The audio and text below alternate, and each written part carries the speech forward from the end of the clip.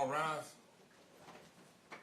Hear you. The Summer Criminal Court Division 3 is now for the transaction of business pursuant to adjournment. All persons having business before this court come for a judgment, you should be heard. James Jones, presiding, you be seated. No talk. Good morning, everyone.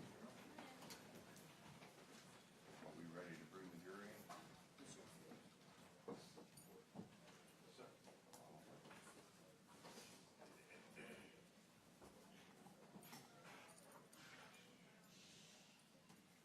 The jurors are entering the courtroom, y'all.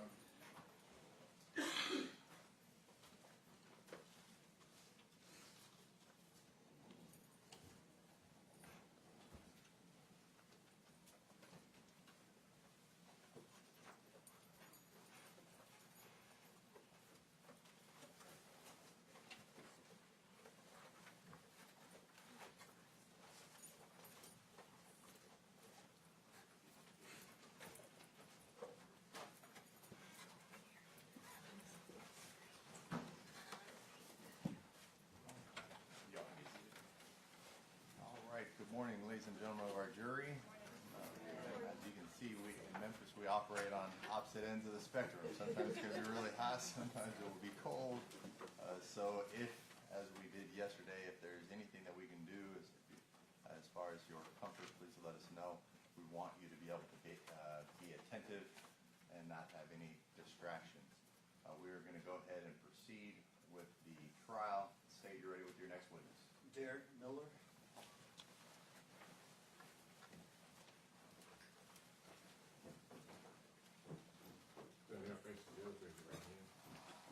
You solemnly swear or affirm that the testimony you give today will be the truth and nothing but the truth, so help you God. I do. All right, please have a seat, sir.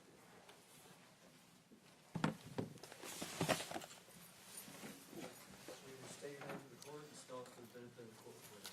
Derek Miller, D-E-R-E-K, Miller, M-I-L-L-E-R. And how are you employed, Mr. Miller? I'm a special agent with the Tennessee Bureau of Investigation. And in particular, what do you do with TBI? I'm assigned to the Cybercrime and Digital Evidence Unit, so I used to be a digital forensic examiner. I now investigate cybercrimes for the state. What is a digital forensic examiner? A digital forensic examiner is somebody who is specially trained to extract data off of an electronic device, whether it be a cell phone, a USB drive, a computer, and forensically analyze that data in a manner that allows you to interpret it and see the data without changing it and manipulating it. What kind of training have you had to do that? I had my basic digital forensic training at the Federal Law Enforcement Training Center in Brunswick, Georgia. That includes extracting data appropriately and then analyzing the data you've extracted. I've also attended numerous courses, advanced courses on digital forensics, several different specific companies that make software tools, training for those tools as well. Have you had occasion to extract data from cell phones in particular? Yes, sir. Have you done that one time or many times? Many times. Describe to the jury how you do that. We have special tools that review the contents of the phone without changing or manipulating the data that's already on that phone. So we call that forensically examining, okay? All that means is we're getting what data we can from that phone based on that piece of technology, but we're not adding, deleting, or changing any of the data that was on that phone when we received it. Do you continue to receive updated education and training with regard to extracting information from cell Yes. phones? Have you had occasion to testify in court about cell phone extractions that you've done? Yes. Have you had occasion to testify more or more than once? Oh, many more times than once. Have you ever been tendered to the court as an expert in this digital examination? I have. Your Honor, I would tender Special Agent Miller as an expert in digital forensics. Any objection? No objection. All right, so tender. I want to call your attention to the case involving the death of Tyre Nichols. Were you asked in that case to do a forensic examination of defendant Haley's cell phone? Yes, I was. Before you were asked to do that, was your attention called to a certain poll cam video? It was. And in reviewing that video, let's watch that video, and you tell us the point of the video that you're interested in. Yes, sir.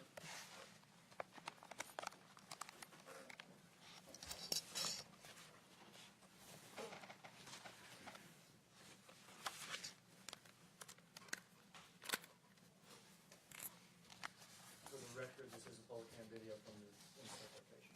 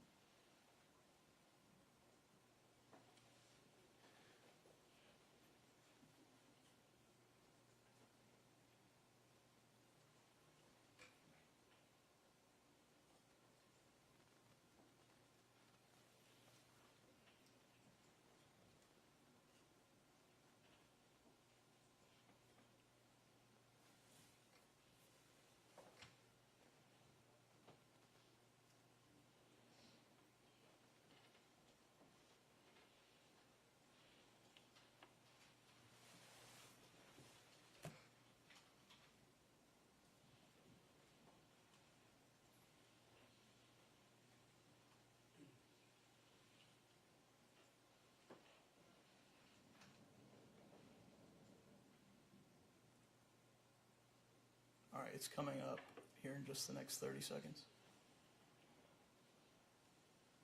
What is it that we're looking for? The individual standing in front of Mr. Nichols has his light turned on him. He walks away, then he's going to step back up and kind of lean down with his light on Mr. Nichols. It looks like he's got a phone in his hand.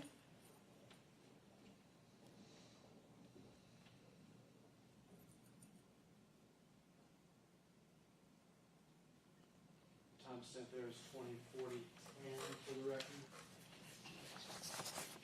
Is that individual Demetrius Haley? Yes, Did that cause you interest in his cell phone? it did. We can stop the video. Were you able to attain Demetrius Haley's cell phone? I was. Yeah, that device was submitted to me at the TBI. iPhone 13 Plus with a phone number 901-581-3284. I don't know the phone number off the top of my head. That's not part of the examination. I could look it up if you need me to. Well, I'm just passing you Okay. the documentation. Okay.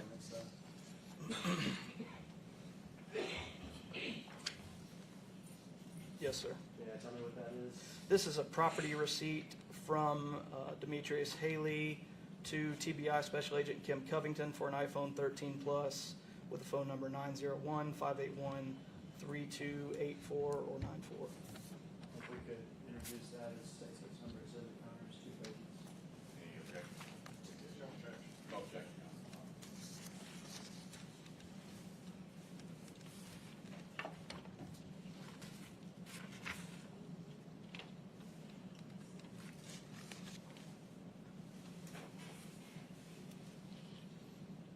What exactly are these reports? This is a submission of the phone to Agent Miller for examination. So the two TDI receipts with phone information marked as exhibit 17. Did you also obtain a consent to search from Mr. Haley with regard to this phone?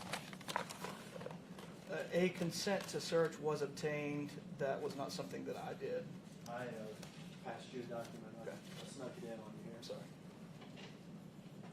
That's correct. Yeah, this is a TBI, Tennessee Bureau of Investigation consent to search form signed by Demetrius Haley for an iPhone 13 Plus. It looks like he provided his passcode, signed by him and TBI Special Agent Kim Covington. If we could offer that evidence as state six number exhibit. Okay. TDI consent search marked as exhibit 18.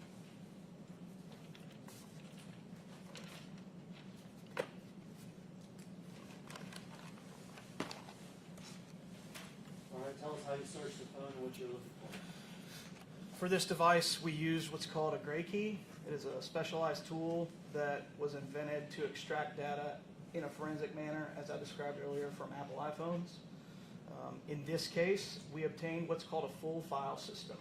If you think about data on your phone, everything that makes the phone work, everything you do on your phone, pictures, text messages, internet browsing, that's all stored in what we call the full file system. Okay, think of a filing cabinet full of all of your data on a phone. When you delete something, the phone figuratively takes that piece of paper out of the filing cabinet and shreds it, and it becomes two different places. The deleted is not accessible. The non-deleted is still in that full file system. And so we're able to extract everything that had not been deleted from the iPhone.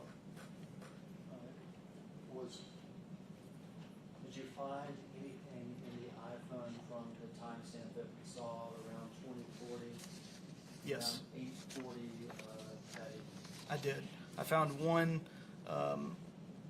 Apple Live photo. If you're familiar with Apple phones, they take a picture and a video at the same time and mush them together, and it allows the viewer to see a couple seconds before and after they actually press the button. So one live photo taken at 8:40 and 8 seconds on January 7th. Let me pass you this photograph and ask you if you recognize it. This is the photo taken at 8:40:08. Was it taken by Defendant Haley's cell phone? It was taken by a phone that matches the make and model of his phone. Did you find it? Did you find it during the examination? Of Yes. the phone? We offer that in the evidence that states that summary exhibit. Okay. All right, so the photo from David's phone, that's exhibit 19.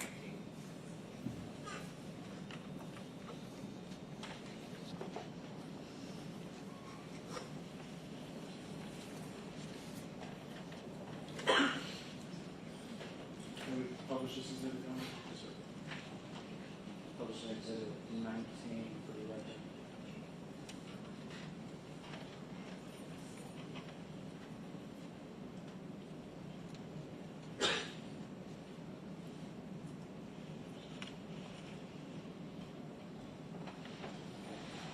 Where in defendant Haley's phone was this picture found? There are multiple versions of this photo found in a directory that is associated with text messages. So the way an iPhone specifically works is you take the photo, it stores it in a folder. That folder is the same every time. If you do things with that photo, it may create another version of that photo. It's just the way computers work. They don't always point back to the same location. It is in an effort to make your life easier and faster.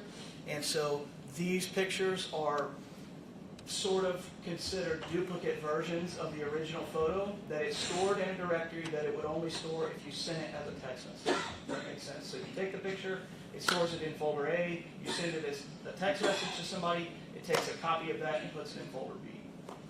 If I understand you right, you found this in folder B, is that correct? Correct. How about folder A? I assume when I take a picture in my phone, that folder A would be like my photos. Correct. Is that right? That's correct. Did you find it in his photos? No. Why not? There could be a number of reasons. Presumably, the simplest answer is that it had been deleted. Deleted from file A, which is my photos or whatever, they call it. What is file B?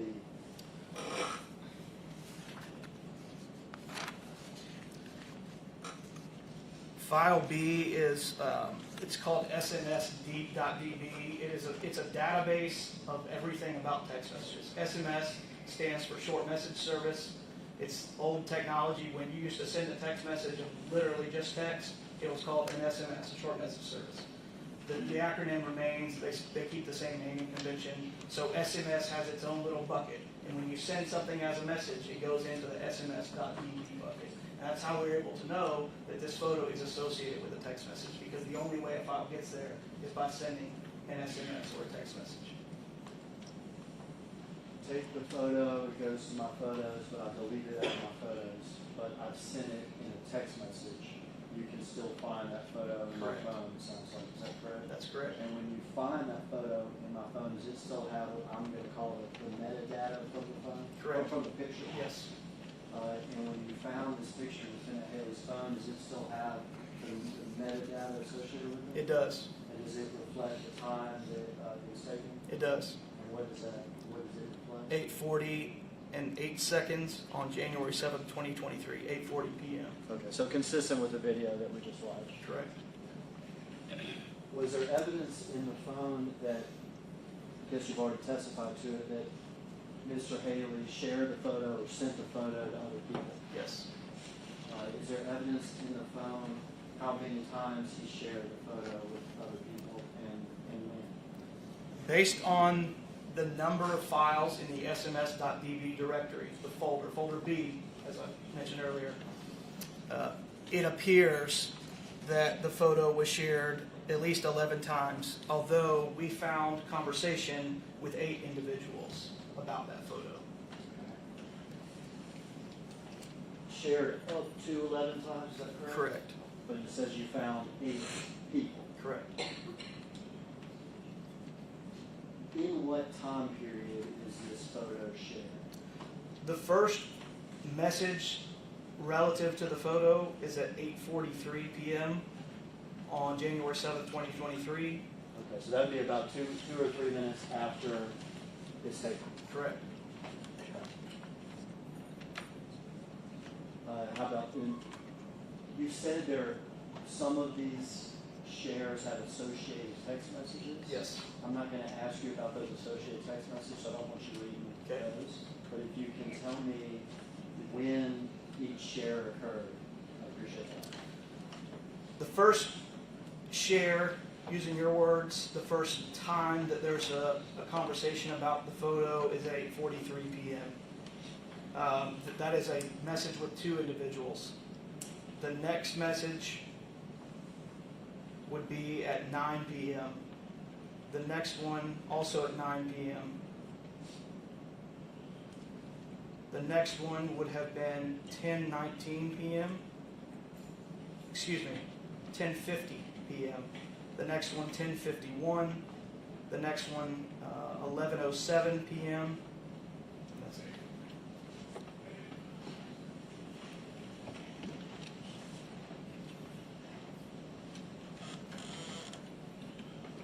I'm going to ask you with regard to, did you find a particular text exchange that you have, that we printed out here before today? I did. Let me pass this to you. Tell me what this is. This is a iMessage conversation, which iMessage is Apple's text messaging service when two iPhones are messaging each other. This is an iMessage conversation between Mr. Haley and somebody stored in his phone as MPD Fox Austin P. And is that an extraction from Mr. Haley's phone? It is. I don't really have that marked. It says it's exclusive. No objection, no objection. No objection.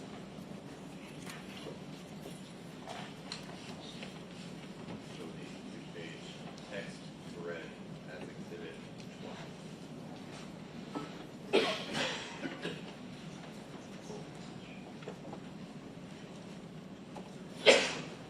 Permission to publish exhibit 20, Judge? Yes, sir.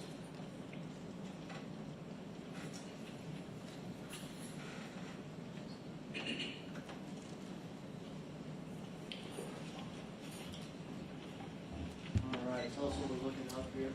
The top part is just information about the conversation. So in total, what you see the display names, local user is Mr. Haley's phone.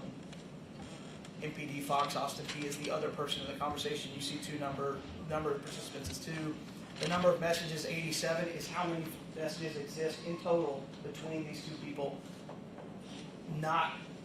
It's not worried about how many that you're about to see. It's 87 total. If we looked at everything those two people have ever done. The first message between them was November 16, 2022, and the last message, January 8th, 2023. So the very first time they texted with each other about whatever, obviously Right. nothing to do with this, Correct. would have been November the 16th of 2022. That's correct. These messages we're looking at here are from January 8th of 2023. Correct. And is 6:05 p.m. correct? No, it would be 12:05 UTC time. It's 6 hours ahead of Central Time. So this would be at noon, essentially 12:05 p.m. Noon on January 8th. So the incident with Mr. Nichols happened on 1/7 at approximately 8:30-ish, and this is the next day at noon. Correct. What's the brief first? Yes, the first bubble there, MPD Fox Austin P. This is meant to represent, the view of your phone. MPD Fox Austin P sends Mr. Haley a message that says, "Who beat dude up last night?" So gray in this iMessage conversation is Miss MPD Fox Austin P. Blue represents Mr. Haley's phone. So he says, "Who beat dude up last night?" Mr. Haley's phone responds, "Us." So that's incoming, who beat dude up last night? Correct. And then a response from Mr. Haley's phone that says us. Correct. You can read the rest. They MPD Fox Austin P says they relieved some folks. FR, that is my interpretation of that, means for real. Mr. Haley's phone says, "Yeah, 6 of us." MPD Fox Austin P says, "Damn, I don't understand why though." Mr. Haley's phone says, "I guess it's just procedure." IDK, meaning I don't know. MPD Fox Austin P says, "Shit stupid, keep y'all head up, Brody. The city needs y'all. FR, again, for real, for real." Mr. Haley's phone says, "Appreciate it, bro." You're pretty good at the text lingo. I've got to Google that stuff sometimes. I'll get an FR, I have to go and see what it is. Any further questions? No further questions, sir.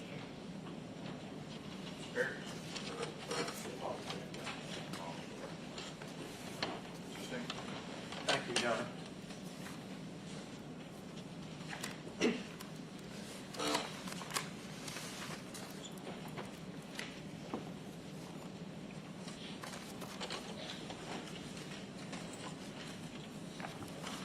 Good morning. Morning, sir. Agent Miller, That's fine. Yes, sir. do you need a moment to Nope. straighten stuff out? Nope, yes, sir. Mike Stengel, I represent Demetrius Haley.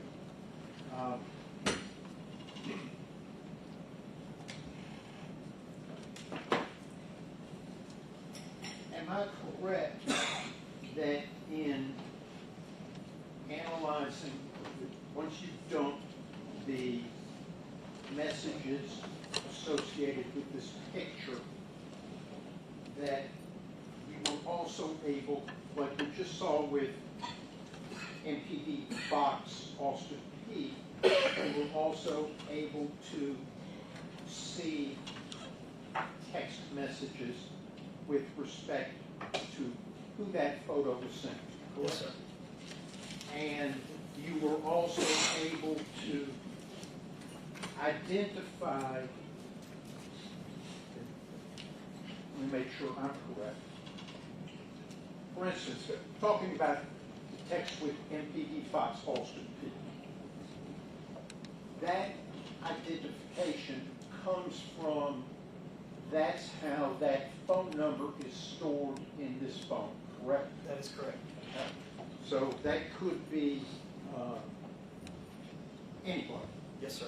Okay, it could be Mike Stengel, but stored as MPD Fox Austin. With respect to the several people you said were involved in text messages with this photo and Mr. Haley's phone,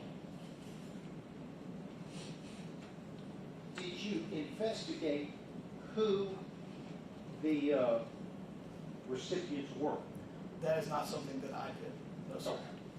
So you are able to tell what contact, stored contact name this phone engaged in stuff with the phone, correct? Correct. And am I correct that several of those, and you just, the first one, it was at 8:43, that was with two people, so that was sort of a three-person conversation. Correct. Yes, sir.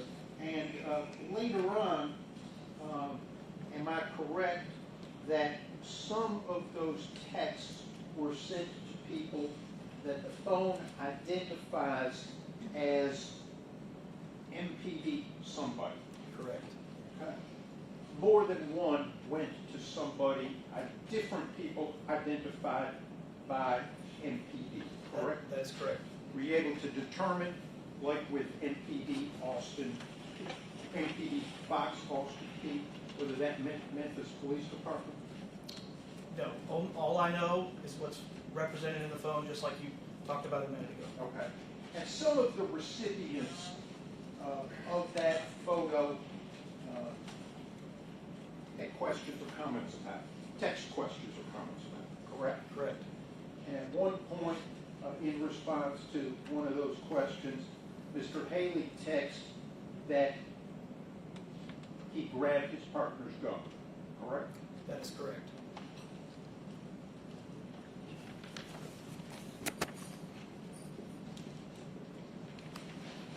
In addition to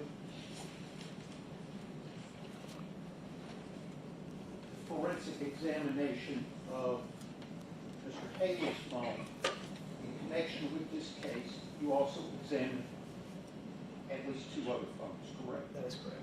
And one of them belonged to Tyre Nichols, is your understanding, Yes, correct? sir. Correct.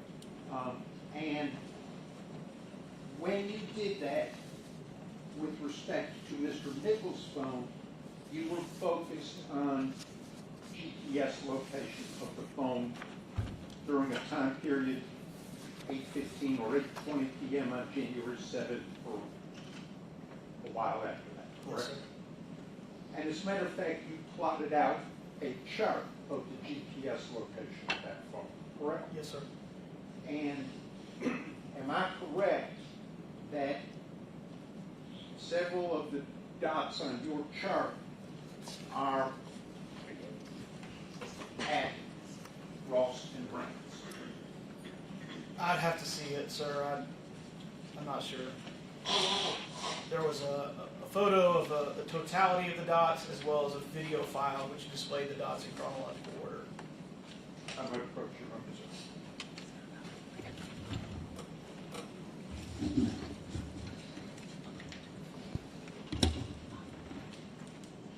Yes, You sir. recognize Yes, sir. that as a copy of part of your work product, Yes, sir. and that's from your forensic examination of Tyre Nichols' phone related to this case. That's correct. Your Honor, I'd ask that the mark is the next number of exhibit. No objection, Judge. No objection. All right, we'll show the report on Mr. Nichols' phone as exhibit 21.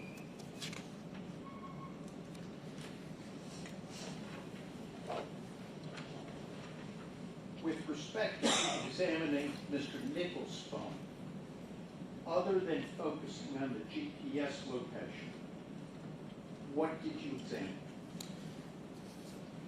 In this case, I gave 2 maps of GPS location as well as all of the contents of the phone to the investigator that submitted it to me. That's standard procedure. Okay. Did you examine any of the text messages? I don't know if I did or not, but they're not in my report. Did you examine the contacts saved in the phone? Again, I don't recall that, but everything from the phone was given to the investigator, who is more intimate with the case than I am, for that reason, because I don't know what is of relevance to the case. Okay. Is it a fair statement that after extracting all of the data from the phone and giving it to the investigator, would the investigator be Agent Nick Ellison? No, my report was provided to Charles Baker, Okay. FBI Specialist Charles Baker. So you gave the contents extracted from Tyre Nichols' phone to Agent Charles Becker, correct? Correct.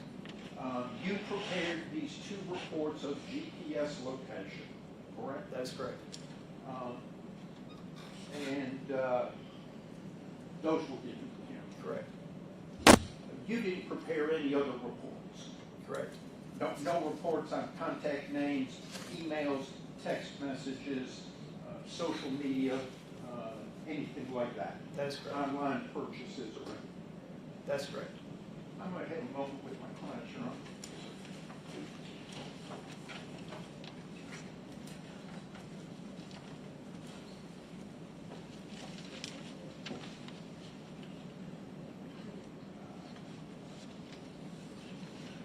Ask the witness. Thank you, Your Honor. Your Honor, I have no questions. Thank you. Mr. Stingle asked you about the contact names that it was sent to. Do you have a list of those names? I have it on my computer. Do you remember that? Do you remember the names it was sent to? Oh, on Mr. Haley's phone? No, I'm sorry. Yeah, I wasn't. Yes. Asked you about Mr. Nichols' phone at the end. Yes. But no, I'm sorry. I should have misstruck myself.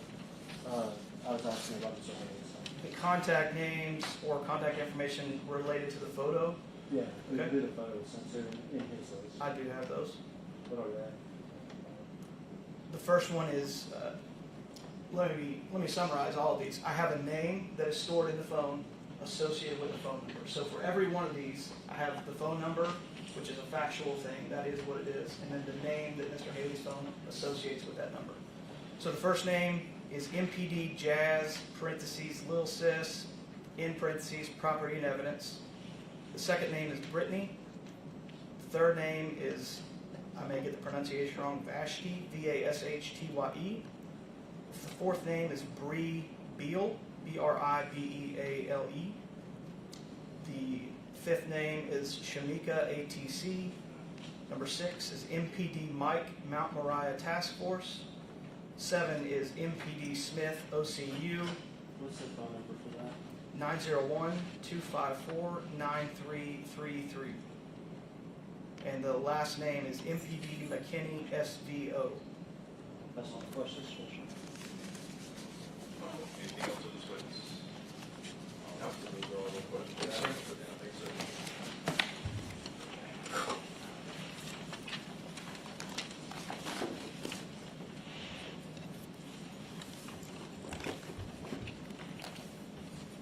Thank you all.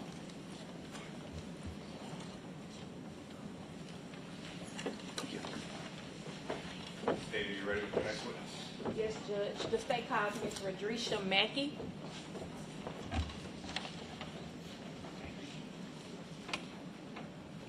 Ms. Mackey, will you step this way, please? Go to this seat. You solemnly swear affirm that the testimony you give today will be the truth and nothing but the truth, so help you God. That's the one. You proceed. Thank you, Your Honor. Ms. Mackey, will you please say and spell both your first and last name for the court reporter? Yes, my name is Rodrisha Mackey, R-O-D-R-E-S-H-A, last name Mackey, M-A-C-K-E-Y. And Ms. Mackey, I know this is probably obvious, but do you work for the Memphis Police Department? Yes, I do. And as part of your job working with the Memphis Police Department, do you maintain and preserve records? Yes, Will one of those records be an oath of office? yes. Can you tell this jury what an oath of office is? It's when the officer make a promise to perform their duties. And when is that oath administered? Upon graduation, And is it part of Memphis Police Department policy to maintain those records? yes, Did you bring those records with you here to court? I did. Can you open that envelope I believe that you carried? And take a look at the contents.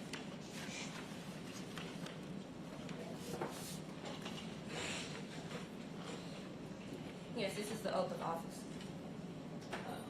Can you tell us who those oath of offices are for? To Darius Bean, Emmett Martin III, Demetrius Haley, Justin Smith, and Desmond Mills Jr.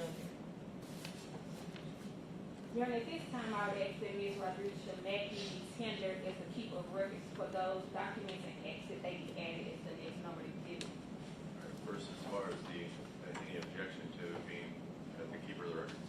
Objection. No, no objection, Your Honor. All right, as far as this being the next label exhibit, No objection. this is going to be one collecting. Yes, Your Honor. Passes.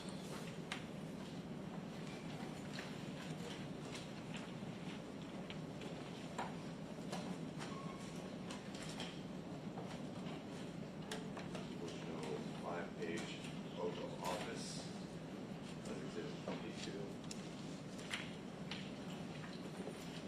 Your Honor, permission to publish the oath of office to the jury by having it read aloud. Thank you. Memphis Police Department oath of office, last name Bean, first name Tredarius. Section 133, basic recruit. I do solemnly swear that I will support the Constitution of the United States, the Constitution of the State of Tennessee, the laws and ordinances of this city, and that I will faithfully comport myself while in office. So help me God. Signed by Mr. Tredarius Bean on the 14th of January, 2021. First name Emmett, last name Martin, section 125, same language. I do solemnly swear that I will support the Constitution of the United States and the Constitution of the State of Tennessee, the laws and ordinances of the city, and that I will faithfully comport myself while in office. So help me God. Signed by Mr. Emmett Martin. Demetrius Haley, basic recruit 133, same language. I do solemnly swear that I will support the Constitution of the United States and the Constitution of the State of Tennessee, the laws and ordinances of this city, and that I will faithfully comport myself while in office, so help me God. Signed by Defendant Haley. First name Justin, last name Smith. I do solemnly swear that I will support the Constitution of the United States and the Constitution of the State of Tennessee, the laws and ordinances of this city, and that I will faithfully comport myself while in office. So help me God. Signed by Defendant Justin Smith. Last name Mills, first name Desmond. I do solemnly swear that I will support the Constitution of the United States, the Constitution of the State of Tennessee, the laws and ordinances of this city, and that I will faithfully comport myself while in office, so help me God. Signed by Defendant Desmond Mills. Ms. Megan, with those have been in office that every officer takes upon graduation. Yes, ma'am. Just the fifth time I passed the week. No question, John. No question. No question, John. Thank you.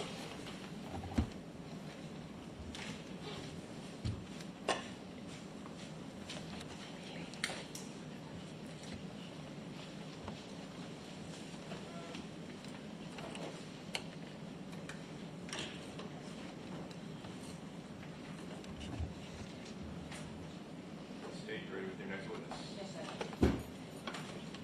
State calls Dr. Ross.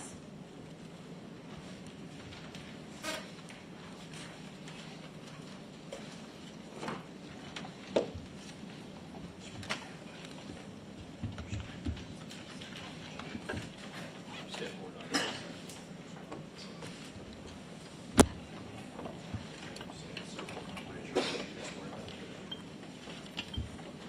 Sir, do you solemnly swear or affirm that the testimony you give today will be the truth, the whole truth, so help you God? I do.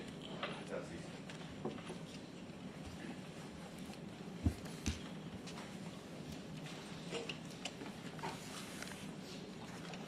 Dr. Ross, will you state and spell your first and last name for the jury, please?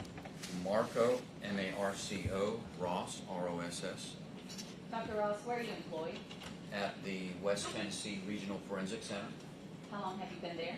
since March of 2007, What is your current title or position? Chief Medical Examiner and Forensic Pathologist. How long have you held that position? I've been the Chief Medical Examiner for approximately 3 years now, as Forensic Pathologist since I started there, What are your duties as the chief medical examiner? to oversee the operations of the West Tennessee Regional Forensic Center and to direct the activities of staff pathologists. Can you tell the jury a little bit about your educational background before becoming the chief medical examiner? I received my medical degree from Tulane University in 1985. I then completed a residency in general surgery at University of South Carolina in 91, and then served as a surgeon in the U.S. Navy from 91 to 95. Following that, I completed a residency in anatomic and clinical pathology at the University of Vermont in 1999, and a forensic pathology fellowship at the University of North Carolina in 2000. Following that, I served as a medical examiner in Phoenix, Arizona for 2.5 years, then Spokane, Washington for 4.5 years before coming to Memphis. And as part of your duties, are you a member of any professional societies, or do you have any certifications or licenses along with your position? I'm currently licensed to practice medicine in the state of Tennessee, and I am board certified in anatomic and clinical pathology, as well as forensic pathology, and hold memberships in the National Association of Medical Examiners and the American Academy of Forensic Sciences. Dr. Ross, can you tell the jury a little bit, as a medical examiner, what do you do on a day-to-day basis? What are your actual job duties? We are responsible for evaluating those deaths that occur either due to unnatural means or are sudden and unexpected deaths, or deaths that occur without the attendance of a physician. Do you perform autopsies? Yes. And tell the jury a little bit about how you go about doing that. When we perform an autopsy, that is an examination of the body, both the outer surfaces and internal structures of the body. We start by examining the outer surfaces and removing clothing, looking at skin surfaces, looking for evidence of disease and injury. And then we proceed with an internal examination, which means making incisions in the chest, abdomen, and head in order to examine the internal structures, organs, and tissues of the body, also looking for evidence of disease and injury. Dr. Ross, in your career as a forensic pathologist, approximately how many autopsies would you say you have performed? I'm on the order of about 5,000 autopsies at this point in my career. And in the course of your duties as a medical examiner, have you had occasion to testify in court? Yes, I am. Have you testified here in these state courts? Yes, I am. Have you testified in this court in particular? Yes, I am. Have you testified also in federal courts? Yes, I am. Your Honor, at this time I would tender Dr. Ross as an expert in forensic pathology. Any objection? No objection. No objection, Mr. Smith. Thank you, Judge. Can you tell the jury, you just described what an autopsy is and what you do.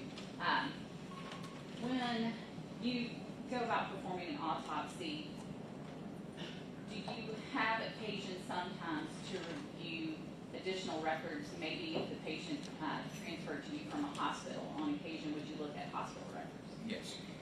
Would you look at ambulance run reports if that was available? Yes.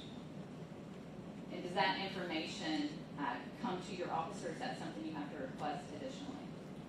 We usually have to request it on occasion if it comes by other means, but usually we actually request it from those sources. And you describe for the jury generally what an autopsy is. When you do that autopsy, do you, when you make your findings, do you also prepare sometimes diagrams that go along with that report? Yes, part of the autopsy includes making notations, usually on diagrams, at the time of autopsy, and those will often get incorporated at least into the case file, not into the report itself. Do you take photographs during the autopsy as well? Yes, we do. Those photographs often document injuries or the findings that you make. Correct. In each autopsy you perform, is that autopsy given a unique identifying number? Yes, it is. And in the case today, we're interested in autopsy 2300-0074. Are you familiar with that autopsy? Yes, I am. And who was the patient in that autopsy you performed? Tyre Nichols. And in this particular case, did you prepare that full report we've just been discussing? Yes. Do you recall, as we just mentioned in the case of Tyre Nichols, did you have occasion to review additional hospital records? Yes, I did. I want to pass you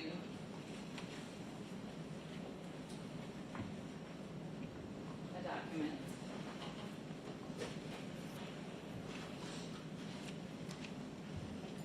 And Dr. Ross, if you'll pull it through that and tell me if you recognize what that is.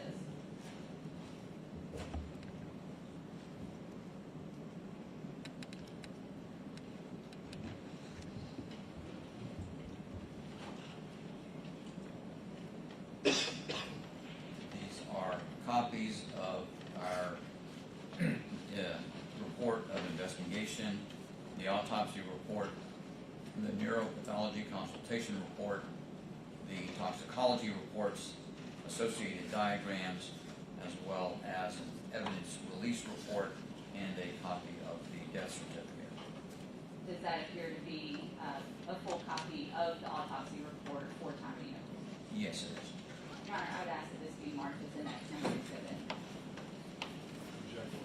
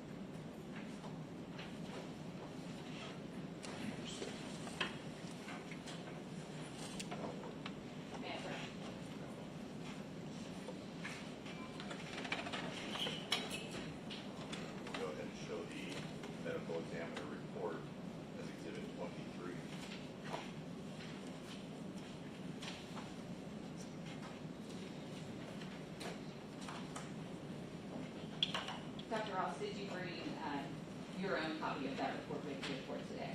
Yes, I did. When was this autopsy performed? It was performed on January 11, 2023. And who performed this autopsy? Myself and Dr. Laura Badwell, who was a fellow in training at the time. That pass you a photograph.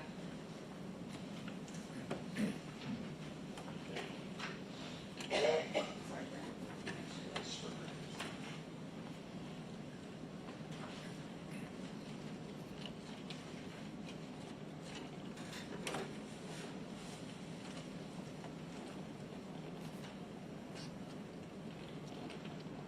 Dr. Ross, do you recognize this photograph?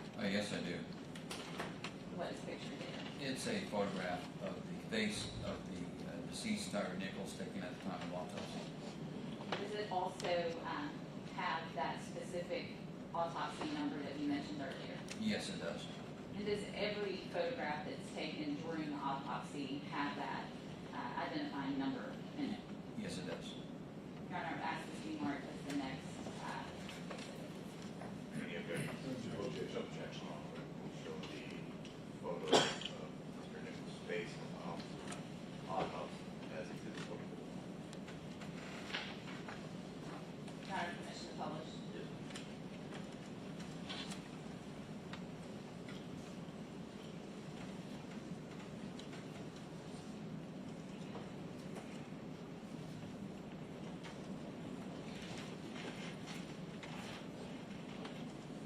And looking at the screen, Dr. Ross, is that Tyre Nichols as you encountered him on January 11th during the autopsy?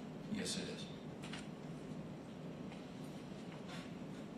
Dr. Ross, you mentioned when you go about to perform an autopsy, you first start with an external examination and then do the internal examination. So I want to start today with the external examination. First, and I believe there may be some diagrams in the autopsy that could be helpful in explaining this, but did you do the external examination of Mr. Nichols? Yes. And tell the jury a little bit about how you go about that. We just look over the surfaces of the body. We evaluate for any irregularities or abnormalities on the skin surfaces, make notations of things such as size, color, distribution of any of the abnormal areas. Did you find such abnormal areas in this particular case? Yes, we did. And did you document those? Yes, we did. And did you diagram them, Yes. photograph them? Yes. I want to draw your attention to one of those diagrams within the autopsy. I believe there are several diagrams, but the one in particular that's labeled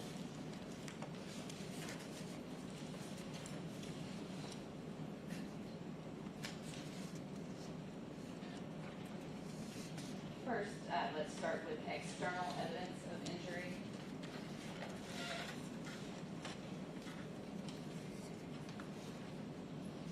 Yes.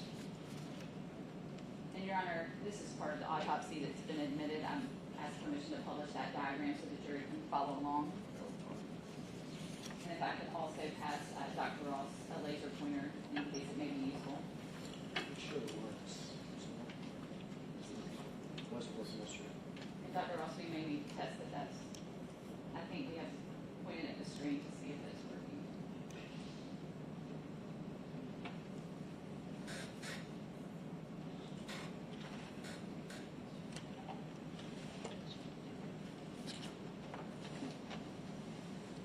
Dr. Ross, if I may have it back, it may be. Thank you.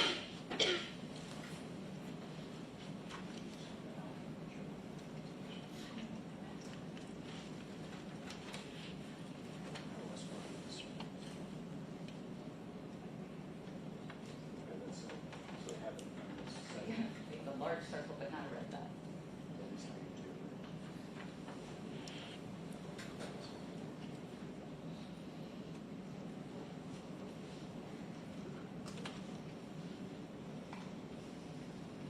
Well, Dr. Ross, you may have it without a laser pointer.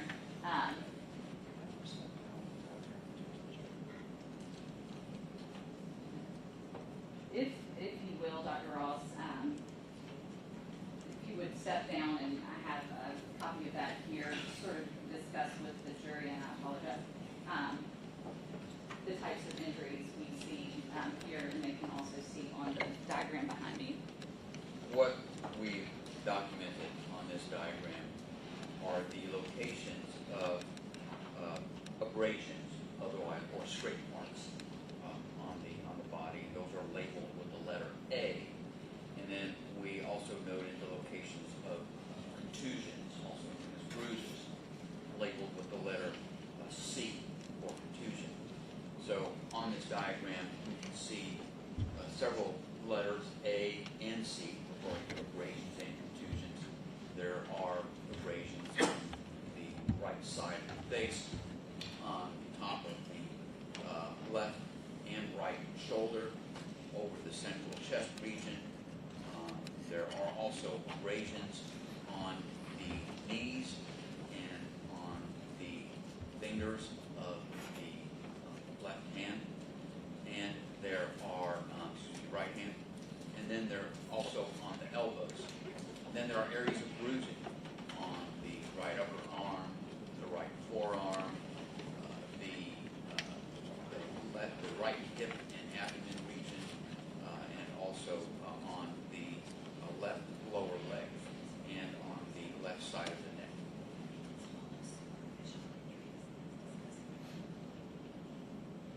And those injuries you just discussed, would these be more what we may refer to as superficial injuries? As you mentioned, bruising, but then the abrasions are just sort of scraping type injuries? This is what we see on the surface of the skin, and some of it remains a little bit more superficial and limited to the skin. Some of it is continuous with deeper injuries of the body. And is that something that you can then learn more about as you do your internal examination? Correct. If you'll resume your seat on the witness stand, I'm going to pass you, Dr. Ross, some photographs of those injuries you just discussed.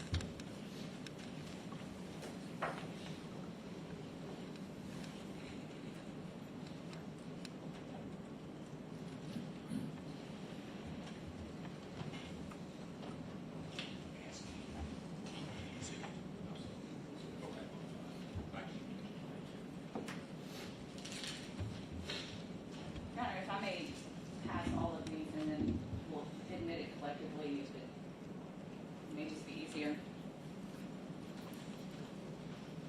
Dr. Ross, the first photograph, can you tell me what you see there? This is a photograph of the right side of the face, showing an area of scrape mark and a little bit of bruising on the right temple region of the face. Thank you. Can you describe the next photograph? The next one is a photograph showing the lips been lifted up so that we can see that there is a broken tooth. The right medial or middle incisor has been broken. The next photograph shows an abrasion on the left elbow. The next photograph shows abrasions on the right knee. The next photograph also shows abrasions to the right knee, just a little bit more, not as close up as the previous photograph. The next photograph shows an abrasion on the left knee. And the next photograph shows abrasions on the some of the knuckles of the right hand. And the next photograph shows abrasions on the top of the right shoulder. And the next photograph shows an abrasion on the left shoulder. And the photographs that you just looked at, are those photographs consistent with the injuries you just discussed in the diagram? Yes, they are. Your Honor, I would ask that these photographs photographs we mark as in a selected exhibit? No, I only asked if you give them not, I think it's nine sequential numbers, the way he read it, just for the sake of the record. 1 through 9.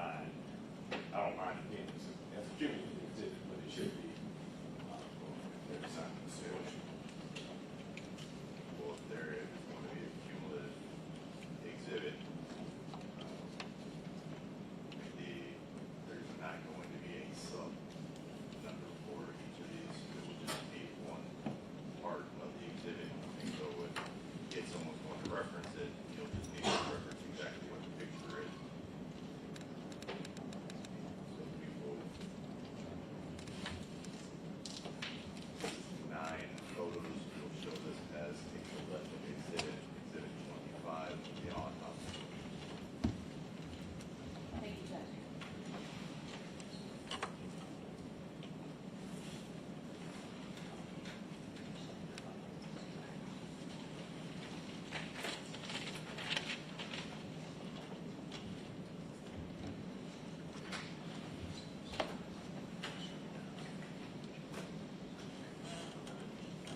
Your Honor, if I may publish to the jury, and again, if I could just have Dr. Ross step down and with each photograph show the jury what he's describing.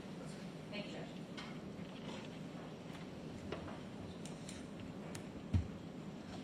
This is a photograph of the right side of the face.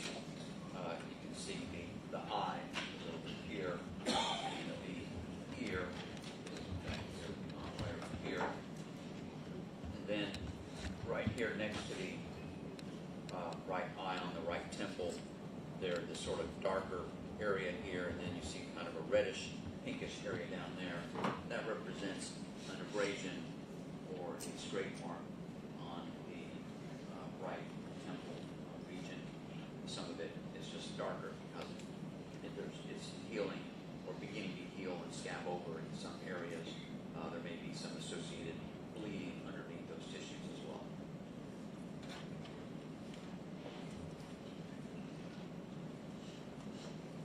This is a photograph where we have lifted up the upper lip to show that the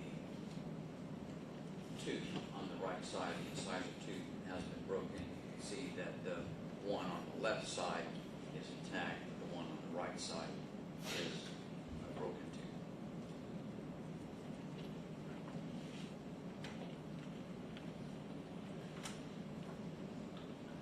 It's a photograph showing the left elbow. Right, and there is an abrasion or a scrape mark on the left elbow. That reddish, pinkish lesion is a scrape mark.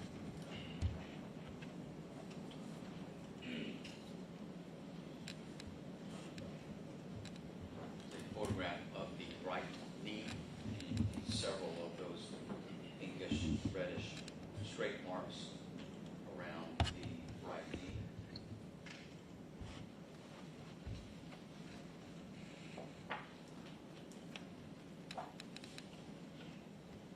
Another photograph of the same injury, just taken further back so you can see it relative to the rest of the leg above and below the knee area.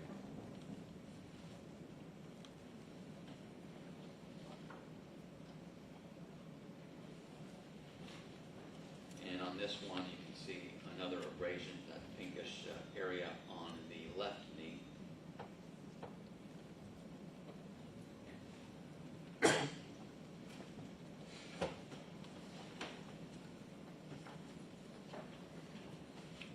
And these are some scrape marks on the back or knuckle area of the right hand.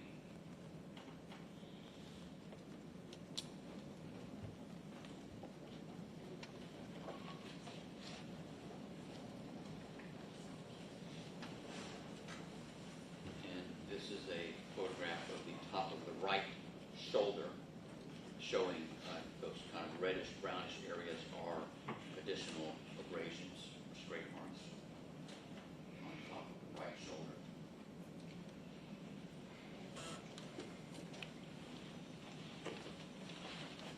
And this is on top of the left shoulder, showing another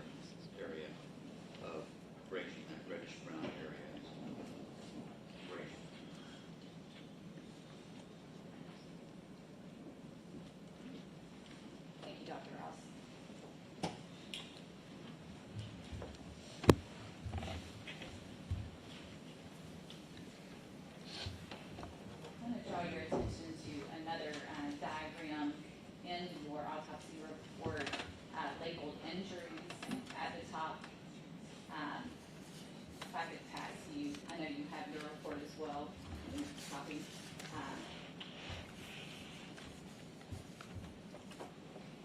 As opposed to the one that we just discussed, does this one have more detail about injuries?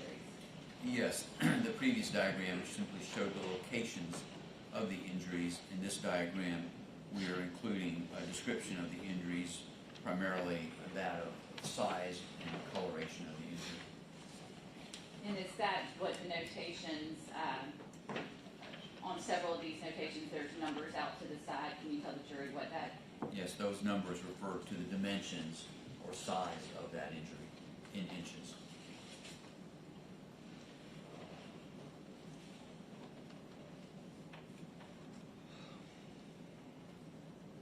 I want to ask you about one thing in the autopsy report. It says that it says that Mr. Nichols was 73 inches tall and weighed 209 pounds. Correct. If the information was that Mr. Nichols weighed much less prior to this incident, is there any explanation for, upon your contact with Mr. Nichols, why he would weigh that amount? Because of the amount of fluids administered to him medically during his hospitalization, the hospitalization records in most hospitalized cases, they keep a fairly accurate recording of the amount of fluids given to the body, primarily as fluids ingested, dietary fluids, but also includes intravenous fluids, IV fluids, blood products. And in this case with Mr. Nichols, basically all primarily intravascular fluids. I believe some blood products are also administered, but primarily intravenous fluids of some variety. And then they also measure output. And in this case, it's primarily urine, the amount of urine that occurred. And during his stay in the hospital, as I recall, the records showed that he had received approximately 25 and a half liters of fluid, but had only put out about 4 liters of fluid. So he's got an excess of 20 and a half liters of fluid in his body. So that's how much more fluid is retained by his body that was not excreted by the body. And that amount comes out to about 5.7 gallons, if I remember right. And in terms of weight, that amount of, if that is 5.7 gallons of water, is about 40 pounds. So it can explain why he has so much additional weight, because of all the fluid that he was administered but retained. And the reason he retained all that fluid is because he had a very low urine output during his hospitalization. Thank you for that explanation. We discussed some of his external injuries. Dr. Ross, I want to move now to the internal examination. I want to focus primarily on what your findings were regarding the examination of the head and neck area. Yes. What the internal examination of the head and neck showed was that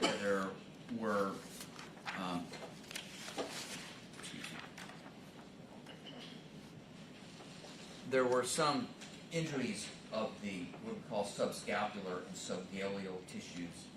These refer to, on the scalp of the head, you have areas primarily just kind of underneath the skin. Those are the subscapular tissues. And then there's this layer of kind of more fibrous tissue that covers the skull, sort of between the skull and the skin. That's called the galea.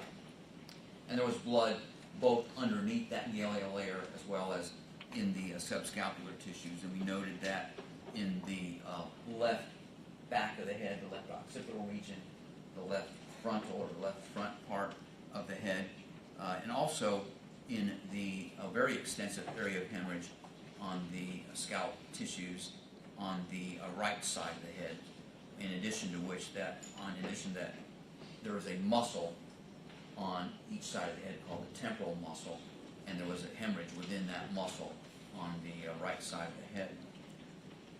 We then proceeded with internal examination of the head and looking at the brain, saw that there were areas of some contusion or bruising on the brain surfaces towards the front and sort of the left side, the left, what we call the left temporal cortex, and then when we did examinations by making sections in the brain, we could see that there were injuries and hemorrhages inside the brain tissue, the most significant of which was a large area of tearing of the brain tissue on the left side of the brain that extended from near the surface of the brain on the outer left side and towards the front, and extending into the deeper structures of the brain on the left side, and a lot of hemorrhage associated with this actual tearing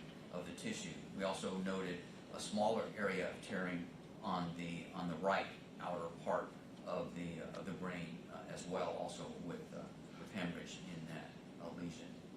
Then, as part of the examination of this, we also microscopically looked at the brain tissue and could see that in addition to these areas of hemorrhage that were occurring relating to the contusions or bruising on the surface of the brain, as well as the tearing of tissues on the more internal parts of the brain, we could see what is known as axonal injury. The axons are parts of the brain cells. The brain cells themselves or nerve cells are composed of a body of the cell, the main part of the cell being located in the brain, but then there are axons, which are these long processes that extend from the main part of the cell of a nerve and connect with other cells, other nerves, and down even into the spinal cord. So these axons are important for sending information from the main body of a nerve cell so that it can send an electrical signal or impulse to other nerve cells in other parts of the body.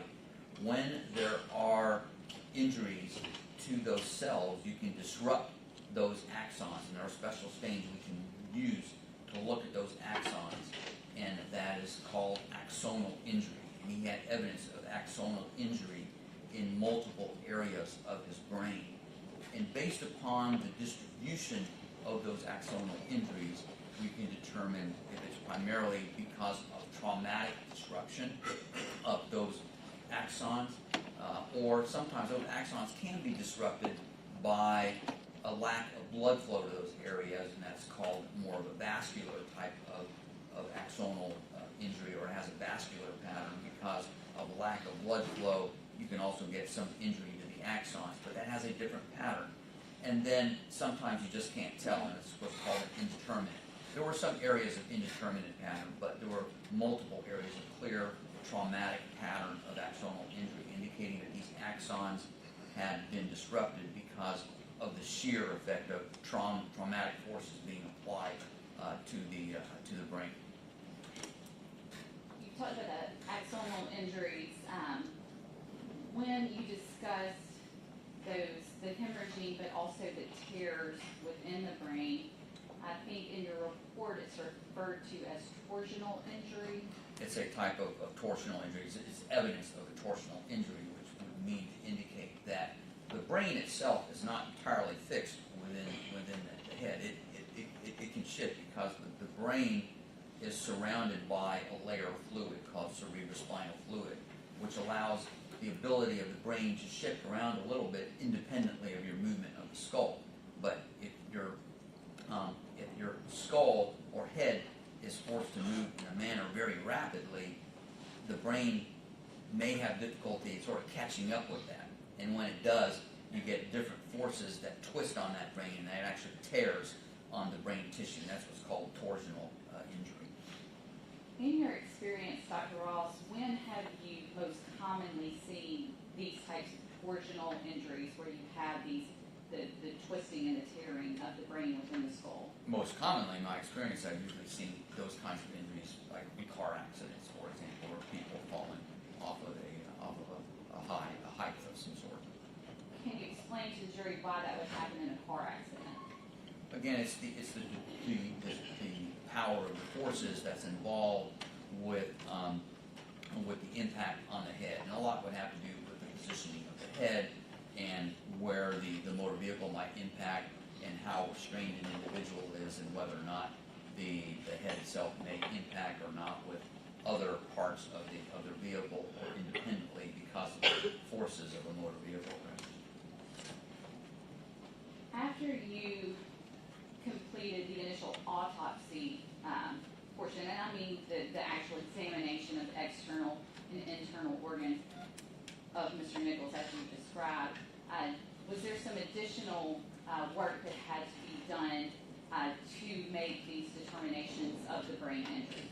Well, I mean, when we looked at the brain ourselves, we did also consult with a neuropathologist, Dr. Walker, in New York, and she looked over our case as well, looked at all of the photographs that we took of the case, as well as we sent her all of the microscopic slides that we had performed on this case. We sent to her for her interpretation. Did you also, after completing the autopsy and conferring with the neuropathologist, did you view the video, any video in this case? Yes. And was that what we refer to as a skycop video or pole cam video? Yes, I believe so. Your Honor, if I may show that video to Dr. Ross now.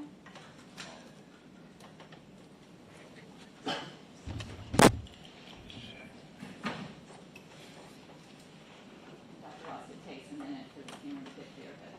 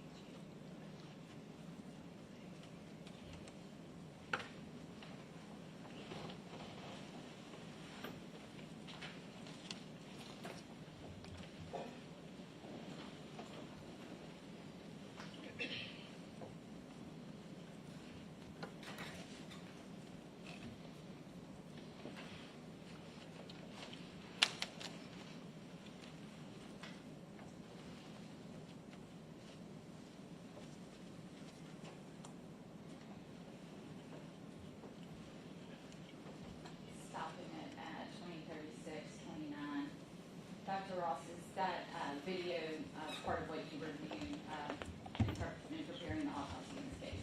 Yes. What you see on that video, is that consistent with the injuries you found when you did the autopsy? Yes, it is.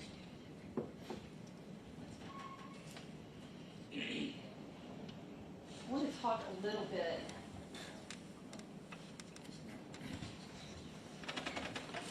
and starting with the external injuries we discussed. You've explained to the jury, we've seen some photographs. What you see on that video, tell the jury what you saw on that video that's consistent with those injuries.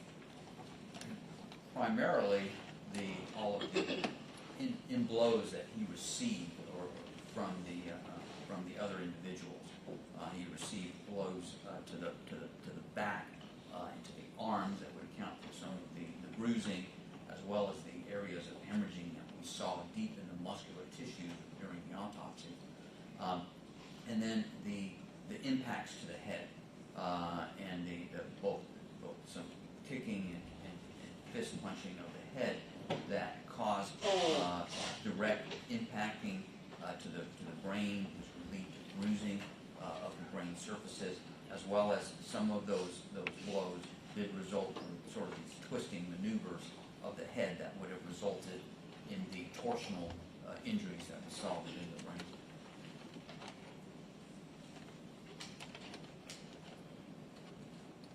Explain for the jury a little bit, we see that video, and I don't know in your review if you stopped there, or did you watch the entire video, or more than we just saw? I think I watched the point up to where emergency medical services arrived on the scene.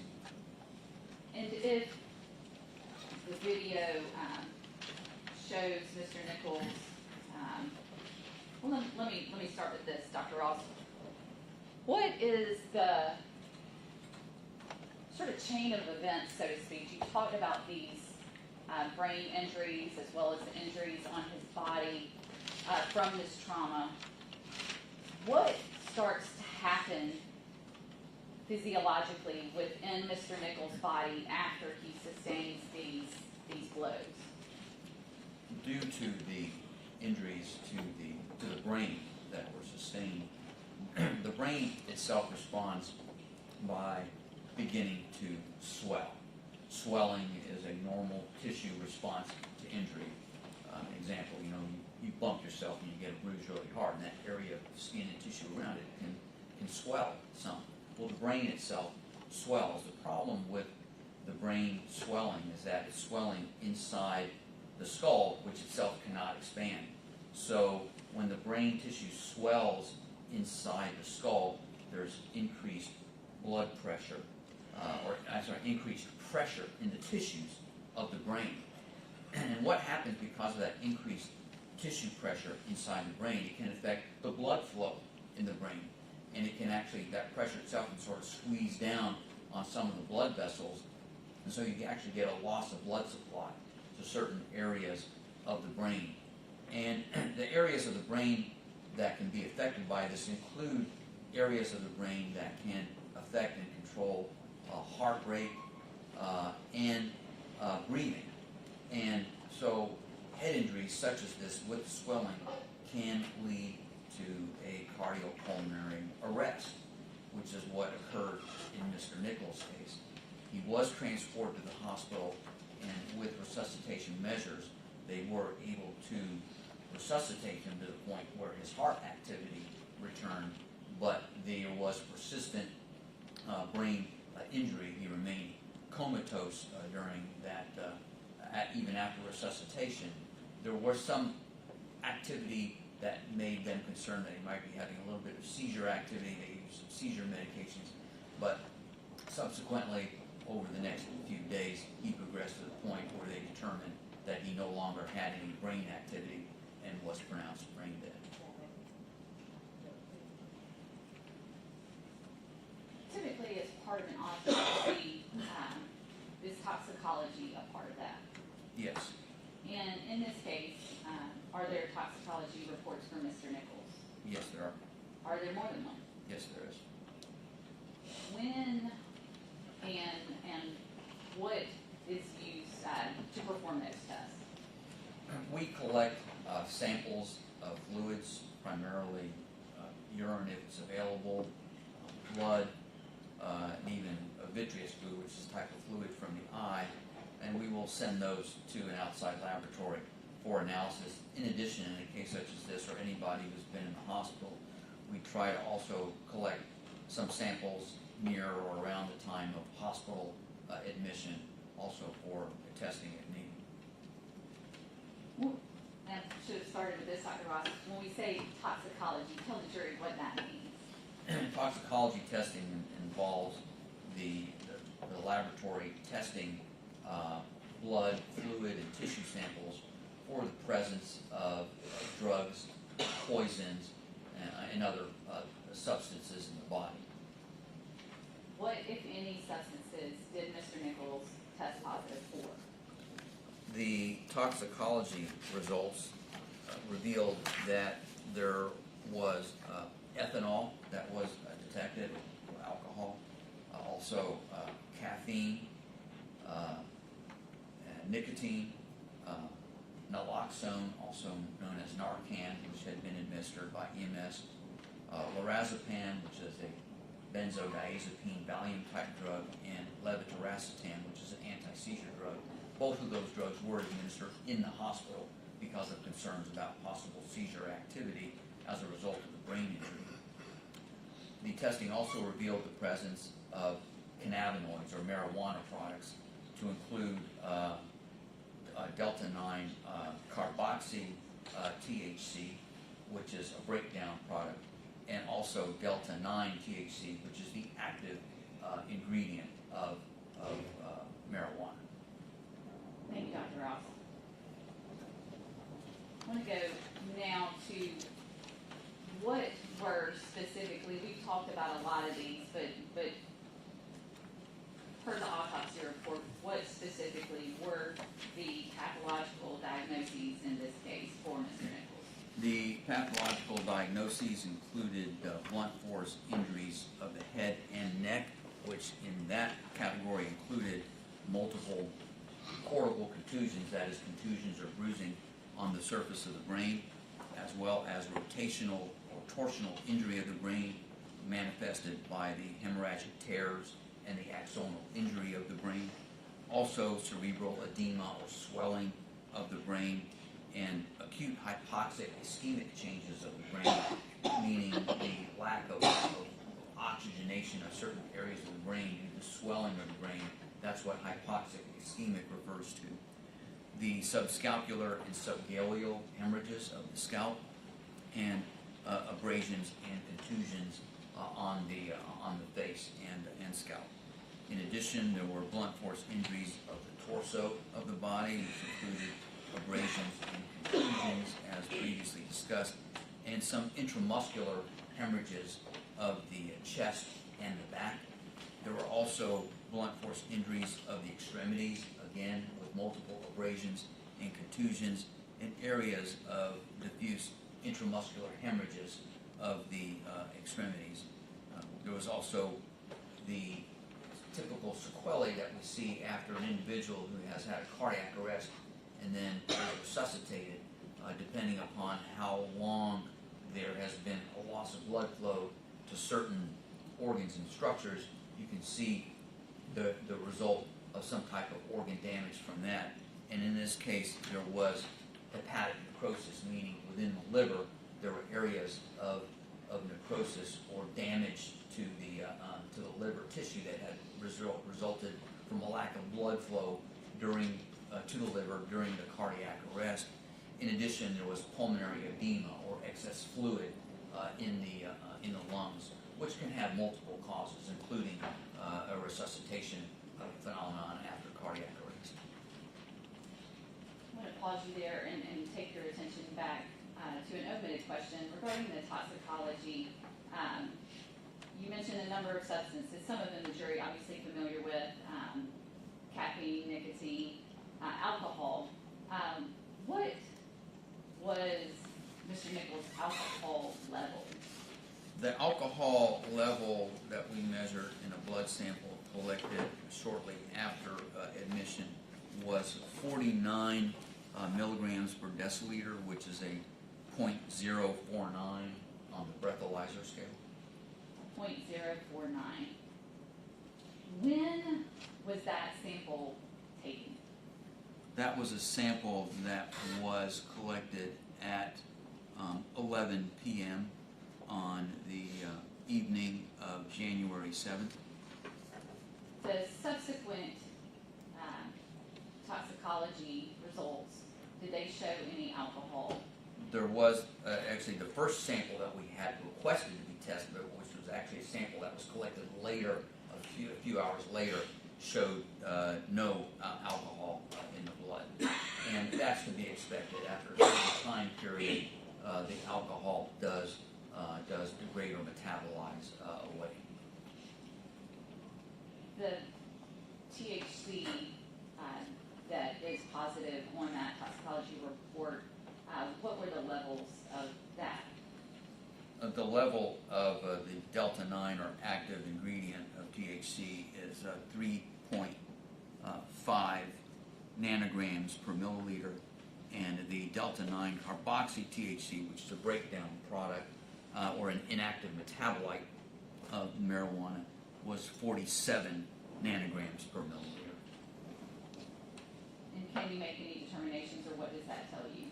Well, those are the kinds of levels that one might see with typical recreational use of marijuana in terms of its effects. It can be quite variable depending upon a person's use of the drug in the past. I want to draw your attention back to the pathological diagnoses and talking about sort of that chain of events that you mentioned earlier that would be happening in Mr. Nichols' body after he received the injuries we saw in that video. And you mentioned that he did have a cardiac arrest on the scene. How quickly do all of those that chain of events start happening after injuries of this nature? Well, with the injury to the brain, it can be quite variable from individual to individual depending upon the degree of initial injury to the brain, excuse me, and how much that can affect the areas that particularly may have some impact on respiration or breathing and cardiac activity. So there's a lot of variables that go into how quickly brain injury can result in cardiac arrest. In some cases, it can be virtually instantaneous. In other cases, it may take hours to get to that point.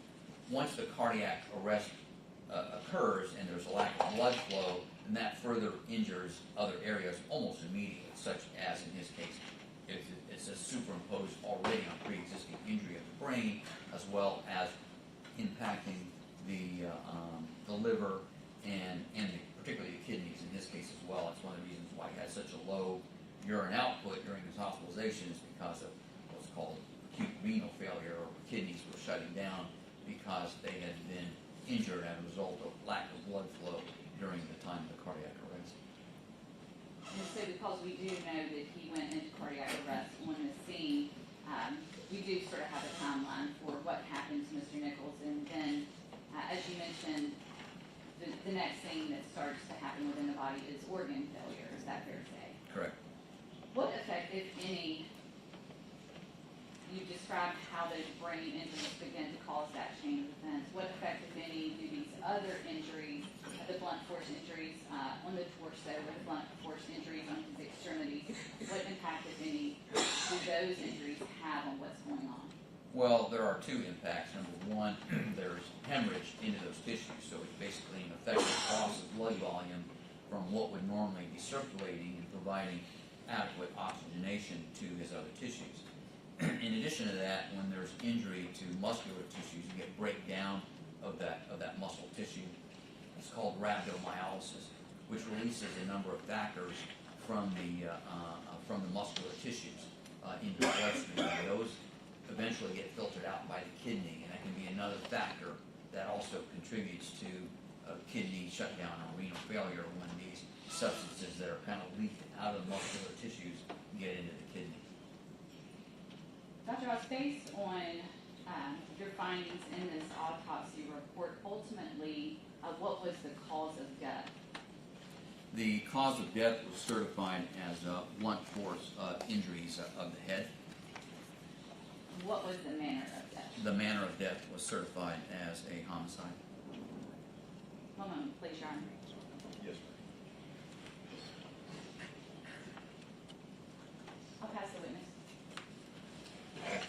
ladies and gentlemen of the jury, we're going to take a brief recess at this time, allow you all to step out, and then we'll proceed with the cross-examination of the doctor. We'll go ahead and excuse the jury.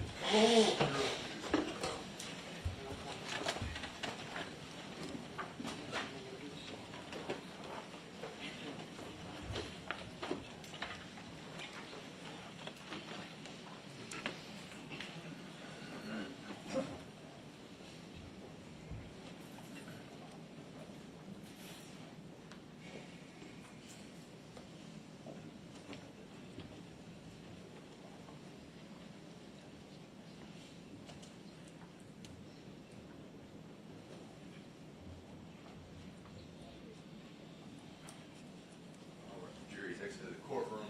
We're going to stand at recess 15 minutes. If y'all can be back at 11:05.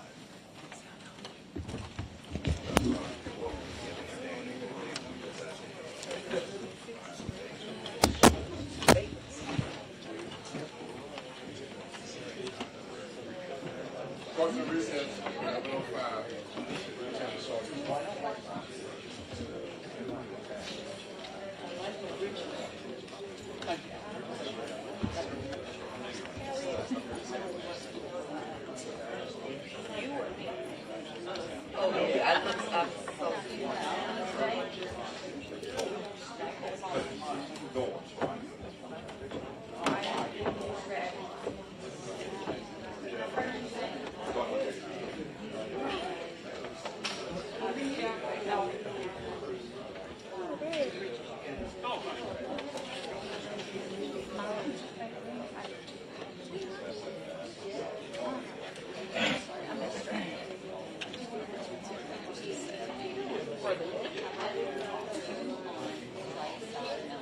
God brought me through another surgery.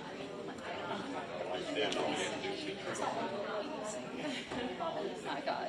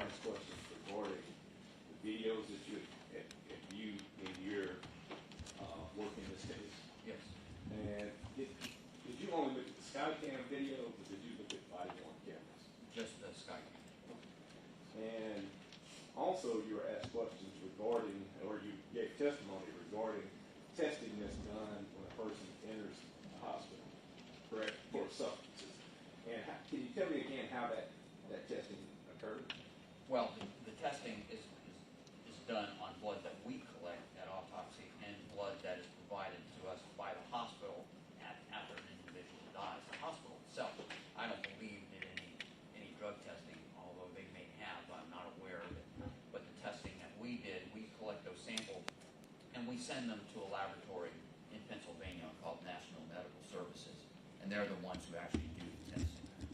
The testing that you all perform, did you test for a substance called psilocybin? Yes, that's included in the panel of drugs that we asked them to test for. And that was tested based off of the sample that you received? Both samples we collected at autopsy as well as samples that we received from the hospital.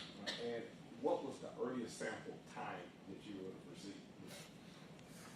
The sample of blood that we received a blood sample at, that was labeled as being 9:37 on January 7th, 9:37 p.m. that is. Another blood sample labeled at 11:02 p.m., also on January 7th. A urine sample from 11:02 on January 7th, and another blood sample from 2 o'clock in the morning on January 8th. Those were the samples that we received from the hospital. And can you tell the jury which of those samples was tested for psilocybin? The sample that was tested was, we tested two samples. We tested the sample that was collected on January 8th at 2 a.m. And we also tested the urine that was collected on January 7th at 11:02 p.m. And based off of your knowledge, psilocybin is a faster dissipating sample, in other words, than THC, correct? It might be. I honestly don't know the answer to that question, but even if it's cleared more rapidly from the blood, it should have been present in the urine. And the urine would have been 3 hours later?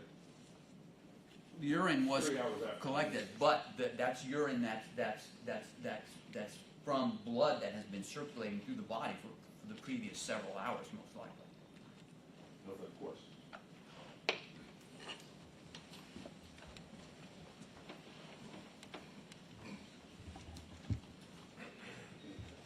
Dr. Ross, I want to ask you some questions about what I believe is Exhibit 25. Yes, Exhibit 25. These were the photographs of the injuries to Mr. Nichols' body that you looked at previously, correct? Yes. And in looking at these are healing wounds, would you say? Well, they're in early stages of healing. There's some scab formation on the outer edges of it, or some drying that's occurring. And as a physician, you can look at something like this and have some sort of rough idea of how old or when that wound would have been inflicted, correct? You can make some general observations about it, yes. So if your examination took place, I think, was it the 11th of January? Yes. Then, and the incident occurred the 7th of January. That would be 4 days ago. Would that look to you like a wound in about its 4th day of healing? It would be consistent with it, yes. And same thing for this wound on the knee. Yes. Would that be consistent with like a 4th day of healing? It would, yes. And this one on the elbow, would that be consistent with like a 4th day of healing? Yes, it would. Now, one of the pictures though was of a cracked tooth. You Yes. recall looking at that one.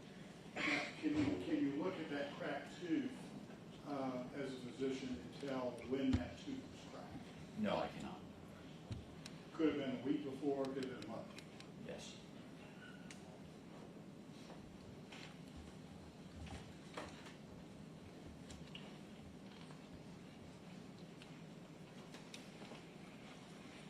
Now, my guess is, if I ask you what the cause of death was in this case, your answer would be homicide, correct? That's the manner of death. That's the manner of death. So the cause of death would have been the mechanics that caused the death to come about. Yes. Would that be a fairly accurate way to say Yes, it? the cause of death is the physiologic process or the disease process of the body that leads to the death itself. Yes. And so the first step in the cause of death in Mr. Nichols' case was the trauma to his head, correct? Correct.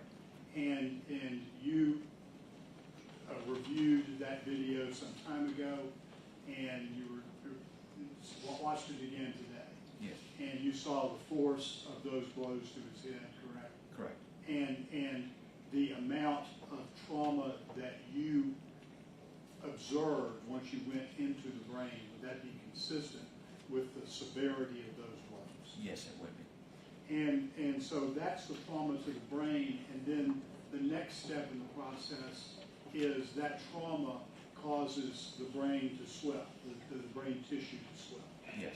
And then what happens is the swelling cuts off or restricts, if you will, the blood flow. Yes, there's restriction of blood flow to some areas of the brain because of the swelling. And the important part about the restriction of the blood flow is the blood contains oxygen, Yes. correct? And oxygen is what these various organs of the body need in order to survive, correct? Correct. And so what you had was a lack of oxygen, and then that caused organ after organ to fail, correct? Correct. And the only cause of the death was the blows to the brain, is that correct? Correct. I believe that's all the questions I have. Yes. Dr. Ross, you and I talked this morning, and you told me, I think quite emphatically, you leave issues of toxicology to the toxicologist. Remember I asked you some questions Generally today? speaking, that's true.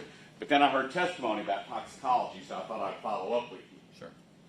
Now, when it comes to the blood and urine drawn by the hospital, I believe that's St. Francis Hospital, is that right? That's correct. That'd be the emergency room department, right? Either emergency room or the ICU or wherever he was at the time. St. Francis, wasn't it? Yes. And it was not part of a criminal investigation, it was part of giving treatment to this patient that came in, is that right? Correct. And so the blood and urine drawn was just for purposes of them to analyze it and provide medical treatment, correct? That is correct. And that was on January 7th. Yes. Then, after Mr. Nichols unfortunately passed away, which I think is on the 10th, the law enforcement then sought from the medical provider any blood or urine that they might have left over for medical treatment. Is that a fair statement? I don't know if law enforcement did. I know that we requested it. Our office did. But I don't know if law enforcement did. Look in your file there and see what date you requested blood and urine.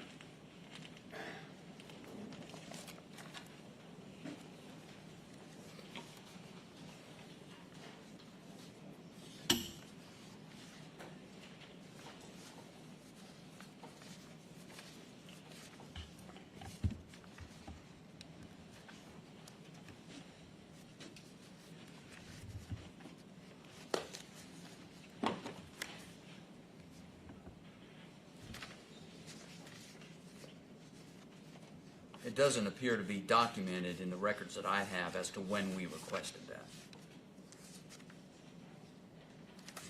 So what does that tell us? That's not in the records that I have here, but there's probably other documentation either in the file or in email records that we, or even a phone call that we may have made to the hospital requesting those samples. Is it important in your field of pathology that if you're going to have analyzed blood or urine, that blood and urine sample be, for lack of a better word, fresh? As long as it's refrigerated. Well, I always put hairs with it. It has to be preserved, is that right? Yes. Just like my loaf of bread needs to be preserved, right? Correct. Because what happens if it's not preserved? It can begin to break down. And degrade. Yes. And the analysis of it, or the levels of different things in there, would dissipate, is that right? Depends on the drugs that are being tested for. And in this case, you have nothing that you're prepared to come and testify in court today, whether or not the hospital preserved that blood or urine, do you? I don't know the conditions under which the hospital stored those samples. That is correct. And if they're not law enforcement, enforcement, they would not be preserving it for you. They're trying to treat the patient, right? They are trying to treat the patient, correct? Then, on January 11th, I believe the record will reflect, the TBI inventory Mr. Nichols' car. You don't know about that, but that's already been in the record. We can assume that you did not test blood and urine for what Mr. Perry asked you about, psilocybin. We didn't specifically request that, but what we requested was called an expanded panel. And the expanded panel that the laboratory runs includes psilocybin. And now you're getting to the point I was going to ask. The expanded panel wasn't asked for by your office. The expanded panel that would search for psilocybin was not asked for until after the inventory of the Tyre Nichols car, which occurred on January 11th. Your Honor, may we approach?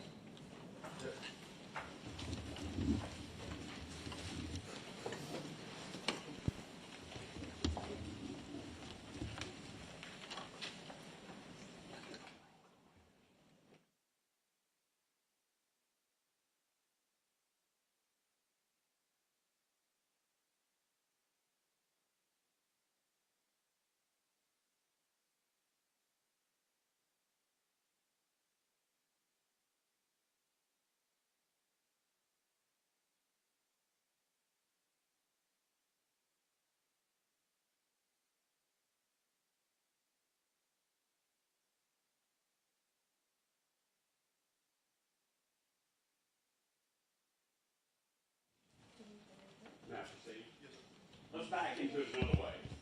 When did you open your file at the West Tennessee Forensic Pathology, whatever it is you're in charge of? When was that file? The file was created when the case was reported to us by the hospital. But the autopsy was not performed till when?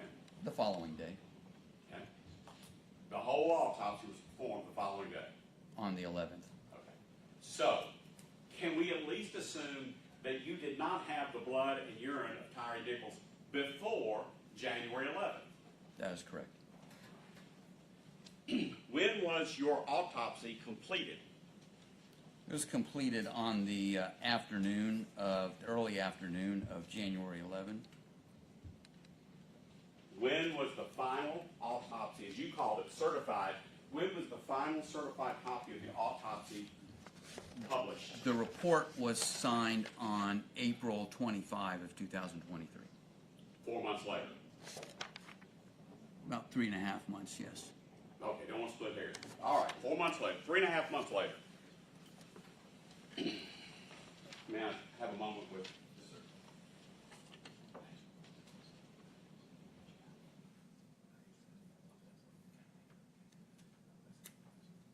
I don't have anything further, Your Honor. All right, redirect. Briefly, Your Honor.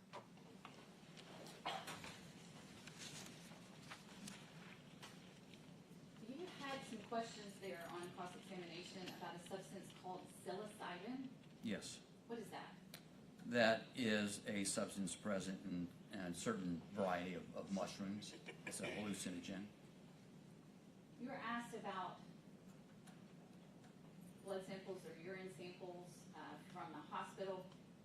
In your everyday duties, Dr. Ross, is that part of autopsies, obtaining those samples from a hospital? When a patient comes to you from hospital treatment, does that happen in the normal course of business? Yes, that's standard practice. And what we did in this case is what we do in every other case that we get from the hospital. Thank you. Nothing further.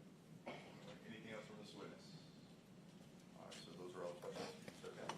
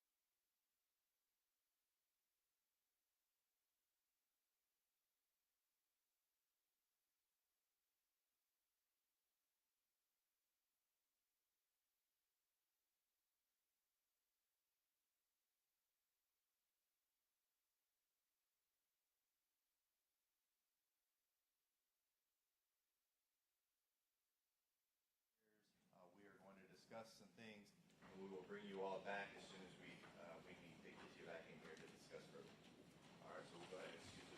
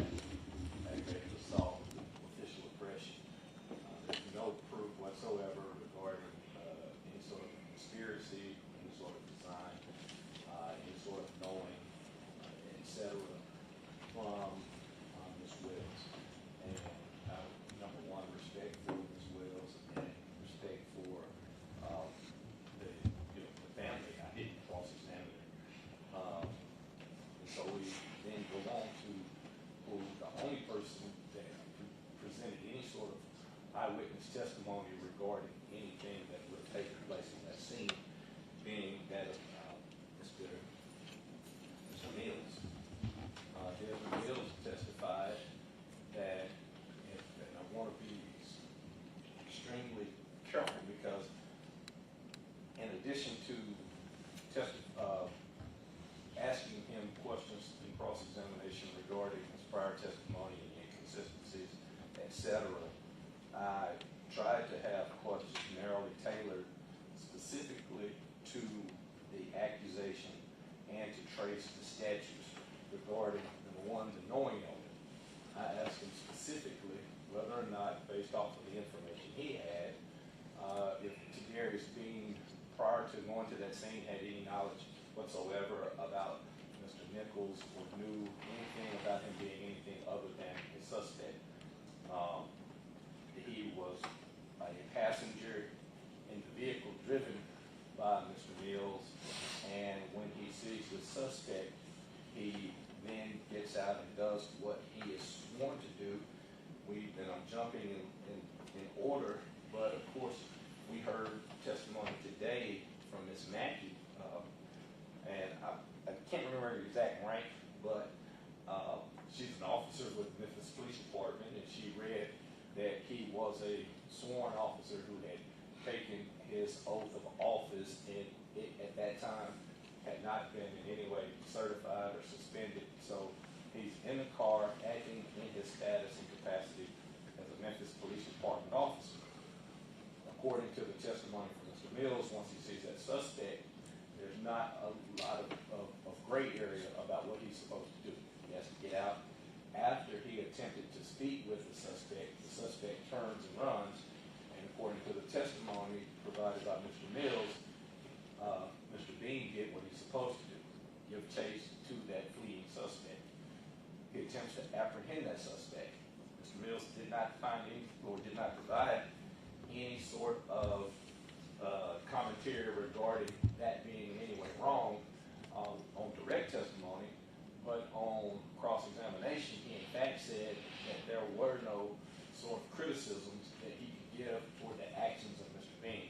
He said that Mr. Bean was holding an arm, and according to the testimony, based off of what he had seen on the screen, his striking of the suspect's arms or hands when he reached up, according to testimony from Mr. Mills, was proper, and it was in no way anything that could have been considered towards the killing or eventual death of Mr. Nichols. But in fact, he says that he found no criticism regarding those strikes to the arms and forearms based on what he had seen, and he gave testimony saying that that's the only place that he saw Mr. Bean strike Mr. Nichols.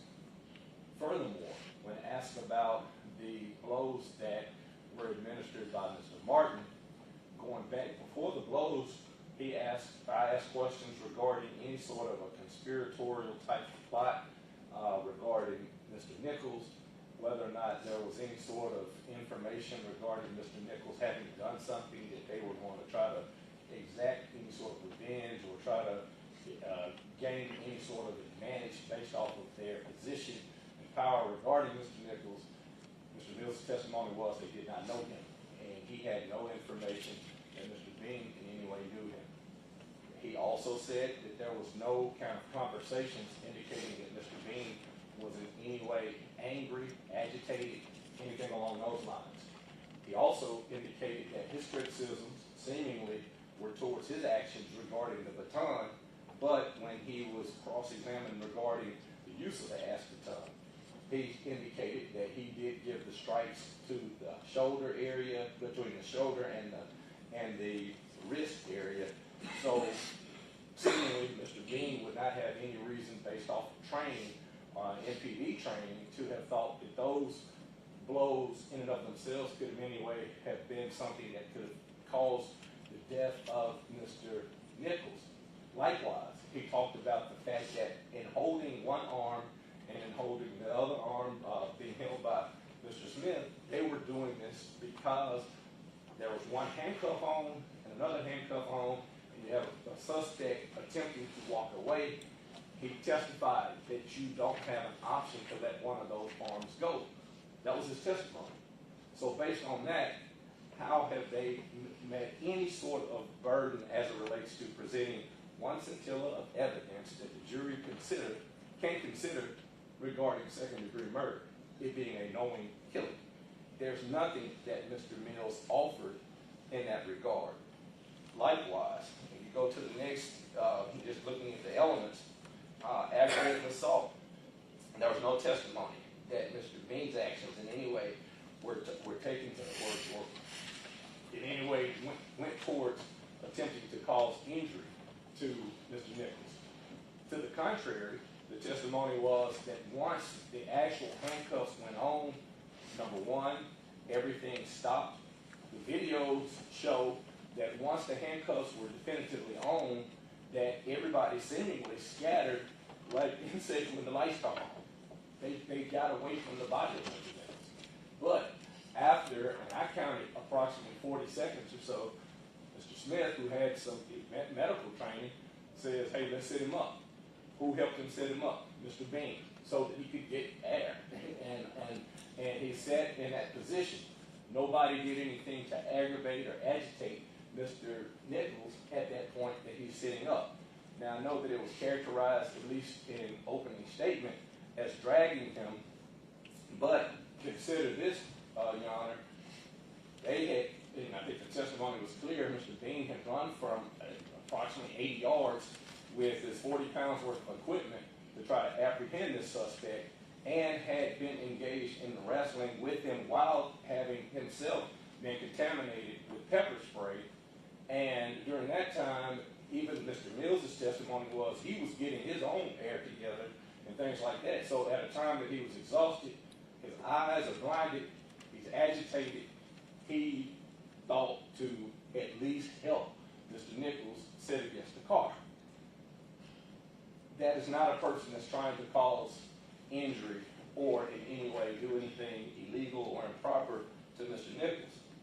As it relates to aggravated kidnapping, once again, you're apprehending a suspect that has, the call-out said, been engaged in being pepper sprayed, tased, and overcoming 3 officers. That tells these trained officers that this individual has, at least at that point in time, engaged in activity that is potentially felonious.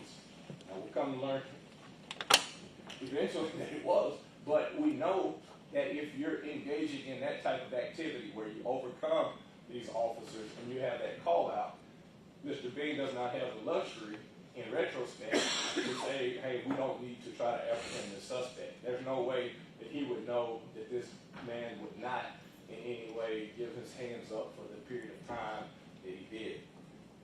That said, Your Honor, in the light most favorable to the state, what have they presented? Now, you have also the testimony of Mr. Ross. Mr. Ross is, Dr. Ross, I apologize. Dr. Ross is not able to testify as to the category of homicide. This court is well aware there are a number of categories. He doesn't say whether or not it's justifiable homicide, whether or not it's manslaughter. All he can say is based off of the testimony, based off of what he witnessed, it seems that there was torsional injury that would have been related directly to the blows administered by Emmett Martin. Emmett Martin's not here.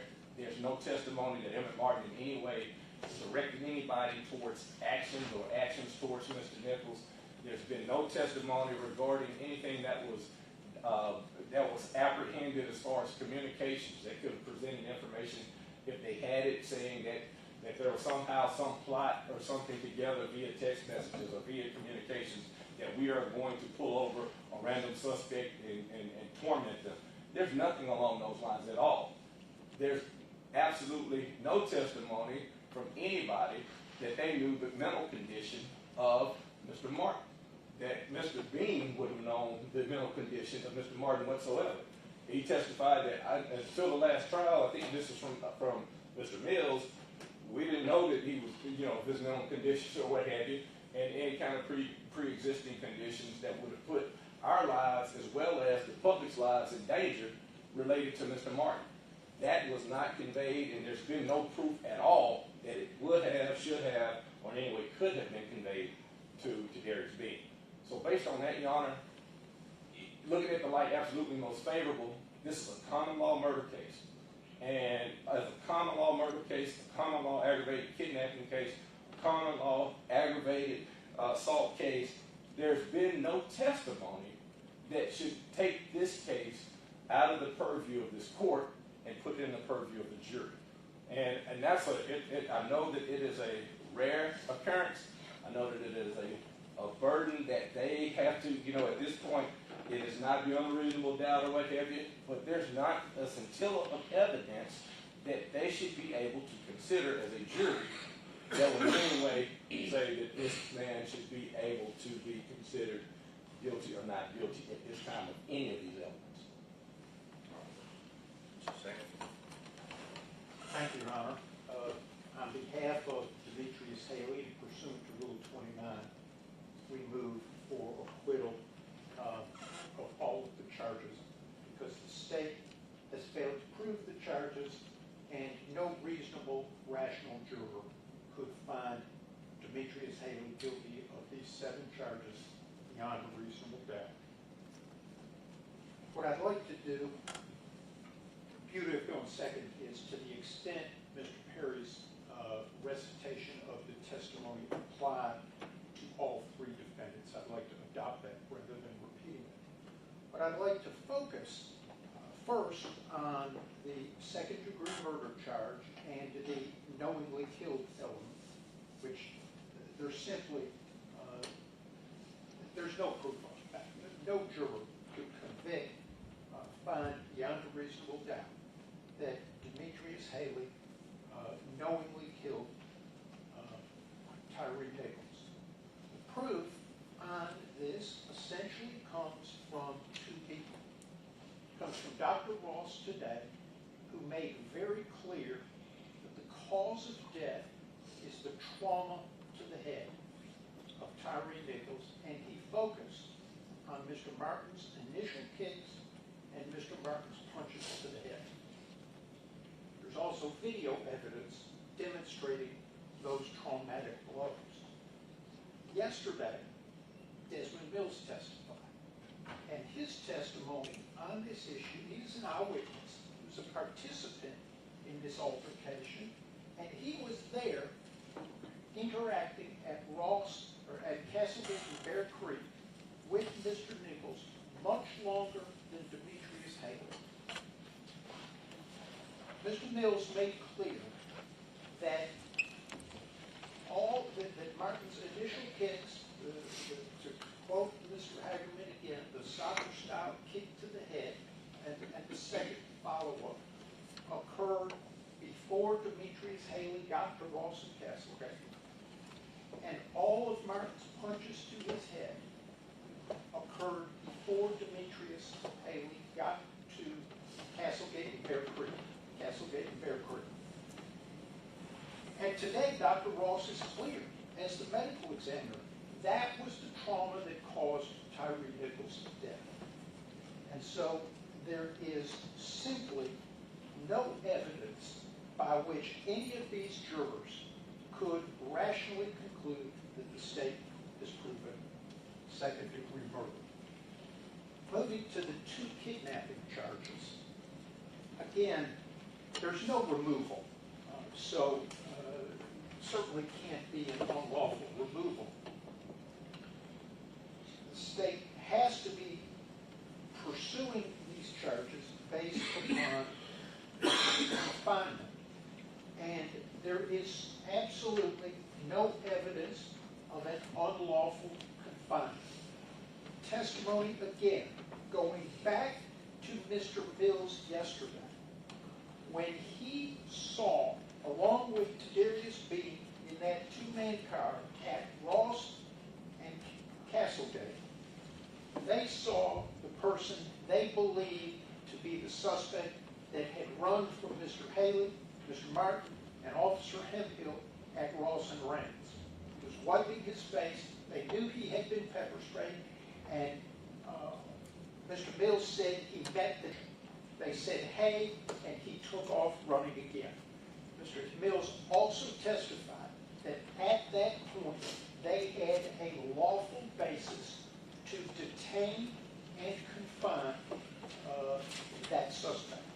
And it's based upon his conduct and what he had done.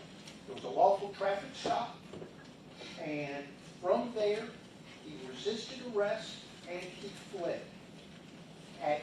Once he was seen again by law enforcement on duty in uniform performing their public service as sworn post-certified officers, the mere introduction, hey, he takes off again. They had a reason to detain and confine him. And that confinement was legitimate, and there is simply no way that the state has established any evidence by which rational jurors could find that there was an illegal confinement. Both of the aggravated kidnapping charges should be dismissed. Moving on to the oppression and misconduct charges, I want to start by noting what the state said in its bill of particulars. It said these defendants neglected their duty to provide helpful information to medical and emergency personnel and harmed Tyre Nichols.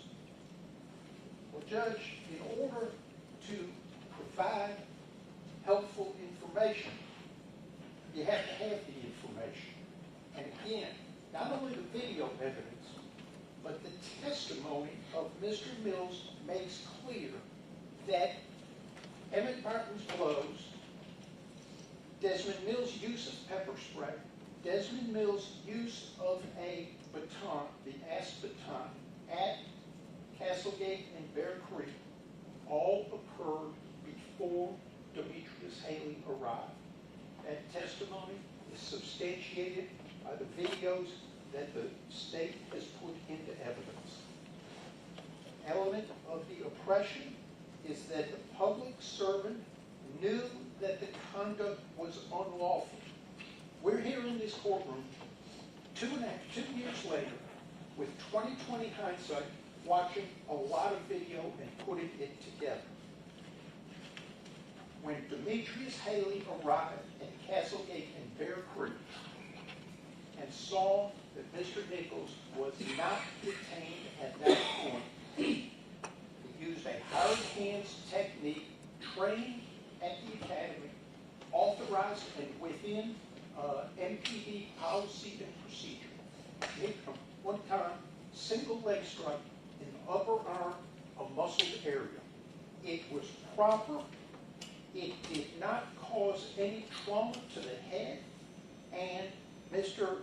Haley had absolutely no knowledge of what had occurred at Castlegate and Bear Creek prior to his arrival, except, and again, there's the radio transmissions that where Officer Smith said the suspect is fighting and we need more cars. And until Demetrius Haley got there, he did not know what had occurred. There was absolutely no description, and unlike everybody in this courtroom, he's not there watching video or any live transmission or anything. He couldn't know that there was anything going on other than officers needing help detaining a person that had been resisted arrest when he and Hemphill and Martin tried to detain him for traffic violations at Ross and Rains. The suspect got away from all three of them, did not seem to be impacted by pepper spray or a taser. Also, as the video shows, within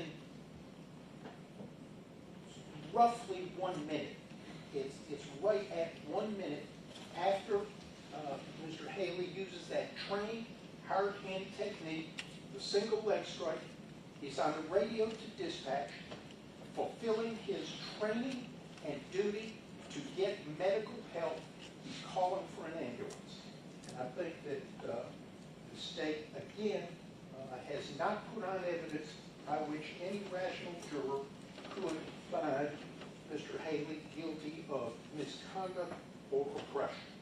I'm going to have 1 second with Mr. Leffler. Submitted at that point. Judge, we've all practiced law long enough to know that a Rule 29 motion to close the state's proof, just like Mr. Perry said, is rarely granted.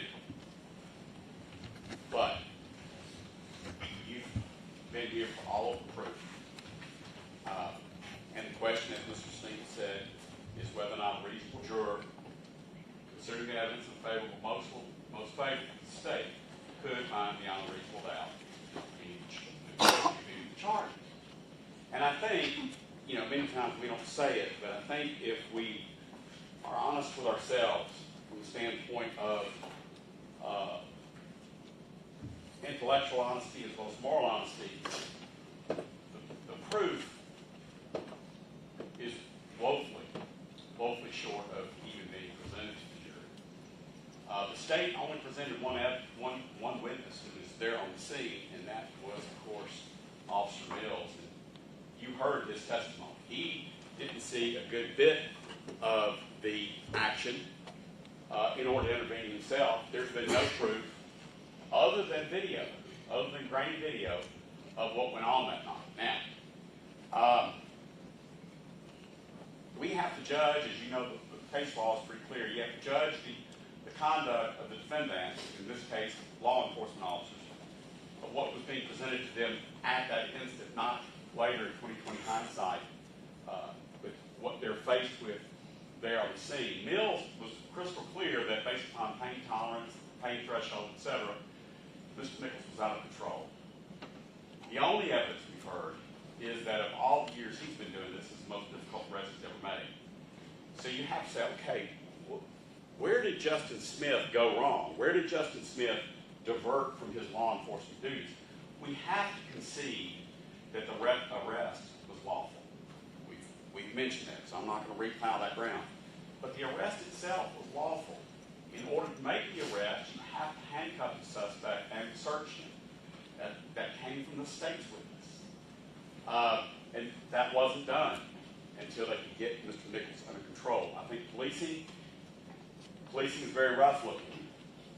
I think probably all of us in this courtroom and probably anyone watching realize that policing is dirty, dirty work, and it looks violent. But that does not make it criminal at all. So in our minds and in our hearts, we know that Justin Smith did not break any laws. We talk about medical help. The only proof has been it was only Justin Smith that called for medical on the front end. It was only Justin Smith telling those EMTs they need to give Tyre some oxygen.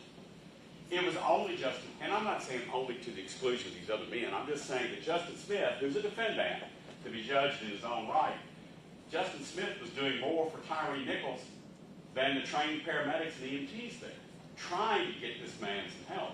Not because he knew that Emmett Martin had gone off the rails and crushed this guy, head, his brain, but instead because he's a criminal suspect in their custody, and Justin Smith, the undisputed proof is, was doing everything he could for Tyre Nichols. There has been no testimony offered by the state of anyone qualified, much less someone qualified to say that any actions of, and again I'm only addressing Justin Smith, that any actions of Justin Smith were improper.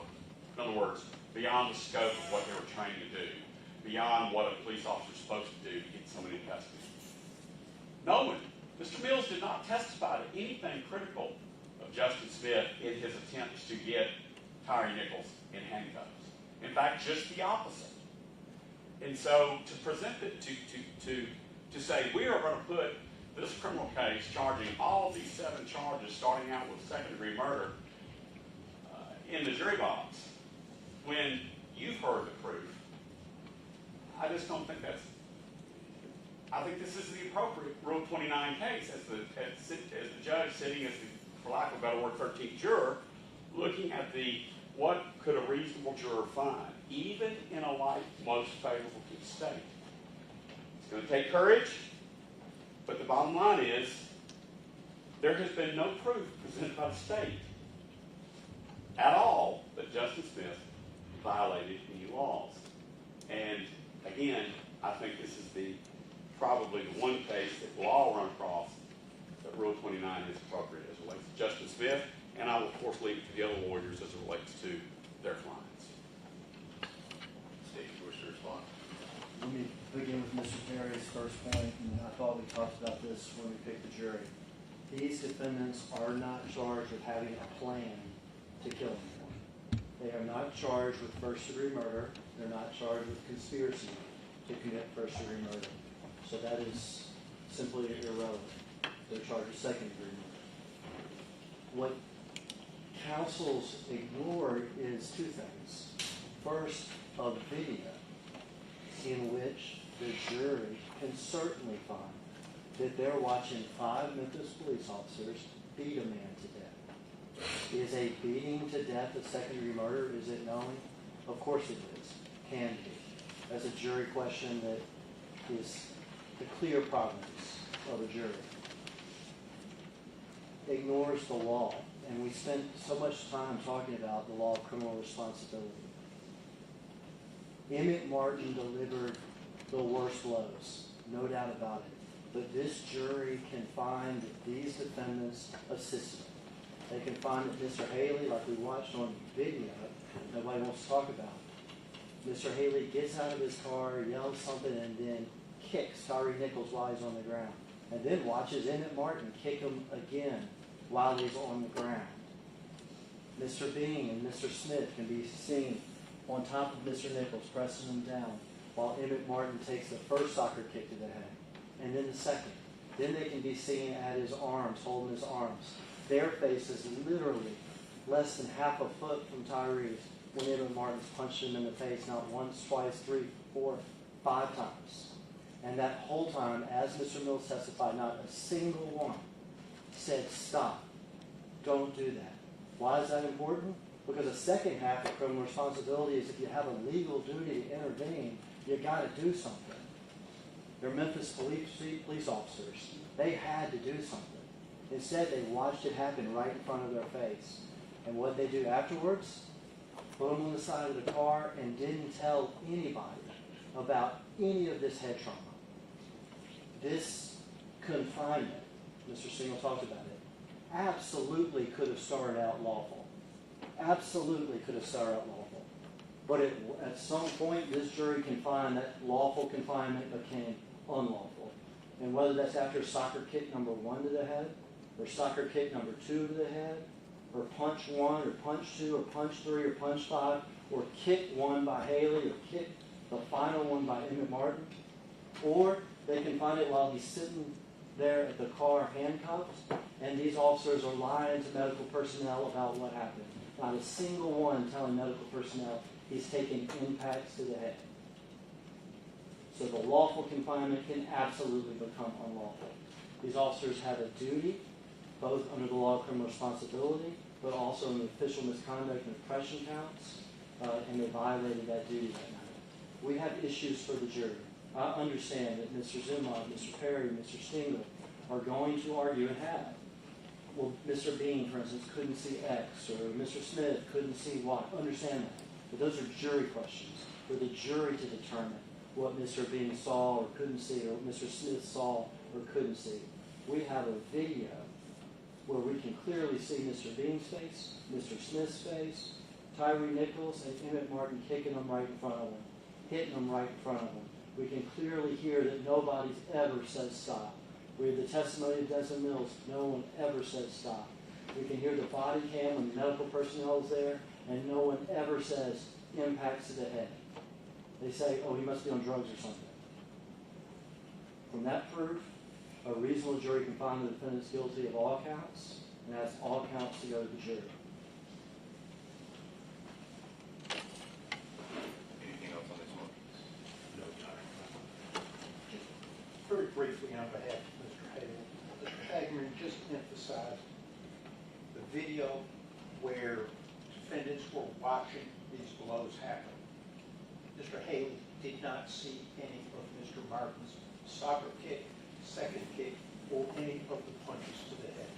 The statute that he referenced, conduct of another person, that would be, person here would be Mr. Haley, fails to make a reasonable effort to prevent the commission of the offense, and with respect to the official impression, public servant has to know the conduct was unlawful. Mr. Mills agreed that you can't stop and you can't report what you didn't know about. His example, he had turned away, was blinded, and didn't see Martin's initial kicks until he watched the video. Very clear. He couldn't report that, he didn't see it. Mr. Haley wasn't present for the traumatic blows to Mr. Nichols' head that Dr. Ross testified caused his death. I don't have anything further, Judge. Thank you. Listening to the arguments with regard to the motions presented by each of the defendants, looking over the proof and the light most favorable to the state as required by the law. With regard to the first count of the indictment, the second-degree murder, with regard to each of the defendants, looking at the light, looking at the evidence in the light most favorable to the state. Obviously, we have heard testimony from only one person that had any information with regard to that evening, that being Mills, Mr. Mills. We've heard his testimony, and through that testimony, had several videos that were presented. I know that the defense has their positions with regard to the actions that took place. Obviously, there has been arguments that's been presented by the state that are contrary to those positions. Looking at the videos, listening to the testimony of Mr. Mills, a jury could look at the videos and make determinations with regard to what the officers were doing themselves, whether they were holding Mr. Nichols down while others were striking, or whether they were effectuating an arrest. That would be a decision that the jurors make. If they make a determination based off of the videos and the testimony that Mr. Smith and Mr. Bean were holding and were aware that Mr. Martin was kicking and did not try to stop those kicks from happening, a jury could come back and come to the conclusion that those actions or inactions contributed to the death of Mr. Nichols. With regard to Mr. Haley, who came to the scene later on, and with regard to Dr. Ross's testimony, I don't believe his testimony was as pinpoint as the defense has made, as identifying the specific contacts with Mr. Nichols that contributed to his death, other than him saying that those actions were consistent with the damage that was done. There were a lot of blows that were given to Mr. Nichols, and some of those blows, or at least one, was given by Mr. Haley. Now, I don't recall there being testimony of exactly where that kick landed. I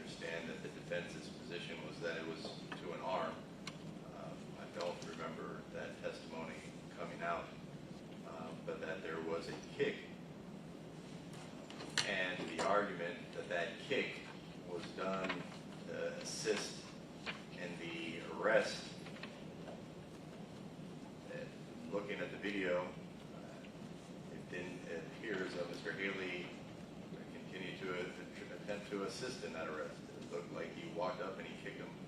Mr.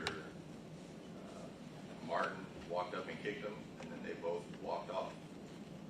So the jury could look at those actions as contributing, as did the other actions in the death of Mr. Nichols.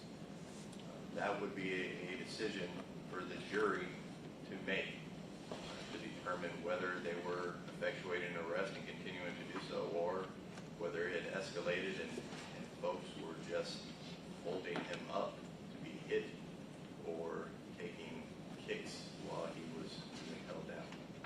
So with regard to the first count, the court is going to deny the motion, allow that to go to the jury. With regard to the second count, with the aggravated assault, again, the court finds the same reasoning to allow that charge to go before the jury. The jury can ultimately make a determination on whether the facts that have been presented to them, the videos and their interpretation of the videos, or whether an arrest is being effectuated or whether these individuals were knowingly holding Mr. Nichols to allow him to be kicked or punched. With regard to the kidnapping, the court would agree that at some point when this initially started, there's no indications other than this being a lawful arrest. However, if the jury were to make a determination after looking at all the proof that's been presented and the court looking at it in the light most favorable to the state, at some point or another, the jury could very easily find that that lawful arrest became an unlawful detention. There was plenty of videos in which we saw in which a jury looking at that, listening to the testimony of Mr. Mills for what it was worth, could come to that conclusion. So the court will allow for count 3 the charges with regard to the aggravated kidnapping of 3 and 4 to go before the jury. Again, with the official misconduct in counts 5 and 6, as well as the 7th count, in determining whether these officers who had a duty to intervene, what they knew, what they were able to communicate, all of those things would be things for the jury to make a determination. There may not have been much that Mr. Haley could have communicated, but Mr. Haley, from the testimony that he was, or that was presented in the evidence that was presented, he was privy to some information. He himself kicked Mr. Nichols. Mr. Martin kicked Mr. Nichols right after Mr. Haley. All of the officers were talking about what was going on and what had happened, and at no point did anybody communicate that information. I understand that there's been arguments that Mr. Smith was the only one to render any form of aid, and unfortunately, I think that is, it seems by the video, pretty accurate. But the court also doesn't necessarily find that the aid that is being attributed to Mr. Smith was to some form of degree that it somehow erases the other lack of action that could have been taken in rendering aid and removing himself from that exposure with regard to these counts. So the court, with regard to counts 5, 6, and 7, will allow those counts to go before the jury, for the jury to make a determination on the officer's actions or with the defendant's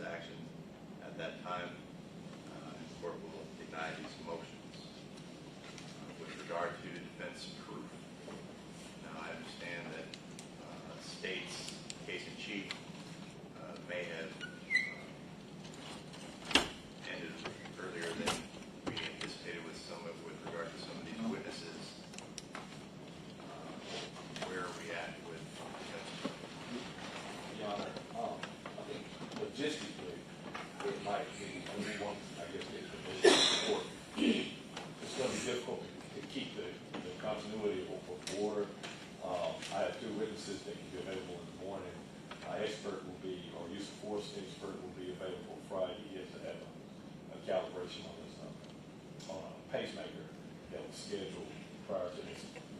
We anticipated that it would be next week, but he'll make it up here from Jackson, Mississippi on Friday. As it relates to the two other witnesses, they will be available tomorrow. So it'll require a little bit of kind of out of placement as it relates to per defendant, if the court will allow that logistically. But we were just told this morning that this would be the end of the proof from the state. Our anticipation was that it was going to last all week. Mr. What Mr. Leffler and I, we do have a handful of witnesses we do intend to call. We have spent the past couple of hours reaching out. It is our understanding that President Hemphill should be here at about 2:30, and we intend to put him on to that. There are two other witnesses that as John took the bench are still waiting to hear back from as to whether they could be here today or not. Do have a forensic pathologist who is coming in from St. Louis. She is able to be traveling this afternoon. She will be here to testify in the morning. Mr. Cameron, the use of force expert, is from California. He is definitely, he's advancing his travel. I'm unsure of exactly when he's going to be here. It might be Friday, certainly Saturday at the latest, but he is trying to advance his traveling. We could have a DNA expert tomorrow or Friday. All right. Mr. Zuma. Judge, a lot of it's going to depend on whether or not we are allowed to call people out of order. Because being the third defendant, I had better luck on gathering some of my witnesses that I have under subpoena to be able to come. But if we get hung up on who's presenting the evidence and when and what order, then I'm the third defendant. I'm prepared, but at the same time, I don't want to take the jury's time. So I went ahead and gathered up as many. I have gathered up enough witnesses that, frankly, probably overkill. Could go late into the night. It'd be good use of our time, but we got to get over this issue of witnesses being out of order and being called by whomever. We don't have a problem with the witnesses being called out of order, in this part. I think the continuity that needs to happen is when a witness is examined, Mr. Perry, Mr. Sango, and Mr. Zuma. But to present them out of order in this with direct examination, we don't have a problem with that. Well, but I guess the ultimate issue, though, is if Mr. Zuma has a witness that he wants to call, Mr. Perry's not going to be the first person that's going to be And questioned. that's what I'm trying to say. I understand that. And the way this is going to work, that'll be fine. If it's one of my witnesses and I get to put them on, then of course these guys, and then I want to be able to put my witnesses on. And so if the state doesn't have any issue with that, then we can go forward with these witnesses. All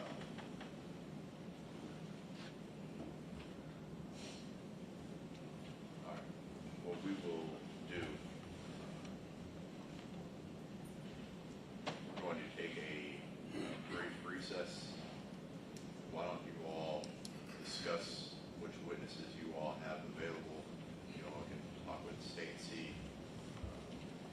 as far as the order in which we need to call these folks.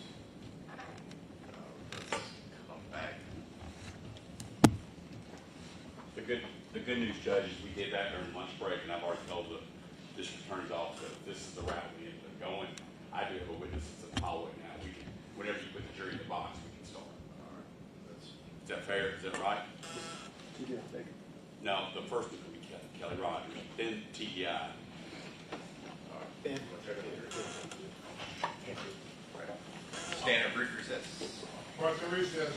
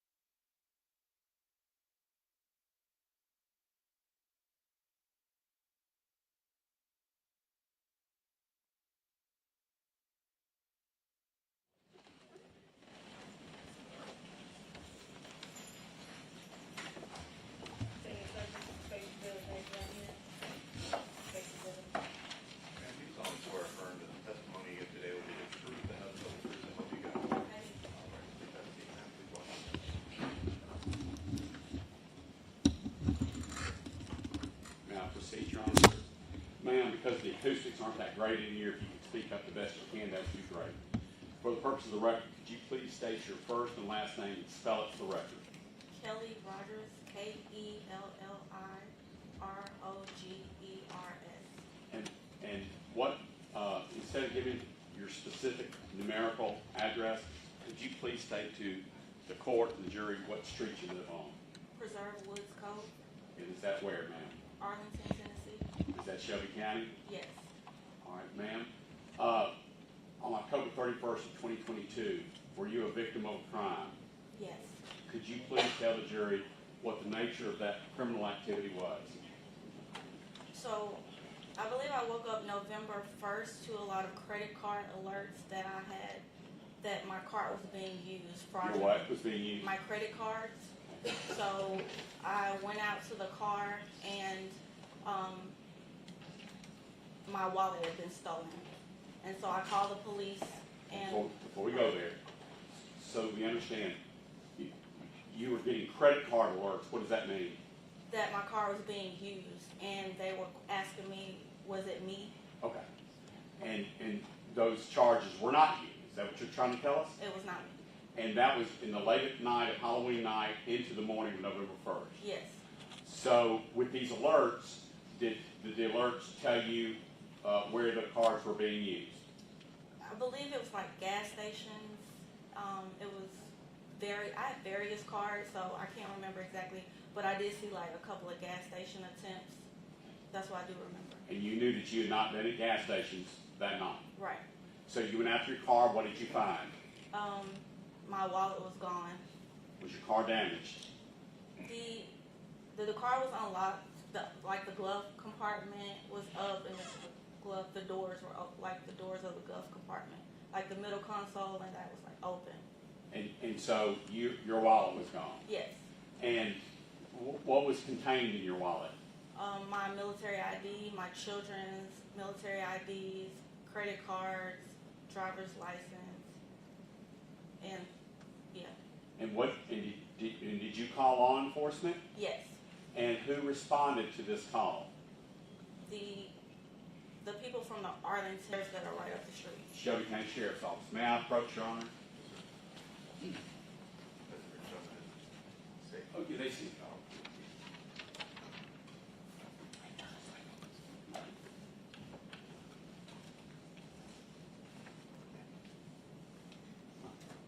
Ma'am, I've given you a copy and I've also displayed it up here for the jury. Do you recognize that card? Yes. And what is that card? American Express credit card. And I'm going to look, is that the back of that same card?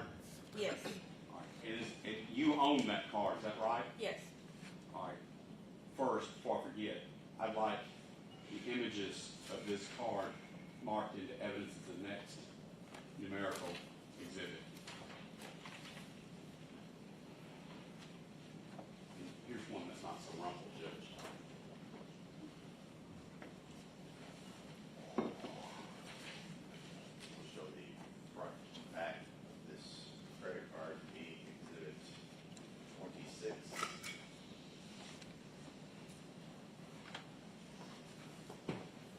We just need to enter the exhibit before it's published.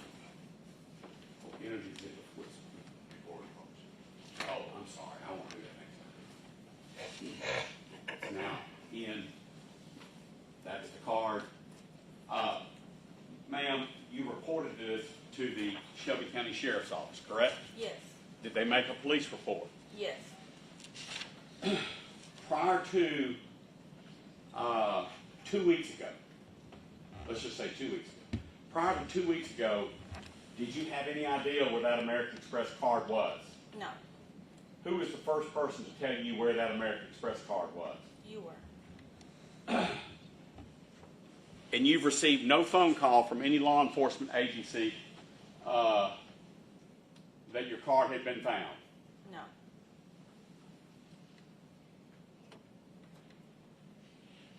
May I have a moment, Your Honor?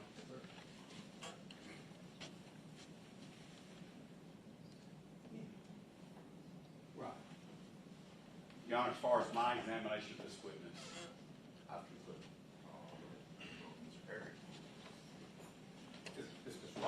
Yes. Have you ever met Mr. Tyre Nichols? No. And you're in this basic geographic area, though, pretty close to Shelby County. And being in this area, you've heard of this case, correct? Yes. And you've heard the name before, right? Yes.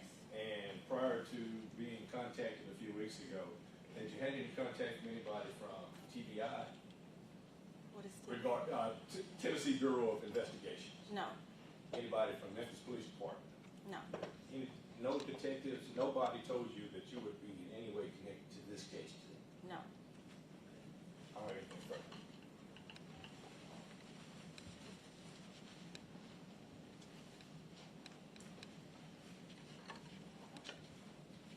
Very briefly, Your Honor. Good afternoon, Ms. Rogers. Good afternoon. This American Express card that you've identified as yours, it was in your wallet that was stolen over Halloween of 2022, correct? Correct. And some of the alerts you woke up to on November 1st, 2022 were to the use of this card, correct? Yes. That's all I had for this witness. All right, State. Absolutely nothing. Mr. Rogers, those are all the questions we have right now. You can step down. Thank you, ma'am. Let's have the next witness. I'm going to go ahead and call TBI agent Chuck Baker.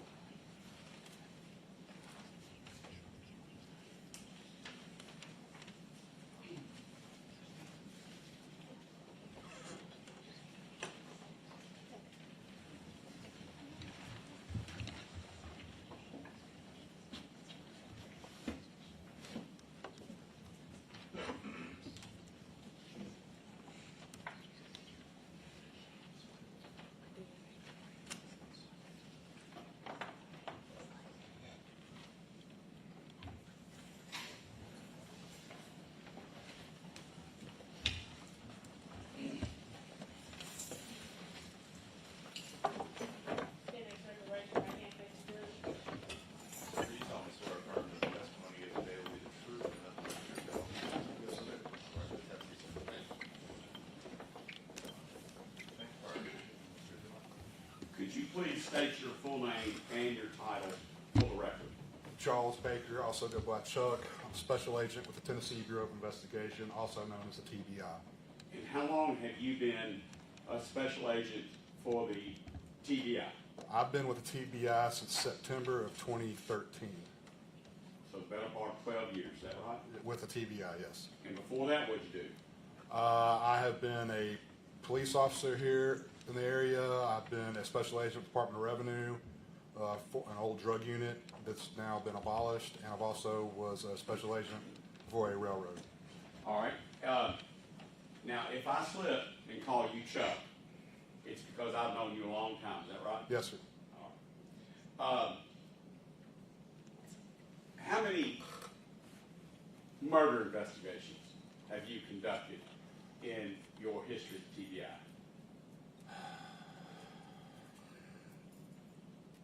Best estimate. I'd say in excess of, been involved with in excess of 50, 60. And you also investigate police officers that are involved in what is referred to many times as critical incidents, don't you? Yes, sir. Fatality shootings, fatality killings in police custody, is that right? Yes, sir. And how many of those have you investigated since being with TBI? I'd say about the same amount. I would say right now, been involved with probably 60 plus. And in that, in those number of investigations that you've, by the way, before I forget, you were the lead agent or supervising agent or whatever title goes with your letterhead here as it relates to this investigation of the officers involved with Tyre Nichols. Correct. Were you not? Yes, sir. In TBI's terminology, you would call that the case agent. A lot of people call it the lead investigator, so I've been the case agent for this case. Right. And as a case agent, I'm going to lead you a little bit so we can just Okay. get through this. As a case agent, you have other TBI agents that work with you and for you and report to you. Is that right? That's correct. And this case was opened at the request of who? District Attorney Steve Mulroy. Here in Shelby County. Yes, sir. And so this is not necessarily an unusual thing for you. Is No, that sir. right? No, sir. And you would have to know how TBI gets their cases. There's memorandums of understanding, there's state law. Correct. That affect if an officer's involved in an in-custody death, that the TBI will investigate. Is that right? Yes and no.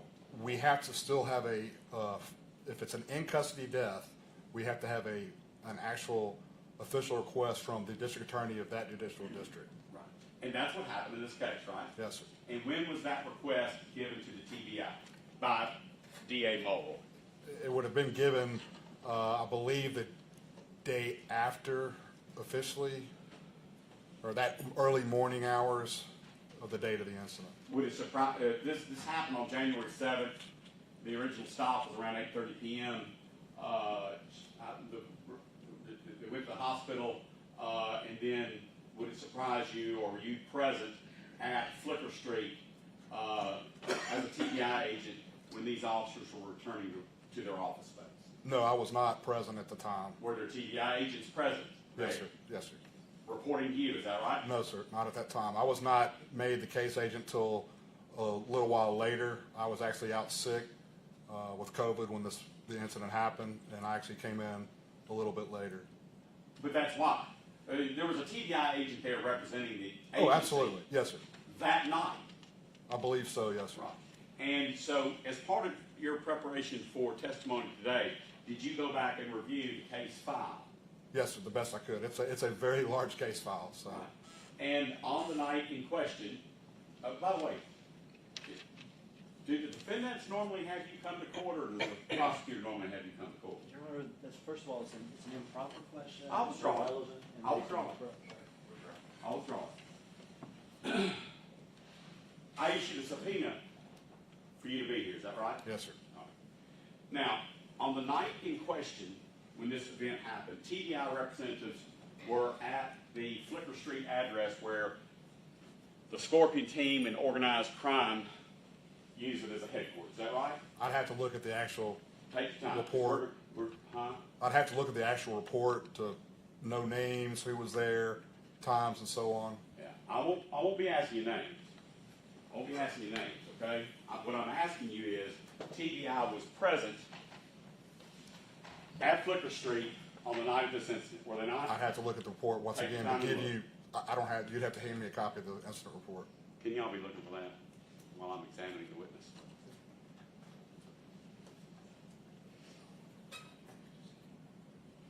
Do you have any recollection of the investigation of this case before we dig out the TBI report? In what sense? In any sense? Well, of course, but I don't have, at that time, I was not present Right. when this happened. I was at home with COVID. All right. But the question I was going to ask you is, and I think you probably will find that it's customary in these kind of investigations, so just bear with me. Okay. The officers were photographed by TBI, is that right? From my experience, I always photograph the officers. Right. And DNA swabs were taken from the officers, is that right? In my experience, yes. And you have no information that would say that that did not happen in this case, is that correct? Not that I'm aware of. And you've known me, I'm representing to you the DNA were taken, and we'll get to the report as soon as we can. Sure. All right? Photographs were taken of the officers, DNA swabs were taken of the officers, drug analysis, urine samples were taken. Is that customary? We do not normally take urine or drug samples. That's up to the actual agency. Which would be MPD. Would it be MPD? I've never, in my personal experience, have never asked for a drug or a urine analysis involving one of my cases. Okay. And the boots of the officers and shoes of the officers were seized that night. You're aware of that? Yeah, I do aren't know you? that, yes, sir. What? Yes, sir, they were. You were aware of that. And they were taken from the officers that night for purposes of what? Testing. So those boots would have been collected, bagged, and sent to our lab, and I believe in Jackson. I'm not sure if Jackson or Nashville tested them. I'd have to look at the actual report. But they would be sent off for testing, DNA analysis, print analysis. One moment.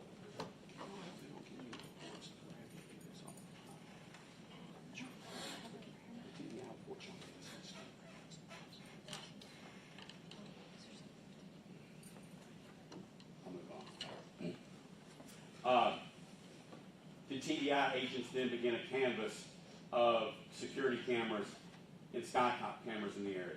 Yes, sir.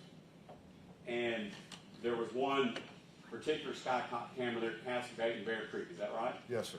And did the TDI review the video footage contained on that or captured by that poll camera? That particular poll camera that I believe you're talking about, I believe so, but that was prior to myself looking at the video. Right. Now, what I'm talking about is where the actual incident occurred, Bear Creek and Castle Gate. Oh, yes. So that was reviewed. You're talking about the Skycop camera? There's a Skycop camera that was right there at Bear Creek Sure. and Castle Gate. Sure. Did the TDI get that from the Real-Time Crime Center? Yes, sir. As part of what? The investigation. Right. I'm trying not to lead you because I don't Right. want to get an objection. Okay? Right. All right. So you gathered up that video. Did you gather up any other, or did your agency gather up any other video? Yes, sir. What other video?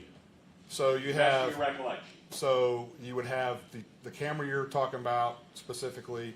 You would have other poll cameras in the area, other Skycop cameras. You would have body cameras that the officers were wearing. And I'd have to look back at the report, I'm not sure that it's in-car cameras. So we try to obtain all cameras whatsoever, including neighborhood cameras such as Ring cameras, people's personal cameras on their homes, anything we can find that we're going to try to attempt to obtain for the case. And you had to get that through NPD, is that right? No, sir. We'd have to get the cameras that are proprietary property of MPD, such as body cams, car cameras, but any of the other cameras, whether they belong to a business or an individual, we'd actually have to get those. We'd have to ask that individual or business for access to those cameras. I'll keep you focused on poll cameras. Okay. Recently, you became aware that there was a poll camera that you, as the senior case agent in this case, were not aware of. Were you not? I was not aware of it. But Until- my question was, hear me out. Recently, you learned of a second poll camera that was in your file, but that you were not aware of. Is that right? That's correct. And I'm going to call that 6705. That, I believe, was our 50. If I go back, I believe it was incident report 50. You and I reviewed it telephonically together, right? Yes, sir. And what? And that video showed what? So that video showed a pole cam on a street where there were vehicles parked. It was obviously dark. You could see cars going down the street, and at one point in that video, you could see an individual walk around a vehicle, go behind it, and then go back behind another vehicle and out of the frame. Sound correct? Yeah. And when we spoke of it, you said that you had not gotten a chance to review that video, 2 years after this incident. Is that right? Correct. From reading the original report, it appeared to me that the original person that had reviewed it or MPD looked at it, there was nothing of importance on it until I became aware of it, spoke with you, spoke to Mr. Hagerman, let him know what was going on, and actually wrote a supplement report on that video. And who is, to the best of your knowledge, who is that person captured in that 6705 video?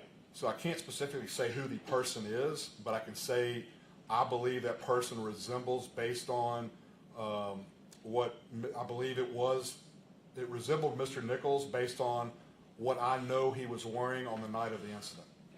So 2 years after this happened, the lead case agent on this case was becoming aware for the first time of Tyre Nichols captured, or someone looking like Tyre Nichols was Yes. captured on 6705. Correct.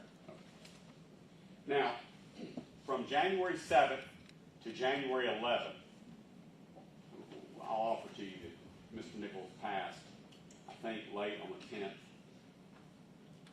From January 7th to January 11th, was any attempt made by the TBI to gather blood and urine samples of Mr. Nichols to determine whether or not he was under the influence of narcotics? That would have become from the hospital records from St. Francis. I believe that's where he was in St. Francis. Do a favor for both of us. My question was, from January 7th to January 11th, did the TBI make any effort that you know of to obtain blood and alcohol toxicology reports on Tyre Nichols? I believe so, but I have to go back and look at the report because it's been so long.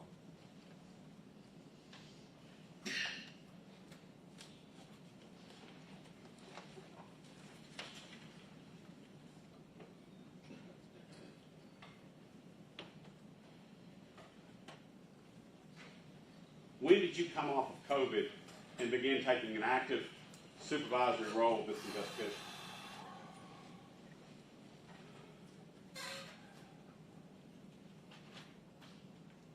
I want to say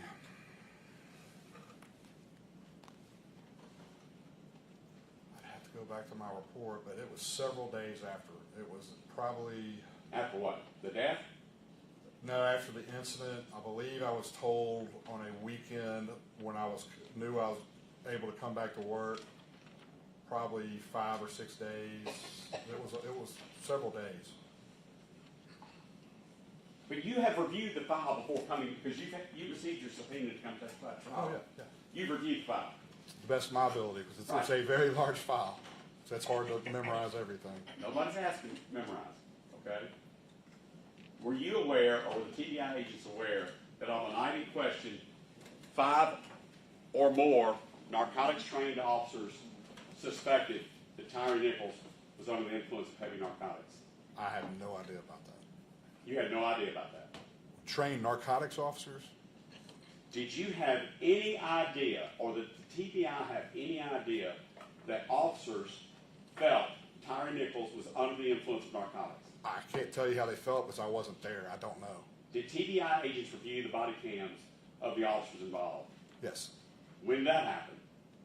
At different times because there's so many body cams, so many cameras. Each report would tell me exactly when and what agent reviewed that particular body cam. There's several body cams. There's so many of them that they were assigned to different agents to review. On the night in question, No, not on the night in question, but that would have been later on. you know, I'm trying on the to night in answer. question, were TBI agents on scene at Flickr reviewing body cams? I can't answer that. I don't know. I was not there. That's not contained anywhere in the investigation file? I'd have to look at the file again, but I was not there. And I can't tell you how anyone felt or what they saw. Are you familiar with the search warrant that was issued by you on Tyre Nichols' car's contents? Yes. So are you familiar with that without the necessity of seeing a report? Yes, but if you want me to tell you what the exact contents were, I had to see the report. Maybe these will stand out to you. Okay. Were illegal drugs found in that car? Yes, sir. Were mushrooms found in that car? Yes, sir. And that mushrooms are commonly referred to as psilocybin. Is that right? Psilocybin, correct. And psilocybin is a Schedule I hallucinogenic narcotic. Right or wrong? You're correct. Were any personal property, such as credit cards, debit cards, photo IDs, without the name Tyre Nichols on it, found in that car? Yes, sir. What was done with those credit cards, debit cards, and photo IDs? Those would have just been kept as evidence of anything found in the car.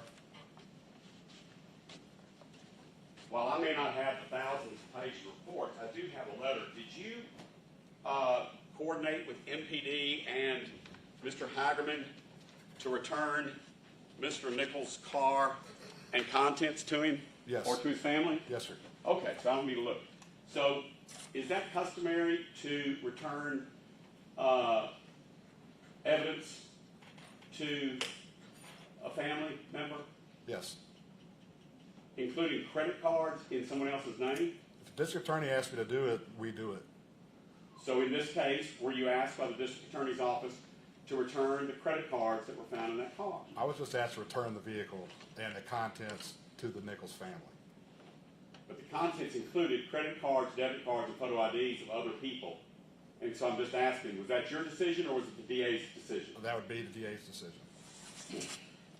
So if we have someone in that came in here and said her American Express card, Kelly Rogers, said that her American Express card was stolen on the night of the 31st, and a police report of 2022, by the way, October 31st, 2022, and a police report had been filed on that American Express card and her military ID cards, and yet they were found by your agents as contents in Tyre Nichols' car.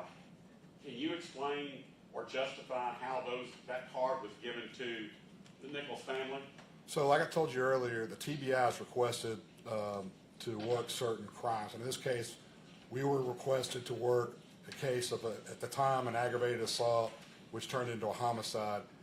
There was nowhere in that request from the DA's office to work any stolen credit cards, anything like that. And in our normal case of business, we would not do that because for us, it had nothing to do with the case we were requested to work by the district attorney's office.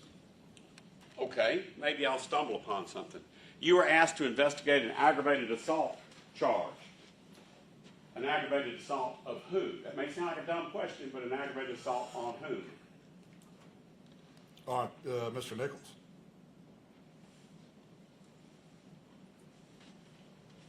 I was.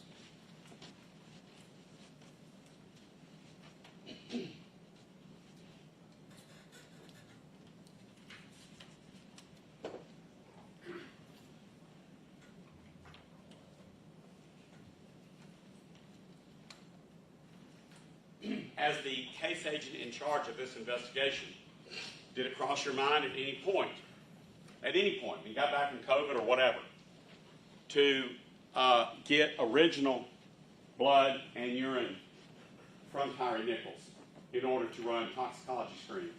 Well, that, by the time I became the agent, unfortunately, Mr. Nichols had passed away. Therefore, we would have gotten the blood samples from the medical examiner's office. All right. Because they do a full tox screen. And had you not been out on COVID, as part of investigating this case fully, would have you requested, by way of a search warrant, blood and urine of Tyre Nichols while he was alive? While he was alive, I would have always, well, let me answer your question. I would have requested the medical records from St. Francis, which would have contained a toxicology report. They had to do blood work for their treatment. That's where I would have gotten those records. Therefore, I would have issued a subpoena to St. Francis for all medical records for the treatment of Tyre Nichols. I'm going to pass to you.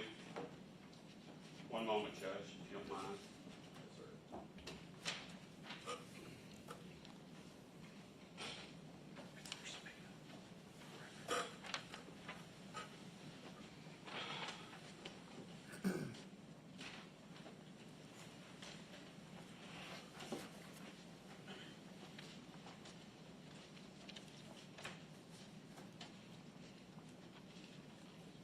You had an opportunity to review that? Yes, sir.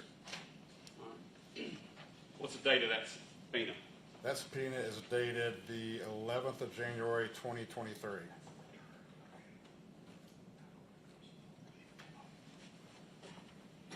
No. Pass this. Look this document over and see if you recognize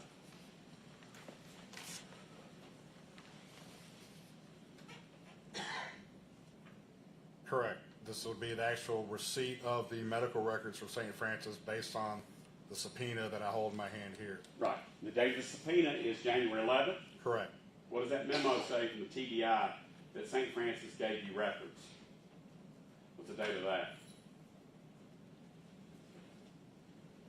February February what? the 6th, 2023. So, 1 day shy of 1 month from when you issued the subpoena, is that right? I did not issue the subpoena. Another agent did. I'm sorry for referring to you and TBI Well, yeah, I mean, yeah, I get it. But another agent who initially was working on the case issued the subpoena while I was gone. Okay. But a subpoena was issued by the TDI on what date, sir?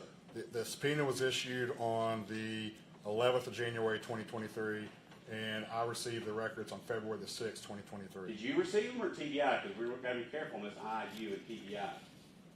On February 6th, 2023, this agent, me, received the medical records for Tyre Nichols from St. Francis Hospital in regards to this case. In response to this subpoena, due to the voluminous nature of the medical records, a copy will be maintained by the case agent, and the rest will be provided to the District Attorney's Office for their review. Judge, may I have those two documents sequentially numbered as the next exhibit? First being the subpoena, second being the response to the subpoena. Any objection? No. Where we will show the subpoena marked as exhibit 27.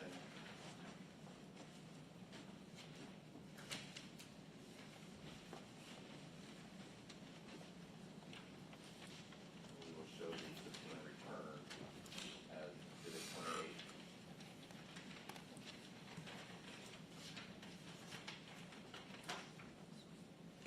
And as part of that subpoena return that St. Francis provided you items, did they provide the blood and urine samples? I'd have to go back and look at the medical records.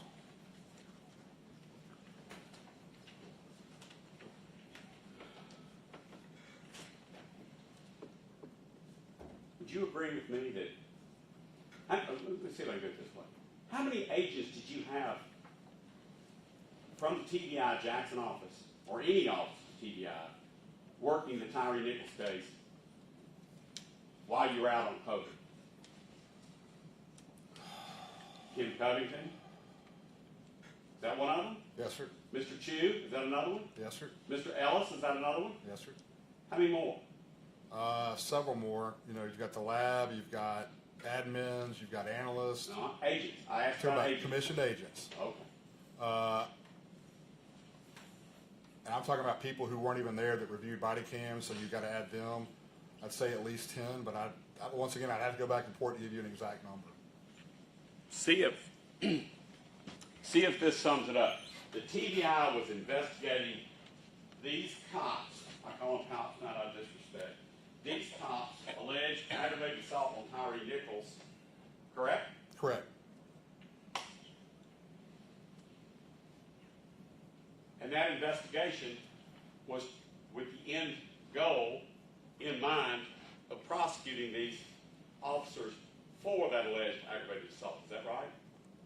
I wouldn't call it an end goal. My job, or our job as a TBI, is to gather the facts of the case, all of the evidence, turn it over to the District Attorney's Office for their review, determine any charges whatsoever. We're not a charging agency. We don't just charge somebody. We let the District Attorney's Office handle all that. Right. And one of the allegations is that Mr. Nichols fought with the police that night, was it not? That was one of the allegations. And one of the allegations was that Mr. Nichols was under the influence of some sort of drug or something that made his pain tolerance off the charts.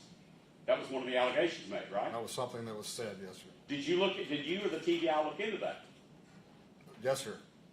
But based on our review of video footage and based on everything else, it appeared to us that didn't occur. Okay. One moment, John. Yes, sir.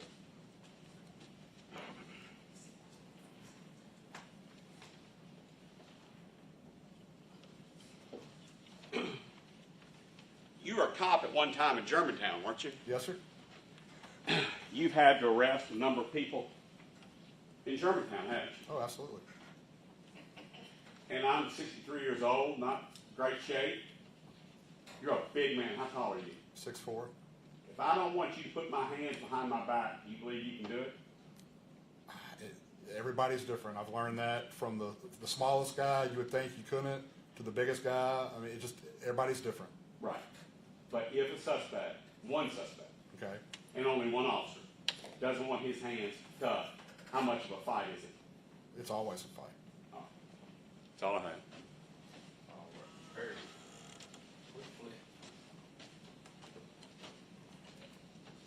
Special Agent Baker. Yes, sir. Special Agent Baker, you were asked a few moments ago from Mr. Zuma questions regarding a call regarding a particular poll camera and review of a poll camera. Yes, sir. And I think you were asked questions regarding review of 6705 Ross Ridge, which I refer to, I believe, was our number 50 Our- initially. Our number 50. Did you review all of the videos at any particular point? Did I review all the videos? All videos that were submitted to you? No, I did not. All right. Who reviewed most of the videos that would have been submitted? So each video submitted is reviewed by an agent. So say you asked me about a body camera for a particular officer, there'd be a certain agent who would review that, summarize it, and also provide a report for that. Okay. Now, you were asked specific questions regarding Mr. Nichols and whether or not during the course of your investigation you paid any attention to the conduct of Mr. Nichols, correct? Correct. And the conduct of Mr. Nichols, both at the time prior to being pulled over, would have been of importance, correct, to your investigation? Sure, absolutely. In other words, information regarding whether or not he was driving and the distance of driving, etc. Those things were a part of your investigation file. They're part of the investigation, but And I understand the focus. let me finish. Yes, sir. So we would look at the whole case, but our job was to ask to look at the actual assault. So obviously we would look at that and see what led to it, but that was not the end goal of the investigation. Right. Information regarding what led to it, though, would be important to your investigation. Sure. Information regarding what Mr. Nichols was doing in relations to trying to actively resist, would that have been important to your investigation? It would have been part of the case. Part of the case would have been to find out if it would have been of any importance to you or relevance, whether or not Mr. Nichols was in any way evading what would initially be a lawful arrest. Sure. And you were shown that 6705 Ross Ridge, that was pointed out to you a few weeks ago or a month or so ago. It's been a little, I think back in February, I believe. March, February, somewhere around there. And to be clear, that pointing out to you, that didn't come from MPD or No, Memphis sir. Police Department. No, sir. Didn't come from any other agency. Now, you realize that there was a whole another case in a whole other court, right? Oh, yes. Federal. And as a part of that federal case, you had agents that would have been there when people were interviewed, et cetera, right? Correct.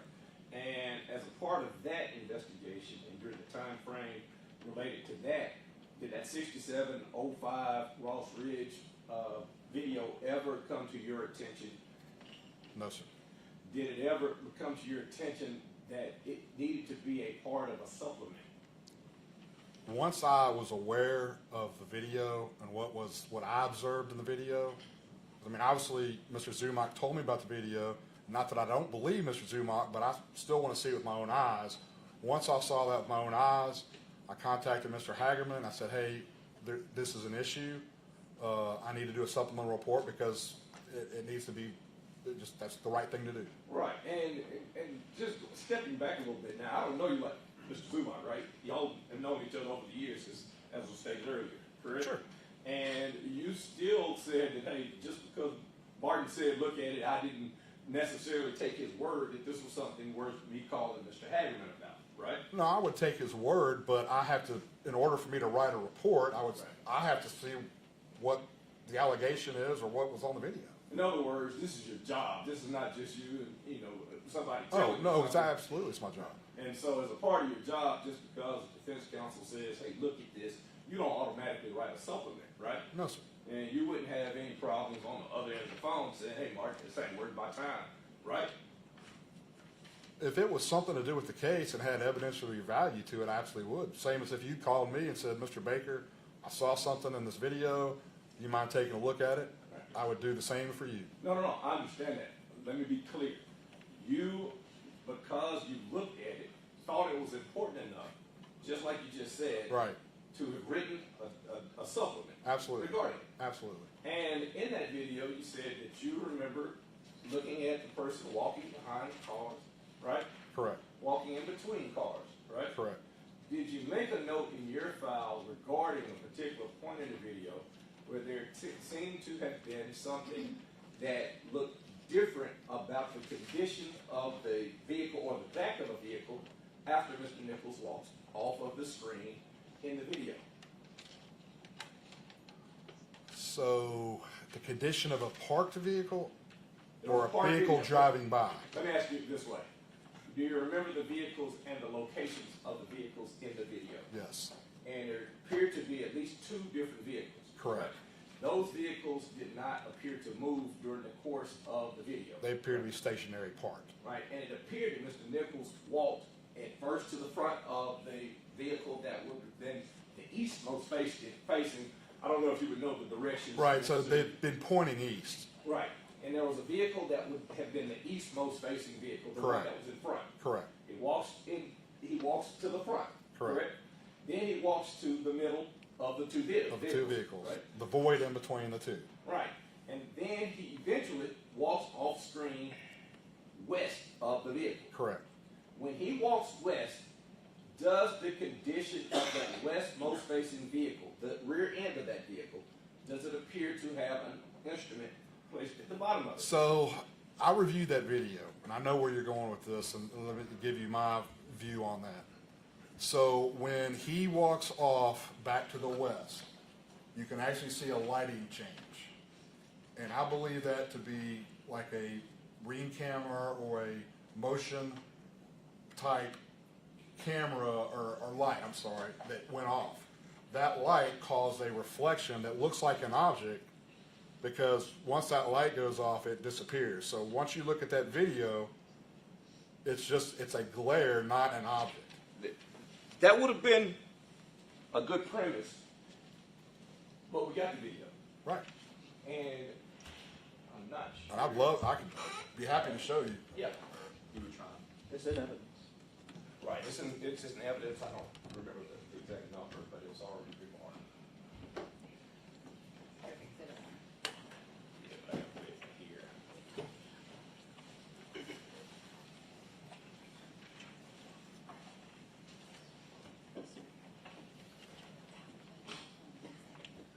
Oh, you can't do it. Didn't do it.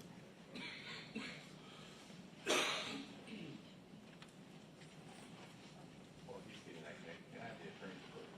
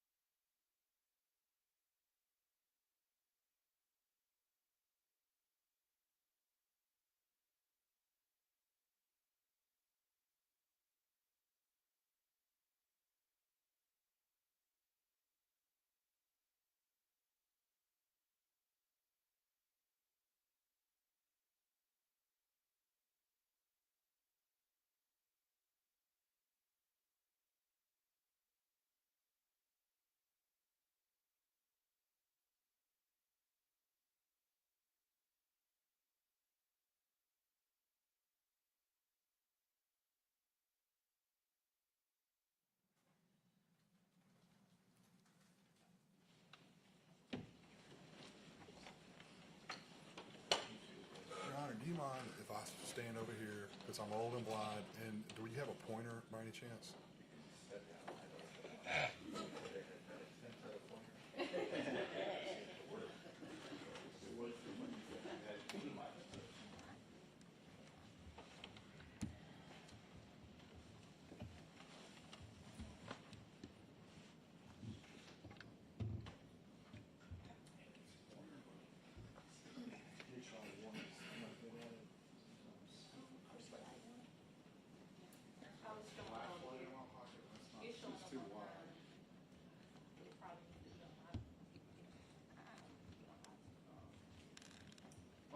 I can point with my finger. I'm going to follow here so the jury can see.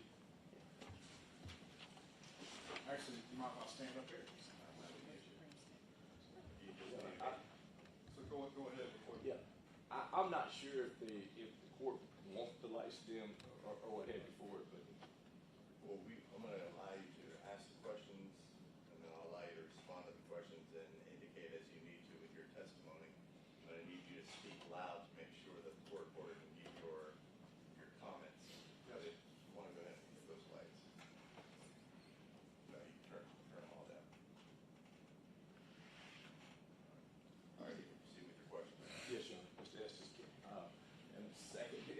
6705 Ross Ridge video that we've been discussing. Yes, sir. And did you ever go out on that street yourself? I did not go out on that street. All right. I'm going to hit play. Do you see the actual?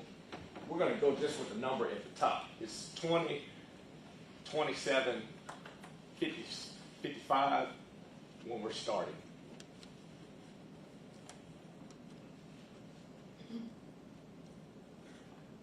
And I'm going to ask that you tell us to stop when you first see Mr. Nichols, or the suspect. The person who I believe is Yes, sir.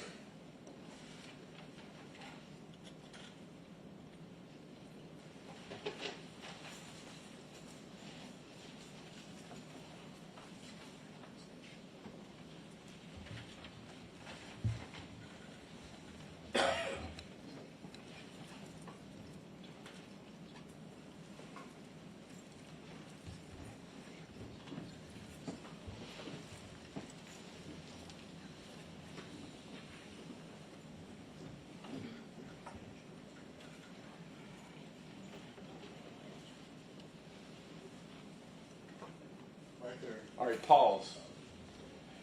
At this point, Mr. Nichols has walked past the back of that vehicle, correct? Correct. And has there been any motion sensor going off? No, sir. What's the timestamp on? I'm sorry. 20:28:57. Well, actually, been 20:28:55 when he first came into frame. All right, 2028, you said 57? 55 when he came into frame. All right. Thank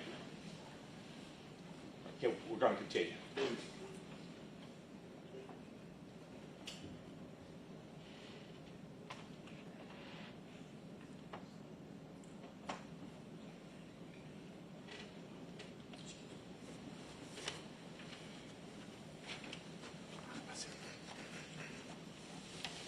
Pause. Can you give me the timestamp at the top, please? 20:29:17. All right. There's a vehicle that just drove past. Is that correct? Yes, sir. Do you see any motion sensor apparently having gone off, No, sir. being triggered? No, sir. Play.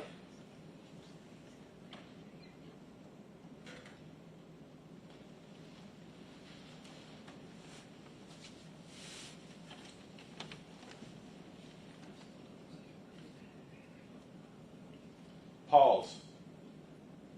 Can you read that timestamp? 20:29:33. Right. Is there another vehicle that has just driven by? Yes, sir. Did it appear that any motion sensor would have gone off? No, sir. Play.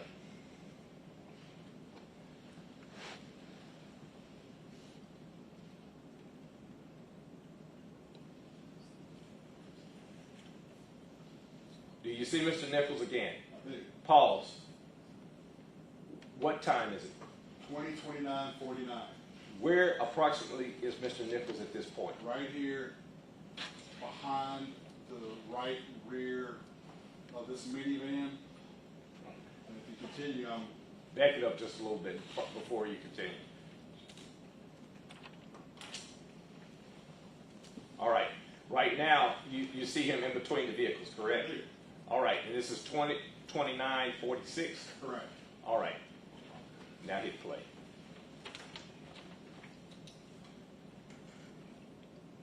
Boom. Stop. 20:29:53. That's where we have this, I believe, light come on. Here. Keep going, please. Hold on. Pause. Pause again. You point to where you say you see a light come on.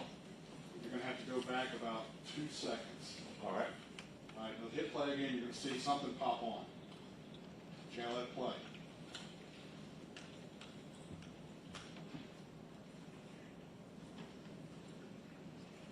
Now let it play. All right. That's it. 20.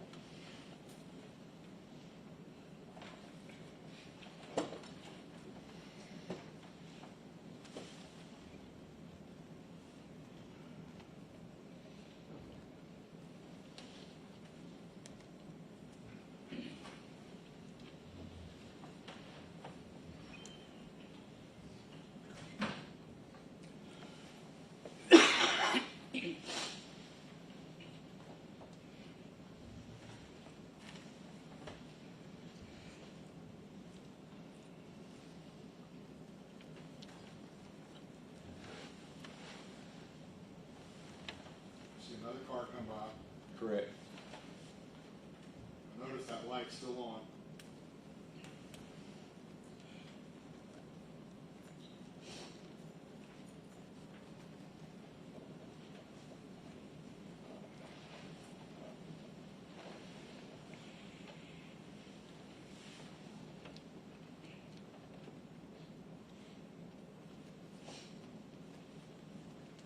See another car come this way, right there.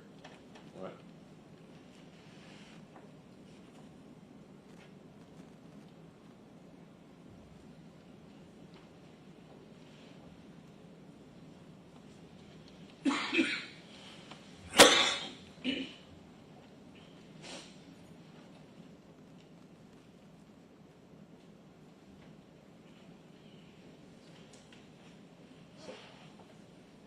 That's, I think it's from 2027 until 2029 and 52 seconds. Correct. You do not see a light at the lower portion of the vehicle, correct? Correct. And then after Mr. Nichols walks past the vehicle, immediately, there appears to be an object at the bottom of that vehicle, not from the top. Talking about right here? Yes. That's when the light comes on. If you notice, we go back and start with where the light comes on. Let's do it one more time.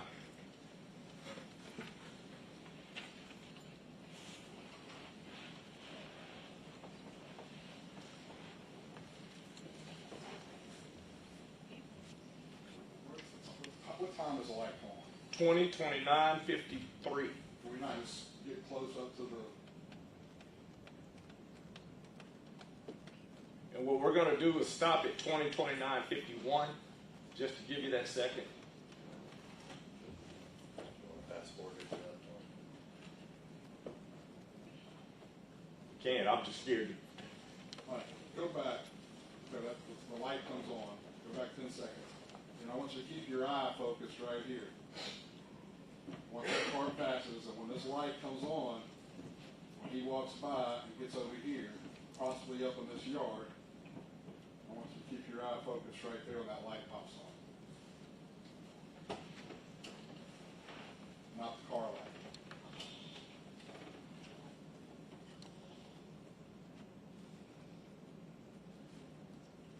There's the individual. Right.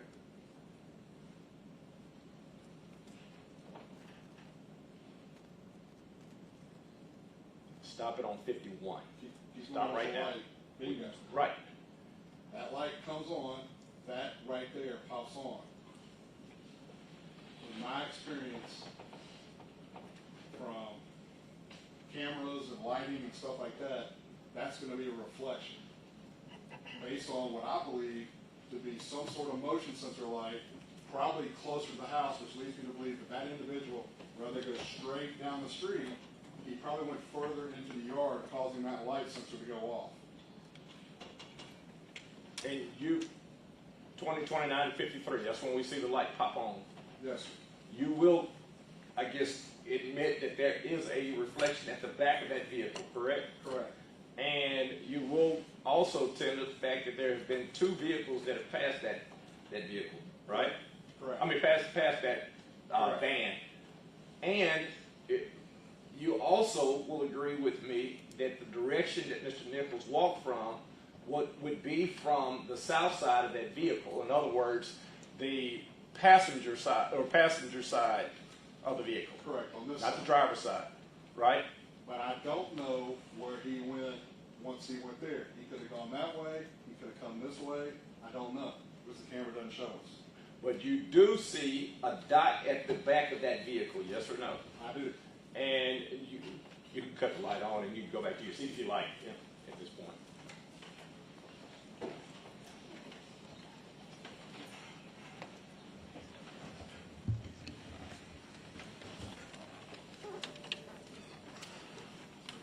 Do you remember when these videos would have been received from TBI? I have to look at the case report to get the exact date. All right. And it would have been simultaneous, though, with the same date as the other video from Ross and Castlegate? More than likely, but there were so many videos obtained that they could have come and the way we get a lot of these videos is through a download system, and it is extremely time consuming due to the data size. We're talking gigabyte, terabytes of information. Right, but the two that we would have received, Skycam would have been from that location, Right. 6705, and the Ralston Castlegate Skycam, correct? Correct. So at least somebody reviewed it at some point and turned it over to TDI, correct? Correct. Indicating that it had some importance, right? Well, they would turn over every single video obtained, not necessarily that they're reported or not, but any video whatsoever that they would have had of the general area, they would have turned over to us. The ones that we would have received in discovery would have been these two. Is that fair? Oh, yes. From your case file. And it being the fact that the person that you identified as somebody wearing clothing similar to the person that you would come to know as Tyre Nichols, at least somebody thought it had some value to the case, right? Sure. And according to your case file, did anybody go out to see if there was a motion sensor in that yard? Not to my knowledge, Mr. To your knowledge, did anybody go out on the next day to look around and canvass what was left out there? No, sir, not to my knowledge. And your file to this date has nothing about anybody getting any information from the houses in that particular area about a motion sensor, about whether or not at 202952 there was an instrumentality, dope, other credit cards, anything left at the back of that vehicle. No, sir. All right.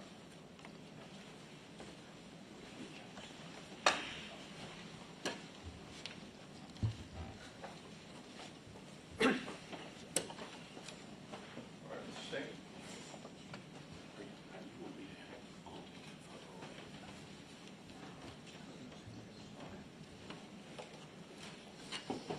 Good afternoon, Agent Becker, Mike Stengel, and I represent Demetrius Haley. First, on this 6705 Ross Ridge video, Ross Ridge is in between the intersection of Ross and Rains and Ross and Castlegate, correct? Correct. And part of the reason you can attribute this video and the person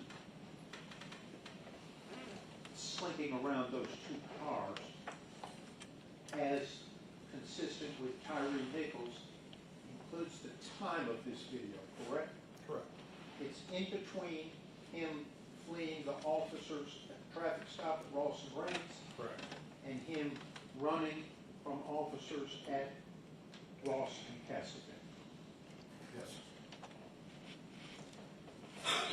And as the case agent, you're aware, you've already testified, that Mr. Nichols' car was searched, correct? Yes. It was searched pursuant to a warrant that the TBI got as Correct. part of this investigation. And photographs were taken of the contents of his car Correct. prior to anything being returned to him, correct?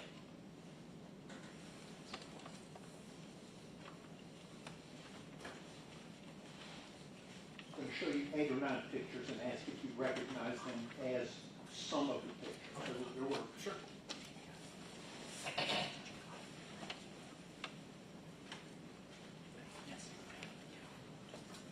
Give me a second to ponder these photographs.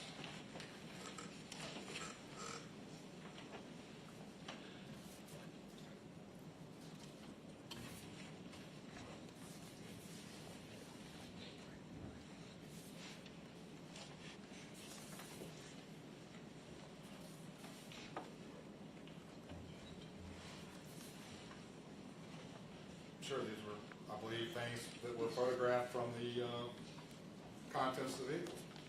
Okay, those are photographs that were taken from the content of, some of the contents Sure. of the vehicle during the search by TBI agents. Sure. Correct? You want to do that? Your Honor, I've asked that those be marked as the next numbered exhibit.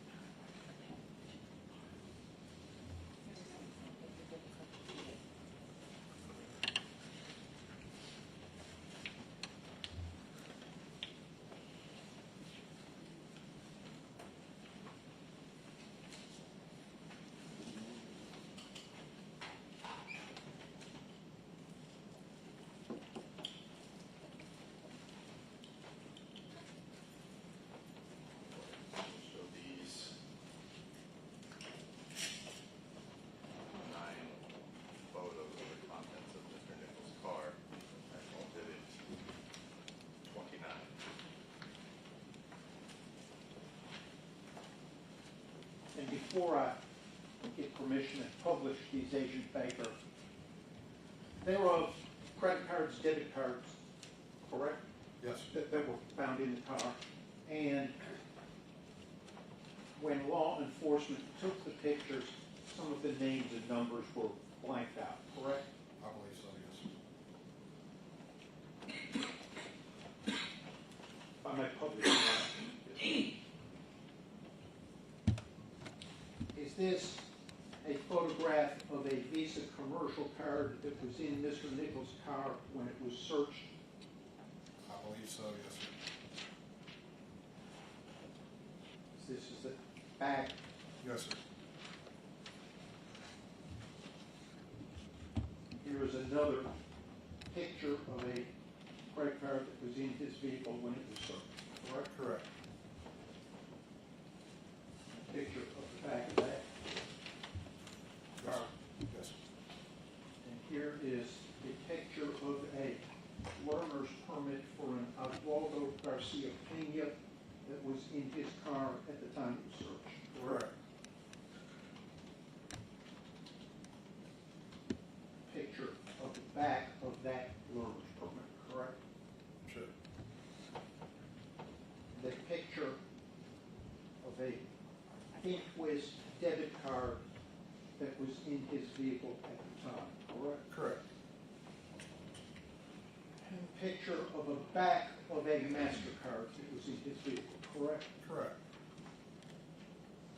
And a picture of a high school ID for a Jordan Riley that was in his car at the time of the search, correct? Correct.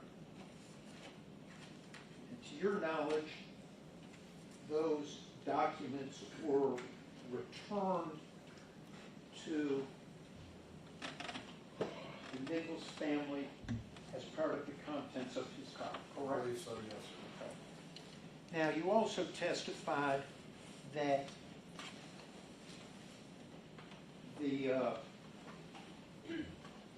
on the night of January 7th, the night of the incident, boots were seized from 6 officers, correct? Correct. And they were submitted to the TBI to be tested, correct? Correct. And you, as the lead case agent, received a report, forensic biology report, is that it? That's correct. Okay, that, So that's going to be, basically, that's going to be our DNA unit. DNA unit, that's the result of the DNA testing on the boots and other DNA testing related to this case, correct? And it includes the boots seized from the officers, correct? Correct. I'd ask that that be marked as the next numbered exhibit.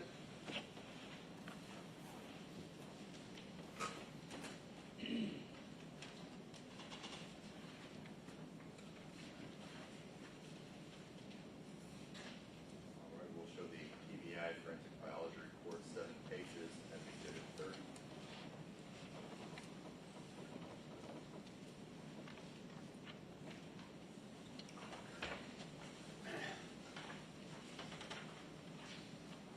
I'm going to pass you one more document.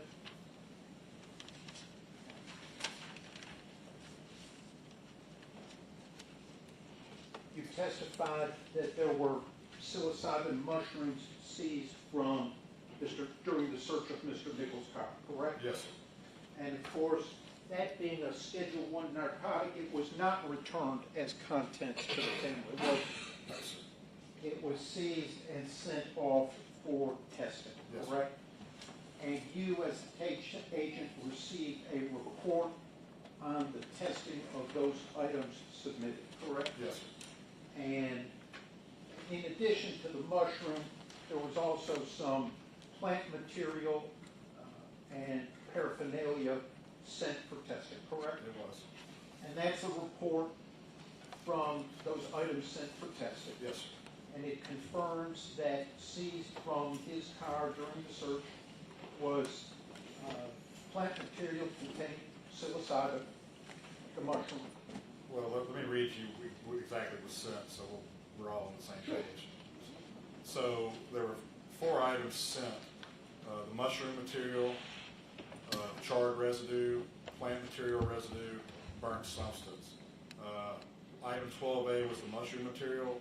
That was a positive for psilocybin. I have the worst time pronouncing it. 1.77 grams. Okay. 13A, which is a charred residue, that tested positive for delta-9, which is basically a cannabinoid marijuana. 13B, plant material residue, that also tested positive for cannabis. And then 14A, the burnt substance, was 0.06 grams, and that testified positive for cannabis.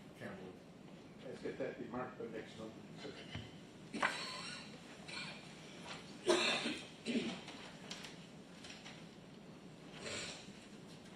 So the forensic chemistry report, 2 papers, marked exhibit 31.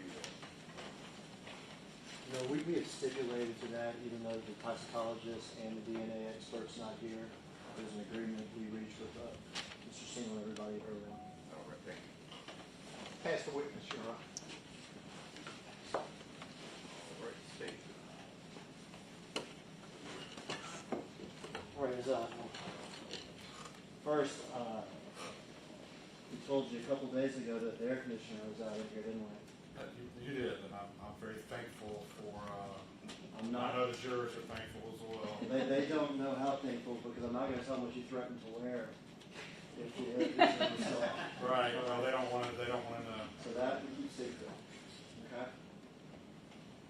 This started, you said, as a aggravated assault case, is that right? Yes, sir. Can you explain why? Well, initially, when you have a case like this, a lot of times the actual aggravated assault would be like in an officer-involved shooting or a lot of custody deaths. The actual aggravated assault victim would be the actual law enforcement officer. In this case, it turned out to be the opposite, where the victim of this was the victim of an aggravated assault. But you hear the victim wasn't a law enforcement officer. Correct. Were the suspects law enforcement officers? Yes, sir. And why did it start out aggravated assault versus murder? Because Mr. Nichols at that point was still alive. When he died, did it become murder? Became a murder investigation once he passed. Now, when law enforcement officers, MPD officers, are suspects in criminal cases, does MPD investigate that? A lot of times they do. In this case, since it was such a serious issue, and then it was determined to be what we would call an in-custody death, 99% of the time the TBI is when you called in to investigate.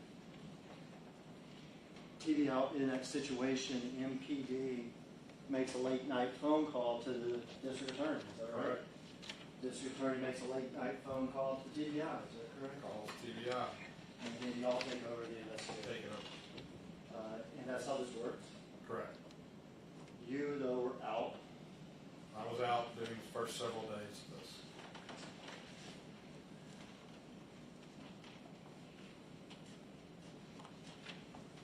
There's another, I don't want to say law enforcement, but there's another agency involved in this investigation. Now, let me see what I mean. Do you know who the Shelby County Medical Examiner's Office is? Yes. Did they have a role in this investigation? Yes. In fact, during the course of this investigation, in the very first few days, were TBI agents, including yourself, in contact with the Shelby County Medical Examiner's Office? Yes. Mr. Zumach asked about hospital records, Correct. right? TBI subpoenaed hospital records. Correct.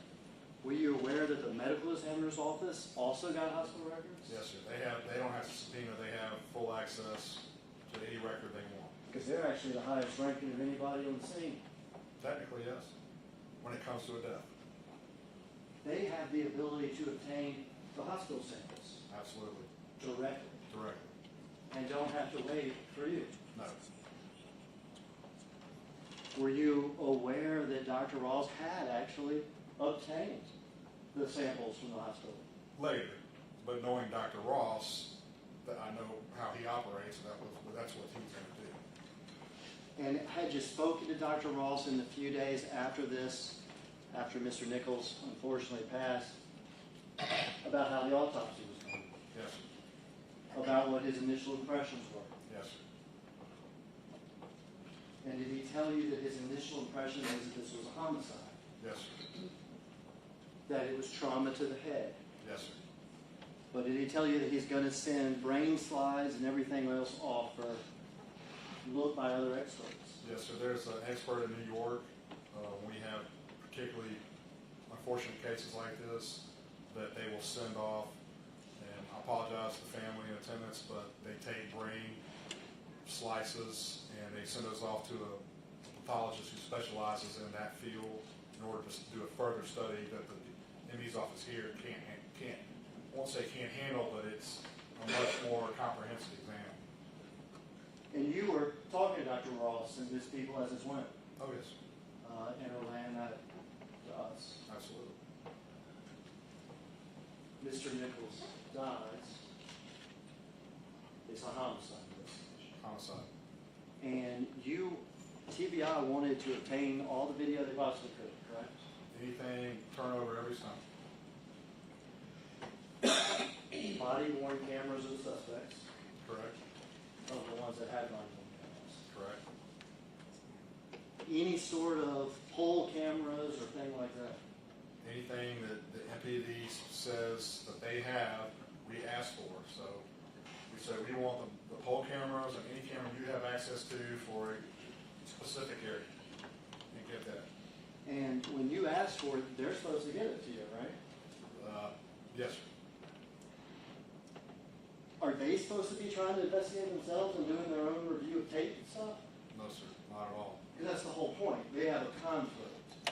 We are TBI. We are known as an independent agency. We are totally independent. We don't answer to anybody basically except the district attorney. So they turn over videos to you. Correct. Your agents review the various videos. Is that correct? Numerous videos.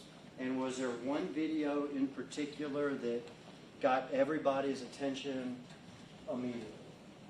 Yes. And what video is that? That was the video that actually saw the major incident. The reason why we're here, basically. Pretty deep in the neighborhood. Yes, sir. Pretty rare to get. From my understanding, it was almost kind of accidental to get that video. Once you saw that video, were you still interested in investigating? Do you understand what I'm saying? Can you rephrase that? When you saw the video, did you believe there was criminal conduct that needed further investigation? Oh, yes. On behalf of whom? Well, the officers that needed, from my view of what happened in that video, we need to further investigate the circumstances of that. From what you saw? From what we saw. And would it be fair to say the kicks to the head? Yes, sir. Would it be fair to say the punches with the people with the arms? Yes, sir. Would it be fair to say the kicks on the ground? Yes, sir. Would it be fair to say what was not told to medical personnel? Yes, sir.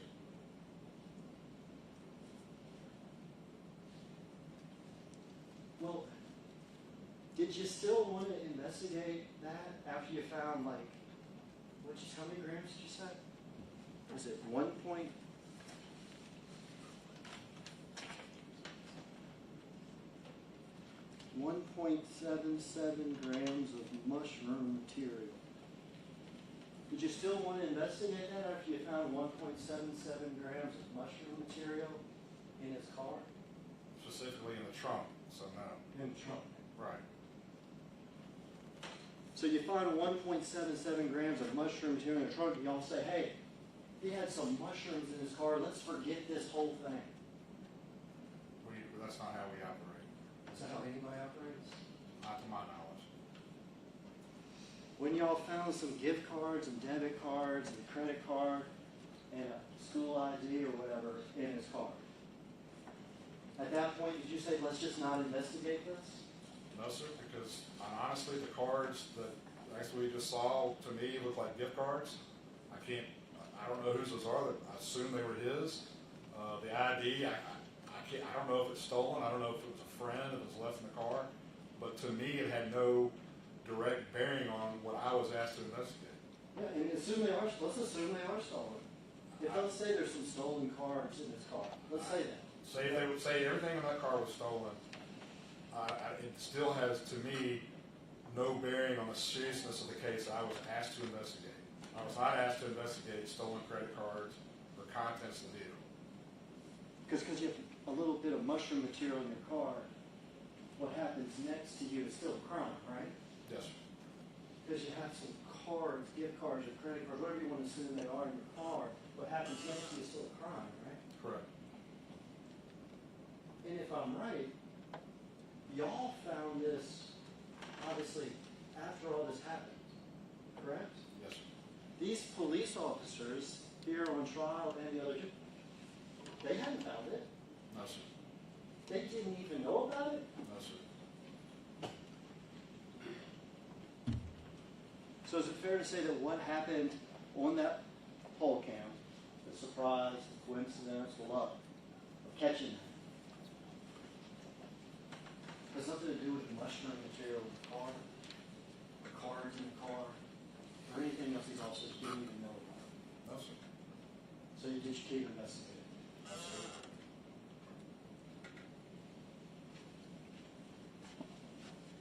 Do you, I can't pronounce it either. Okay? Psilocybin or stuff, you know, I can't pronounce it either.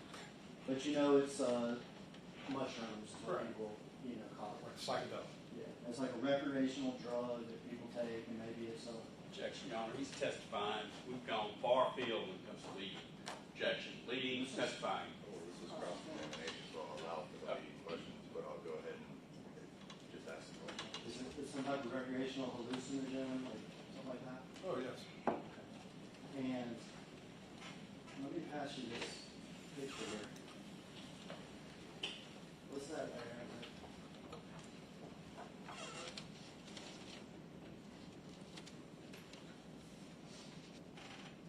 Is that just some sort of burnt material or something? Is that the mushroom that we're talking about?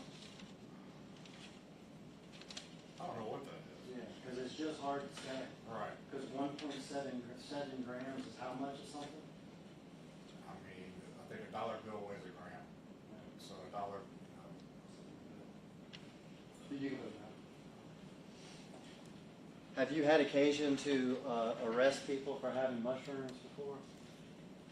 it's been years, but the last time was because the person had a gigantic Ziploc bag.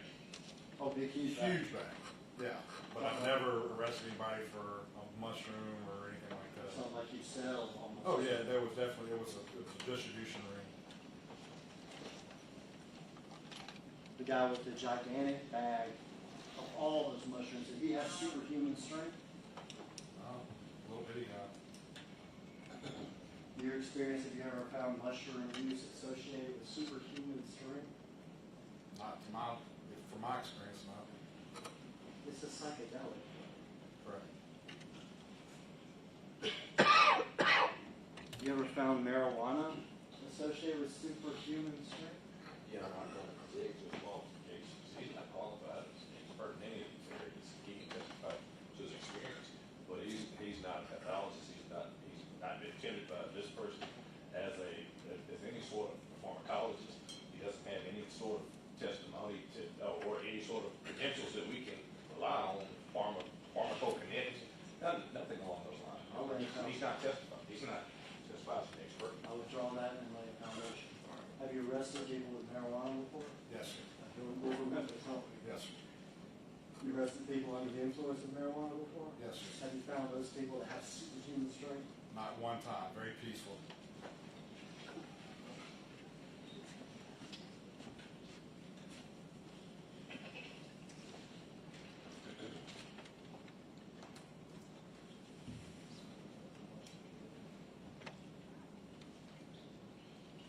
That's all my questions, Judge.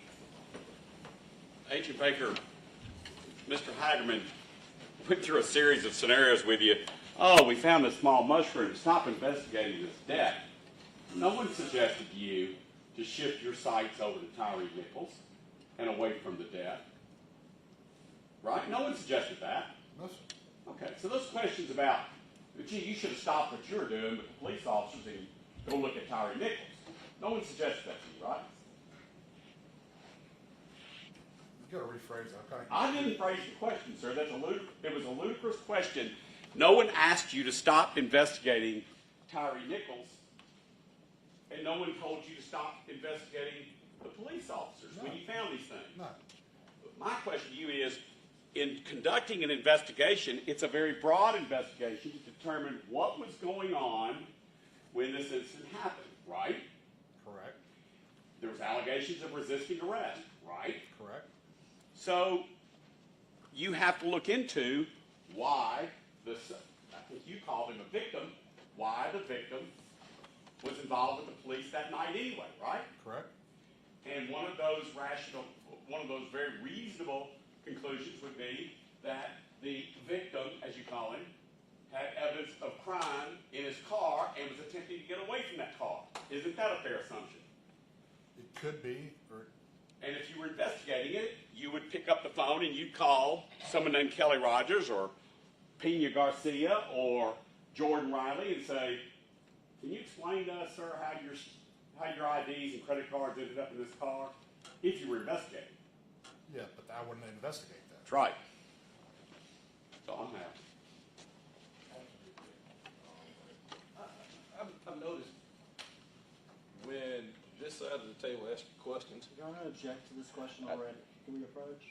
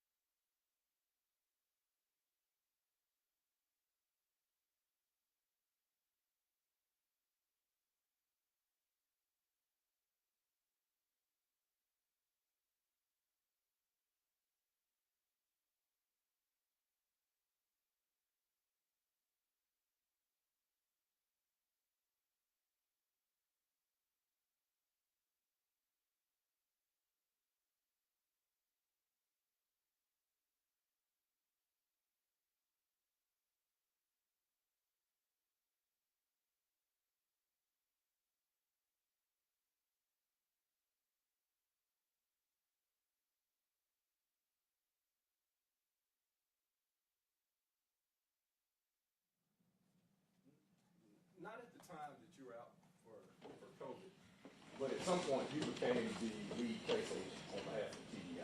Right. Case, right? Yes, sir. This is your case, right? Yes, sir. And are you giving the impression that all of the arrests, now I'm going back before your TDI agent, all of your arrests have been pretty much thorough, just like what was being suggested a few moments ago? In other words, when you used to arrest people, all of those situations were the type of arrest that you say, sir, turn around and put your hands behind your back. Oh, no. And you never had any difficulty arresting anybody that just didn't want to be arrested while you were a particular police officer through the years that you were in law enforcement. I had many difficulties. And how many years did you serve in law enforcement? This will be my 25th, going on my 26th year. And how many of those years did you serve in the capacity as a detective or a special agent? All but And so all but those 5 years, did you ever work in OCU? I was never worked for MPD. And so did you ever do any sort of work in what would be considered vice, for instance? No, no. Well, if you count drug work, I've worked fugitive, but In your work as a non-just regular uniform officer, as a uniform officer, sometimes the arrest work is a little bit easier than if you're in a capacity as a vice officer or an OCU officer or in some of the other capacities that you might have served in. Is that true? I don't think I can answer that way. I don't think anything's easier. I think each arrest is always different. Okay. All right. January 7th, 2023. Were you out there arresting a man that had these credit cards and debit cards in his car? No. Were you out there trying to arrest a man that had driven 2 miles away from blue lights when they first came on? No. Were you out there trying to arrest a person that had run from 3 different locations? No. Were you out there trying to arrest a person, and I don't care if he had a little bit of dope or a little bit of mushrooms or a little bit of this or a little bit of that? You don't know anything about Tyre Nichols, correct? Nothing. You don't know anything about his strength, right? You don't know if it's superhuman or subhuman, I right? have no idea.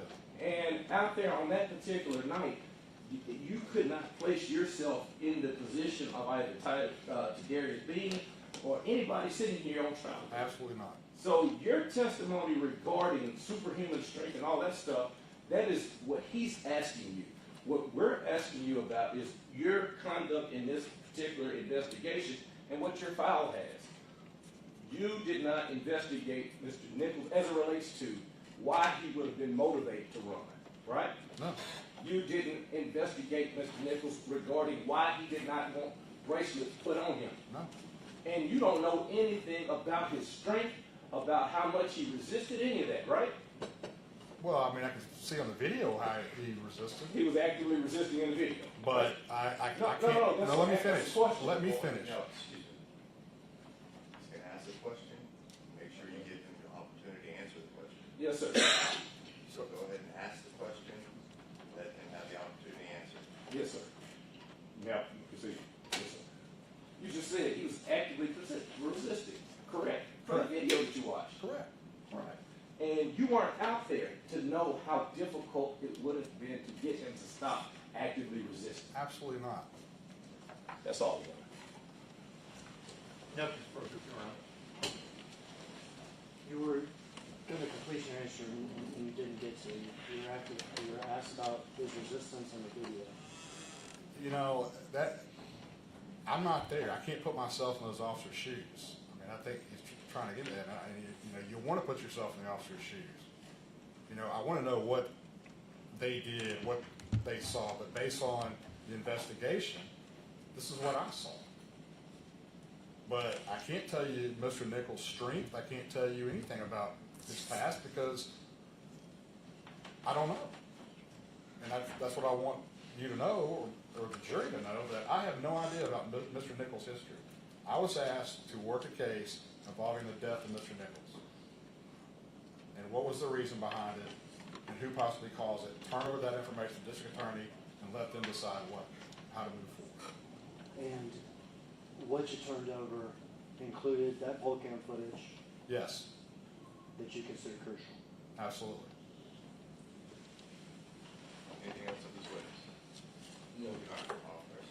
Thank you. Your Honor, what do you mean do it? Okay.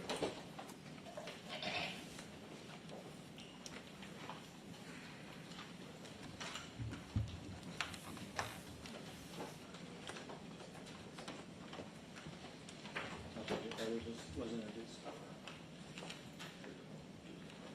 I'll take it. It wasn't I was kidding.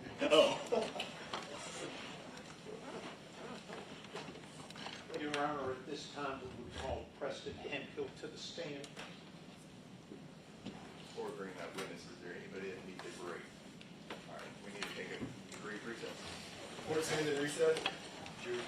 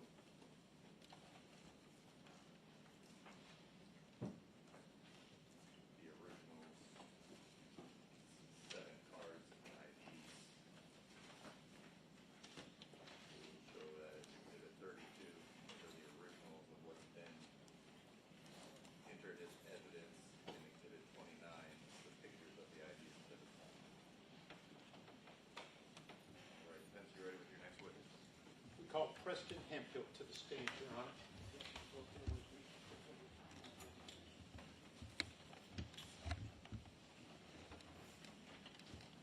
Stand and set the raise your right hand, face the judge. Sir, do you solemnly swear or affirm that the testimony you give today will be the truth and nothing but the truth to help you God? Yes, sir. All right, have a seat, sir. All right,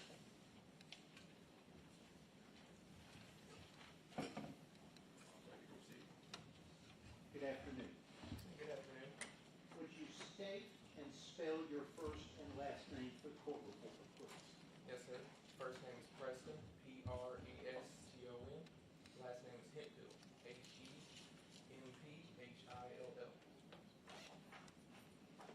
And Mr. Hemphill, is your appearance to testify here today pursuant to a subpoena served upon you? Yes, sir. January 7th, 2023. Where were you employed? I was employed with the Memphis Police Department. And what was your job that day?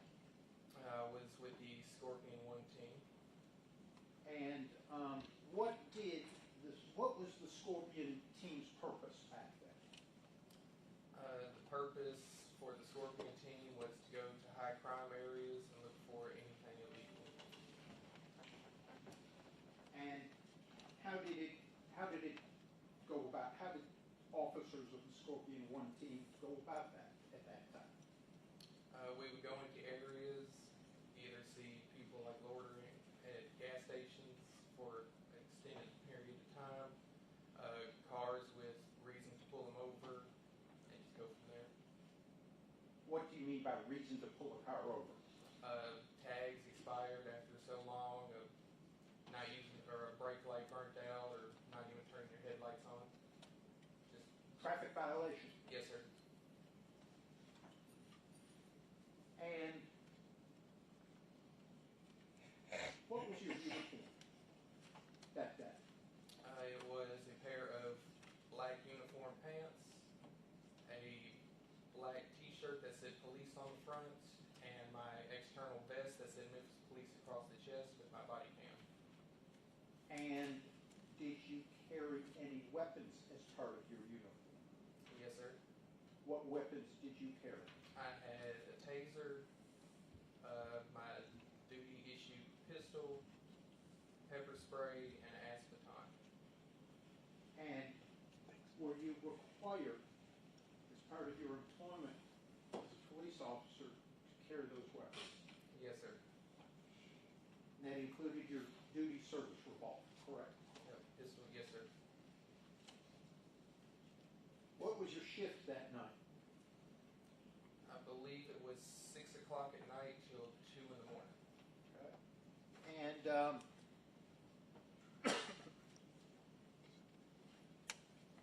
do you recall participating in the traffic stop at about 8:20 to 8:30 p.m.?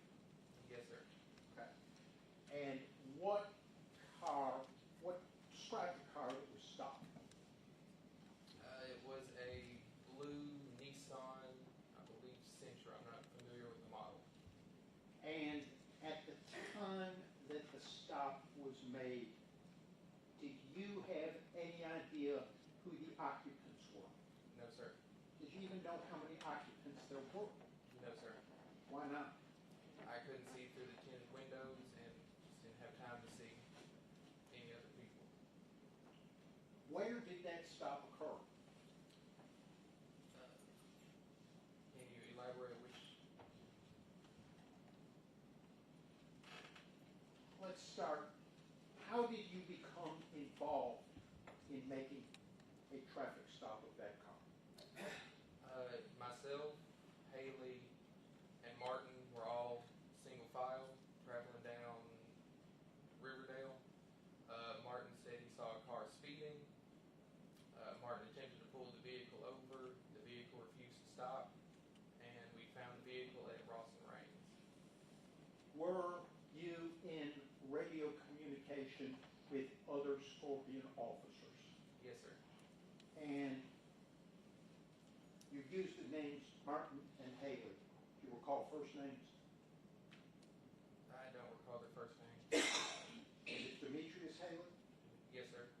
and Emmett Martin, Yes, sir. and they were also members of Scorpion Team 1 at the time. Yes, sir. Who initiated the attempt to stop the blue Nissan Sentra? Officer Martin. And were you in the same location when he radioed that he was going to stop this car? Yes, sir. And who else was there? Officer Haley.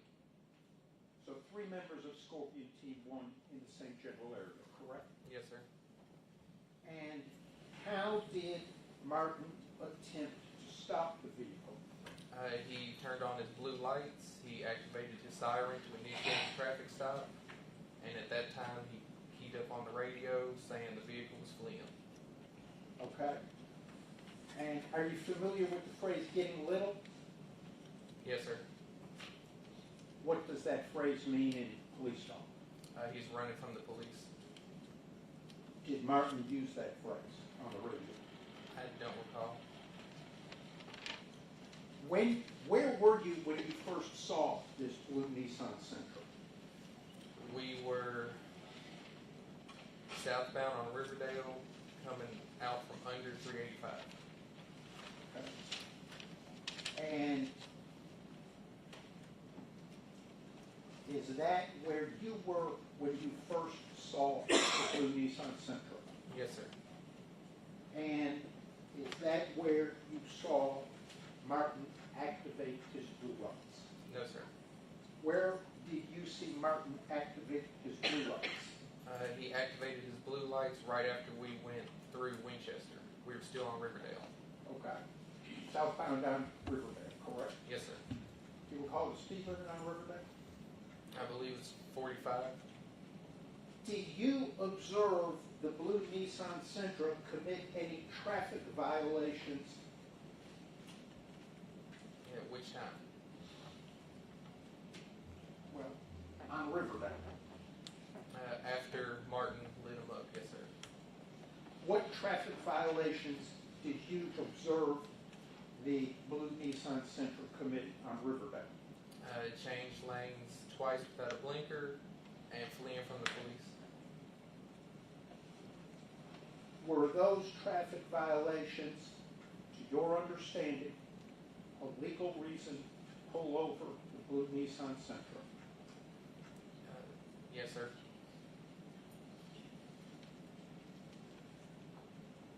Did you continue following the blue Nissan Sentra? Yes, sir. Who else continued following it? It was myself, Officer Haley, and Officer Martin. And where did the pursuit continue? We were traveling south on Riverdale.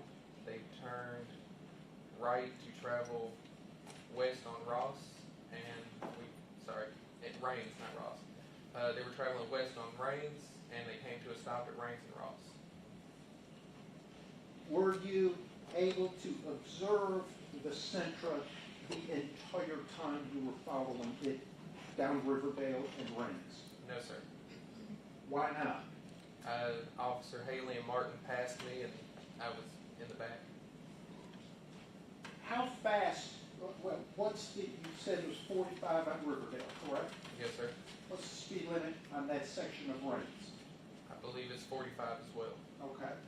And you fell behind? Yes, sir. The Sentra, Haley and Martin? Yes, sir. And how fast did you get up to on Rains? I don't remember. Do you remember exceeding the speed limit trying to catch up? Yes, sir.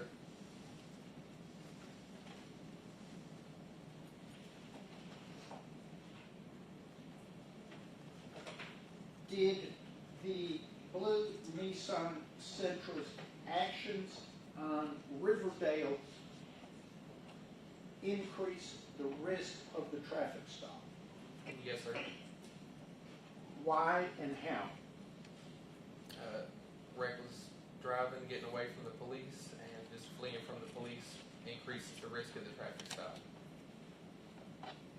Tell the jury a little bit about your training about the risk of traffic stops and categories of risk?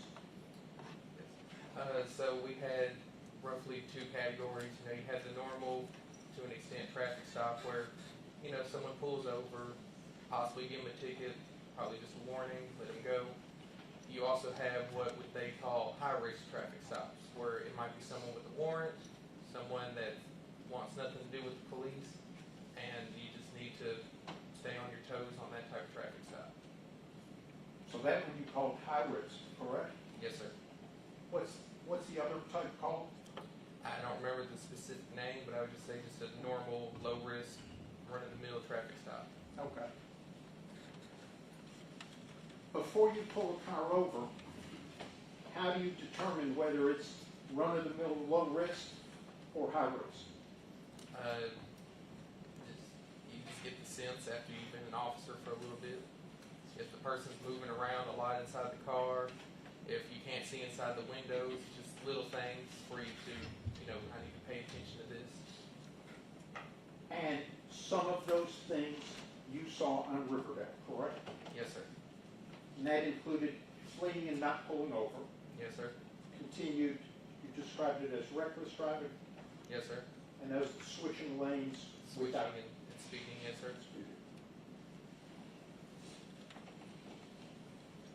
What happened when you got to Ross and Rains? When I got to Ross and Rains, Haley and Martin were already next to the Nissan. Where was the Nissan? It was in the left turn lane at Rains and Ross. Facing westbound, trying to turn left onto Ross. Left or southbound on the Ross, correct? Yes, sir. What color was the light? I don't remember. Who was on the left? Haley, Who was on the passenger side? Martin, And where were you? and I pulled up behind him.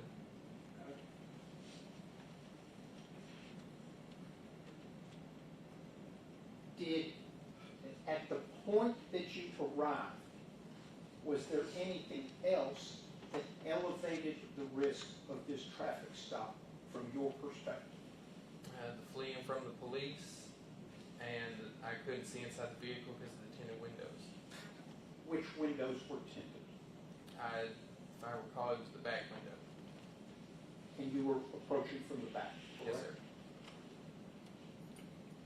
Was it normal after fleeing and refusing to pull over to stop? No, sir.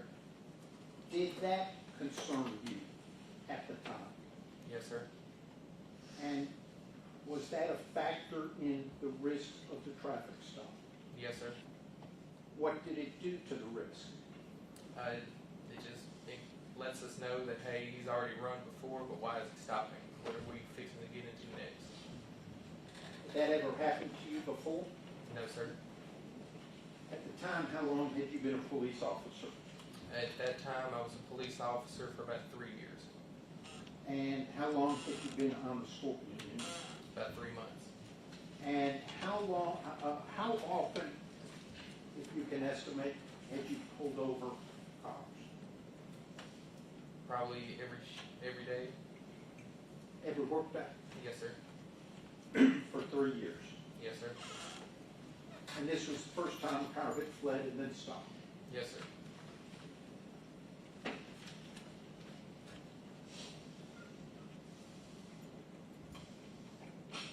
Describe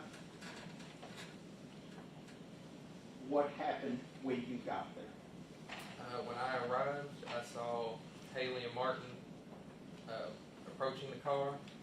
I drew my pistol because a high-risk traffic stop, and since he stopped, like what's fixing to happen, once I saw Haley and Martin getting into the car is when I put my pistol up and ran up to the car. Who approached the driver's side? Haley. And what was he saying? I don't remember. Was he demanding that the driver get out of the car? I don't remember what he was saying. Did y'all get the driver out of the car? Yes, sir. Who did? Haley got him out of the car.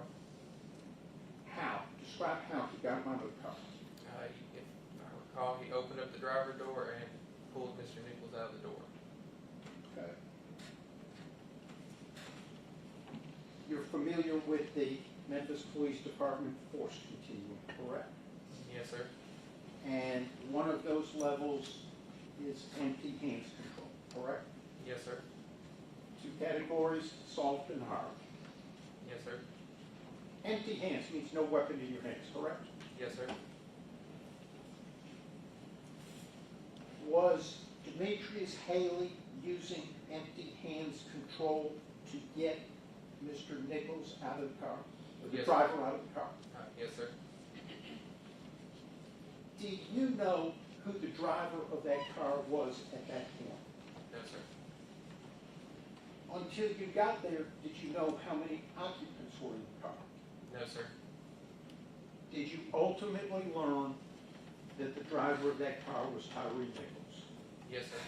To your knowledge, did either Martin or Haley know who the driver of that car was at that time of the stop on Rawson Reigns? No, sir. Not to my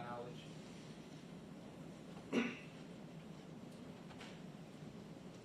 What happened when Haley got the driver out of the car? He tried to get handcuffs on him behind his back. At that time, he was struggling with us, and Who was he? Mr. Nichols. Where was Haley initially trying to get the cuffs on? He was pushing Mr. Nichols against the A-pillar between the door of the car and the car itself, trying to turn him around so he can get his hands behind his back. And what did the driver choose to do at that time? He refused to put his hands behind his back and managed to turn around and be facing toward Haley. And how close were you at that time? Maybe a foot, maybe 2 feet. And how close was Martin at that time? I don't recall.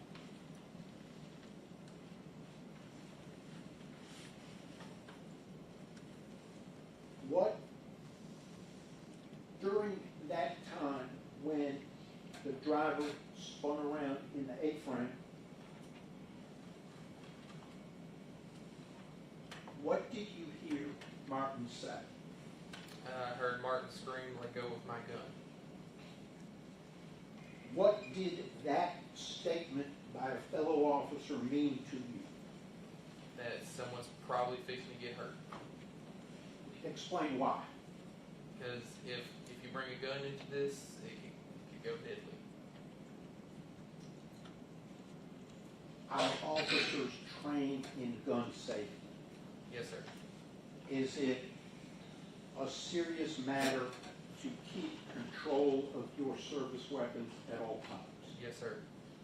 Is it potential, are you taught that it's a very serious situation if you lose control of your service weapon?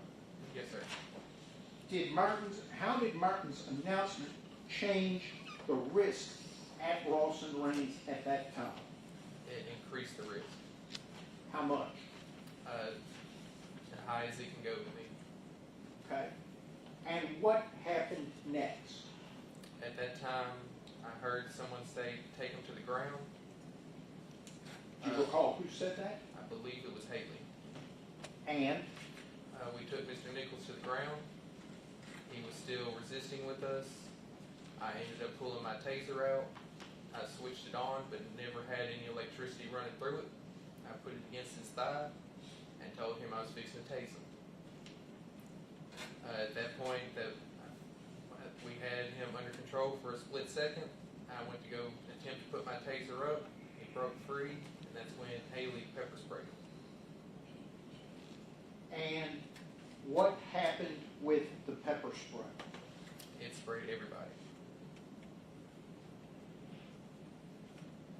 Who is everybody? Haley sprayed himself, Martin, myself, and Mr. Nichols. Okay. And you said Mr. Nichols broke free, correct? Yes, sir. What do you mean by broke free? He managed to stand up. At that point, I went to go bear hug him to hold him at the scene. He broke free from me, At that time, I saw him running toward a squad car that was still running with the door open. And that's when I fired my taser. And what happened with the taser shot? It had no effect. Do you know whether it made a good connection with the driver? I know it did not make a good connection. Did you know it at the time? At that time, no, sir. What happened next? After he fled from us, myself and Haley tried to chase after him. During that, I also didn't have my glasses. Haley was succumbing to the pepper spray. I was feeling the pepper spray then. At that time, we quit the chase. I put it out on the radio, the description, and what direction the suspect ran. And I helped Haley back to his car. Why didn't you have your glasses? During the scuffle on the ground, it fell off. And glasses pretty important to your vision. Yes, sir. How far did you run after the suspect? Probably a block. South and Ross? Yes, sir. How's about Haley? How far did he run? Probably about a block and a half. He was ahead of me. Pretty obvious, but neither one of you caught him, correct? Correct. And that's the point when you stopped that you contacted dispatch on your radio, correct? Yes, sir. You said you put it out on the radio. Yes, sir. What exactly did you put out? I put out on the radio that the taser was deployed, pepper spray was used, the suspect was last seen running southbound on Ross, and the closing description. General description, Yes, sir. and that he had fled from the stop. Yes, sir. And you mentioned that you had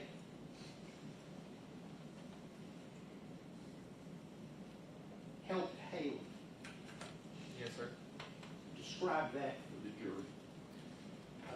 So after we weren't chasing anymore and I put out the description, Haley was walking back toward me. He said that he couldn't see because of the pepper spray, and I had to escort her back to his car so that he could get his water bottle to attempt to flush out his eyes. Tell the jury about the flushing out of the eyes.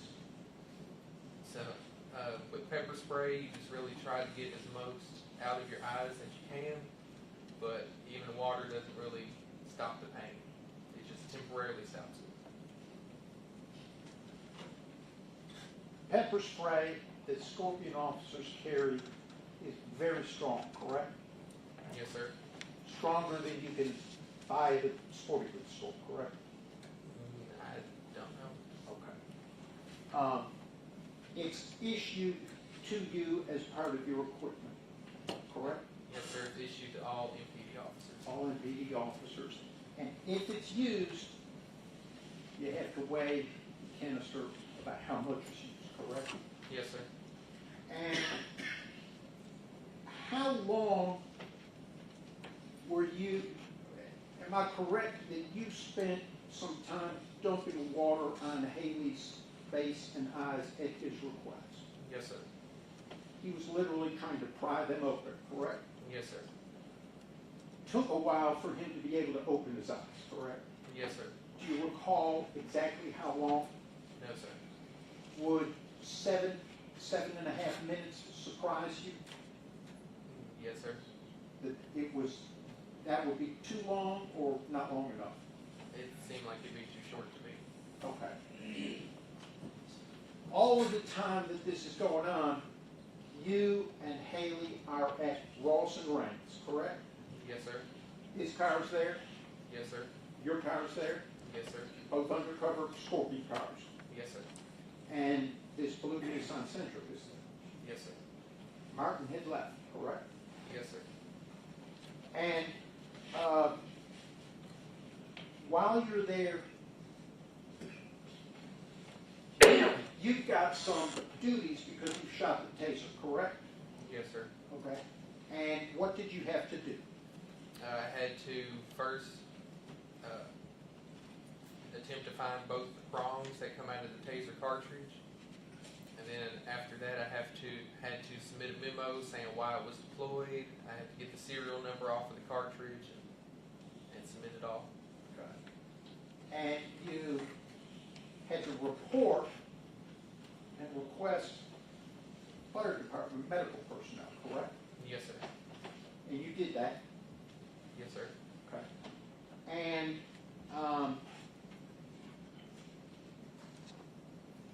during this time, y'all are at Ross and Rains. You're helping Haley with the water, right? Yes, sir. And you're trying to find your glasses. Yes, sir. And you're dealing with the taser stuff. Yes, sir. And requesting the fire department. Yes, sir. Also listening to dispatch on the radio about this case, correct? Yes, sir. What did you learn over the next several minutes about the suspect? And they managed to locate him. Who is that? Mills, Bean, and Smith. And do you recall where they located him? At that time, I didn't know where they located him. Okay. What happened when they located him, according to what you heard over the radio? And there was still a scuffle going on. Okay. And were more cars needed? Yes, sir.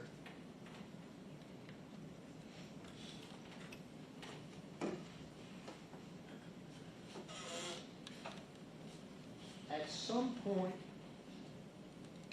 did Haley leave Ross and Rains? Yes, sir.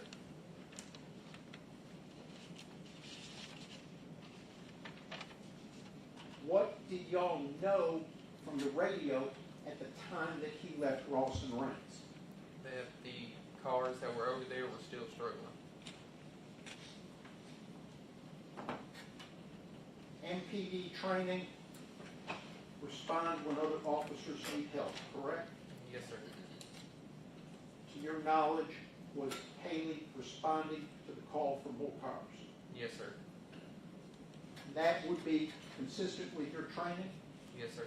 and good policing at that time. Yes, sir. After Haley had left, did the fire department show up at Ross and Rains? Yes, sir. And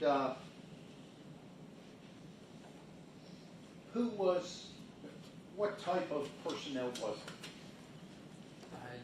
If I recall, just 2 firefighters. Were they EMTs? I don't recall. Do you recall why they arrived at Ross and Rains? Yes, sir. Why did they arrive there? It's per policy, anytime an officer uses pepper spray or a taser, you have to call the fire department out. And you had done that, correct? Yes, sir.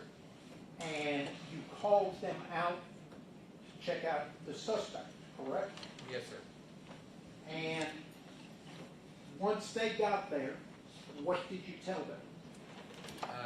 I was keying up on the radio asking if the fire department needs to go to where they are or if they were going to bring the suspect back to where I was. What ended up happening? They keyed, I believe it was Smith, keyed up on the radio saying you need to bring the fire department down to where we are. Okay. What did the fire department know from you before you sent them down there? That the suspect was at least pepper sprayed and tased. Did they learn from you that there had been a struggle Yes, sir. and that he had fled? Yes, sir.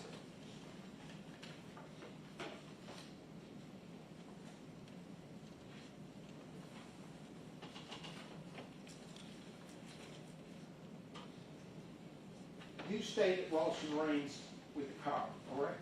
Yes, sir. Did you ever go to Castlegate and Bear Creek? No, sir.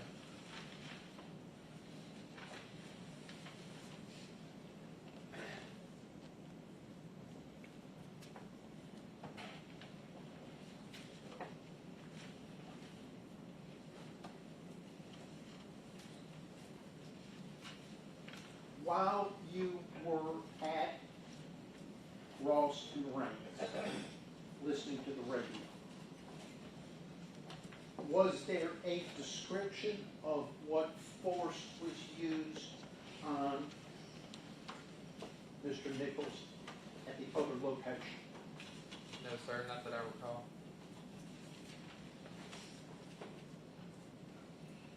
I might have a moment with my client, John. Yes, sir.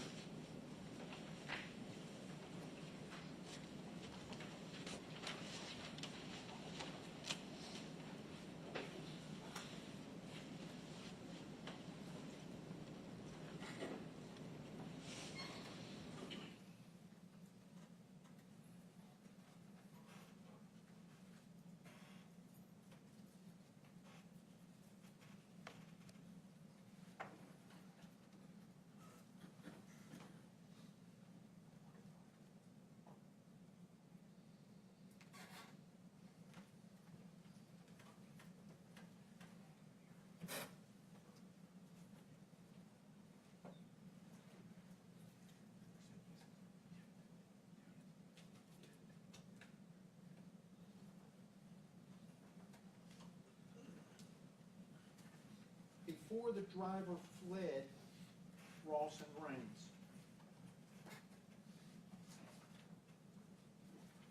was it a difficult struggle to try and control him? Yes, sir. 3 officers, correct? Yes, sir. 1 suspect, correct? Yes, sir. Was he able to get away from the 3 of y'all? Yes, sir. Difficult struggle? Yes, sir. And the 3 officers failed to detain him, correct? Yes, sir. When Martin said, "Let go my gun," that increased the risk because of the fear that the suspect was getting the gun, or trying to, correct? Yes, sir. And you relied on Martin's statement, correct? Yes, sir. And proper policing, proper training, following procedure was to rely on that statement, correct? Yes, sir. Had to assume it was true, Yes, sir. and did. Yes, sir. And the result was to take the suspect to the ground, Yes, sir. where he continued to not cooperate, Yes, sir. continued to avoid being handcuffed. Yes, sir. You had your taser on his thigh, Yes, sir. not electrified. Right. Yes, sir. Haley deployed pepper spray, Yes, sir. and the suspect was still able to get away. Yes, sir. Was the driver, to your knowledge, incapacitated by the pepper spray? No, sir. Did, as he was running towards the car, did the taser, I guess shot, you shoot the taser? Yes, sir. Did that incapacitate him at all? No, sir. He got away from you and Haley running after him. Yes, sir. That's all I have for this witness.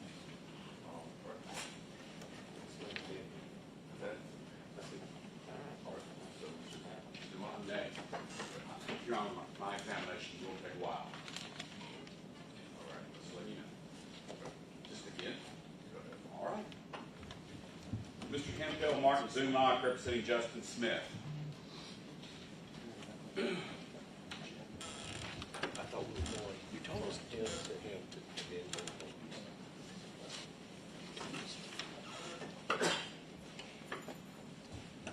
I'm going to play for you. Somebody helps me connect to that screen up there. Huh?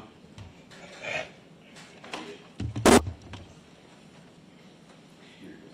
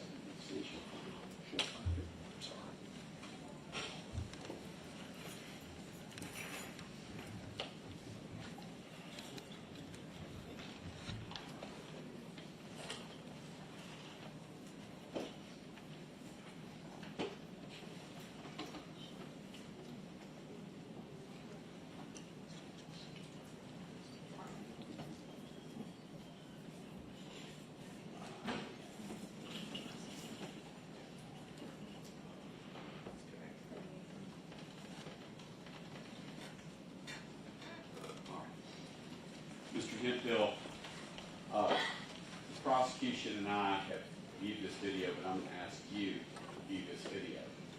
And I would offer to you that it is the path from 385 down Riverdale over to Range and Ross Road.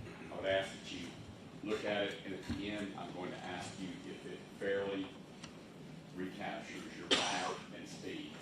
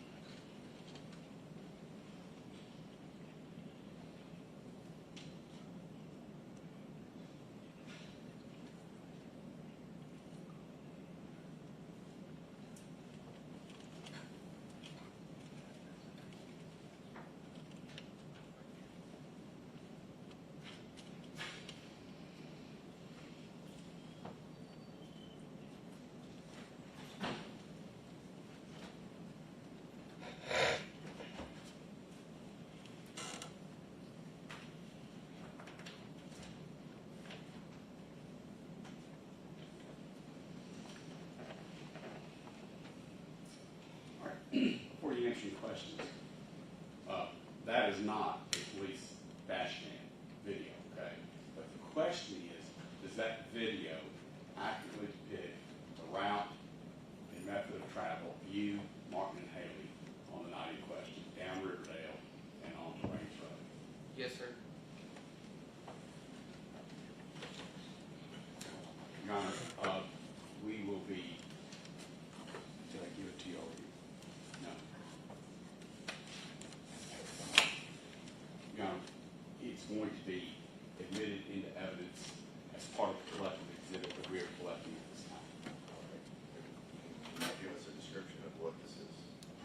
It's a video prepared with HD videography. I'm actually driving the vehicle with a videographer videotaping this at the speed recording. I just wasn't sure if that was a dash cam of some sort or. No, it's a stabilized HD video machine. So the record's clear. That is the route taken by Martin, Haley, and you in pursuing Tyre Nichols down Riverdale and then over on the Yes, sir. Range Road. Is that right? Yes, sir.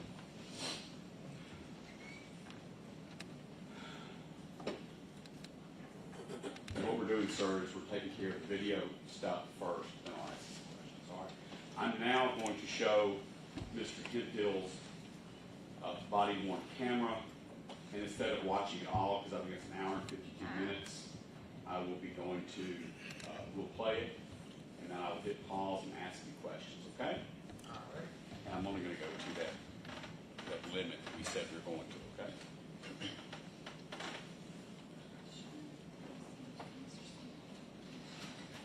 All right, first of all, sir, I'm going to hit pause so that the jury understands what they're looking at. Your body cam is mounted about the middle of your chest, is that right? Yes, sir. Okay. And is that the view captured by the body cam that was then recorded? Yes, sir. And is that the body cam from the night of January 7th as you, Martin, and Haley are pursuing Tyre Nichols? Yes, sir. All right. Before I hit play, I want you to look. I don't have a pointer other than my finger. If you look, do you see a speedometer right there? Yes, sir. Is that your speedometer? Yes, sir. Is your vision good enough to see how fast you're going?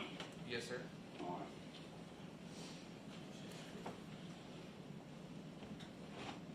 I would offer to you, this is where you're about to make the right-hand turn on the Raines Road at the Marathon gas station, okay?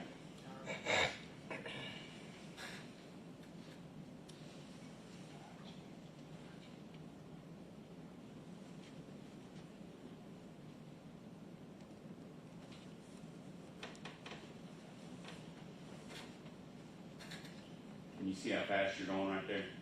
Approximately 60 miles an hour. Get that 2 bars out of the way. You want to look at it again, see if it's a little bit more than that? It's 60 miles an hour.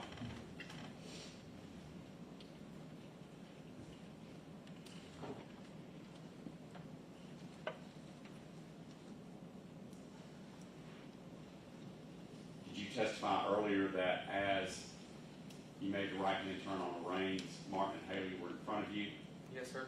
Nichols was in front of them? Yes, sir. And did you testify that even at whatever speed that was, 60, 64, whatever it was, all 3 cars were getting away from you? Yes, sir.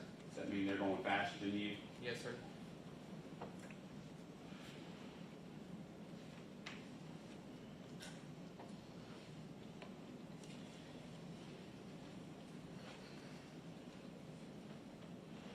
I see blue lights flashing. Whose blue lights are those? It's my blue lights. Did you activate them? Yes, sir. The way MPD body cams are set up, when you activate your blue lights, does your body cam, if it was not already recorded, would it begin recording? Not with the undercover cars at the time. Okay. You have to what? You have to manually hit the button for it to start recording. Both video and audio, correct? Yes, sir. When you got on the car, did you activate the audio on your body-worn camera? Yes, sir. And if you had not, we would not have audio. Is that right? Correct. Yes, sir.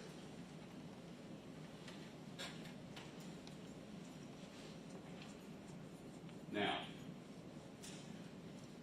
the car directly in front of your car, you just got out of, whose car is that? Mr. Nichols. The car just to the left of Tyre Nichols' car is whose car? Officer Haley's. If you look just in front of Tyre Nichols' car, you see a tire and a rim of another car. Is that right? Yes, sir. And whose car is that? Officer Martin. You will see a man at the passenger door of Tyre Nichols' car. Who is that? That is Officer Martin. All right. Do we see Haley in this clip yet? Yes, sir. Right there on the far left of the car on the left side, by the tail light. Okay. Y'all really don't understand me on this, okay? So I hit pause at 20:24:46. Ready?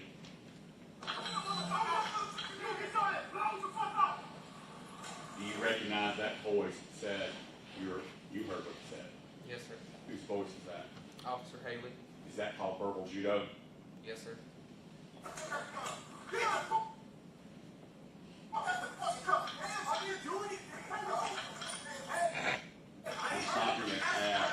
Trying to stop it at 20:24:58. We heard a voice saying, I'm not doing anything. something like that. Whose voice was that? Mr. Nichols.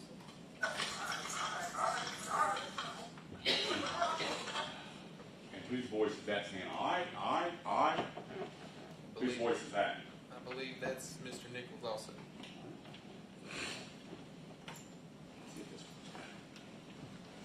And that was at 2025-01.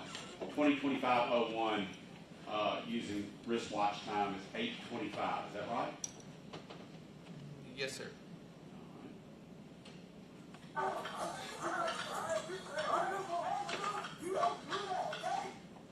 At 2025-06, someone said, don't do that. Whose voice is that?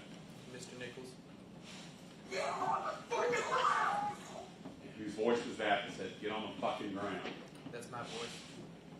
Is that verbal judo? Yes, sir. Are you ashamed of that kind of language? Yes, sir. Whose voice was that that says, I'm going to tase your ass? It's my voice. We heard a voice saying, tasing. Whose voice was that? Martin. At this time of this arrest, was this a lawful traffic stop? Yes, sir. The mission of the Scorpion team, as directed by the Memphis Police Department, was to make traffic stops on infractions which may be minor in order to come into contact with those people that may be taking part in illegal things. Is that right? Yes, sir. You're not the one that made that policy. Is that right? Yes, sir. I did not.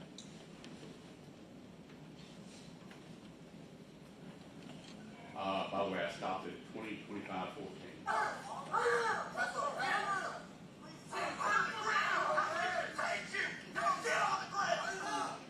Now, that is a picture of what, sir? Mr. Nichols. I stopped it at 2025-22. It appears Mr. Nichols is looking up at you. Is that right? Yes, sir. What's he saying to you? That he's on the ground. His left arm is held by someone's arm. Is that right? Yes, sir. Whose arm is that? At this time, I don't know.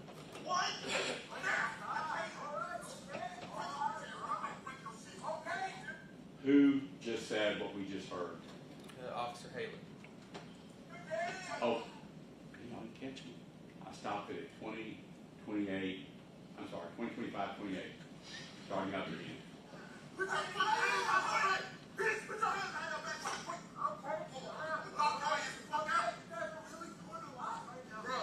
Whose voice was that at 2025-37? Officer Haley. And then what about the statement, y'all are really doing a lot? Whose voice was that? Mr. Nichols. Was Mr. Nichols complying with the directions of these three officers? No, sir. Starting up again.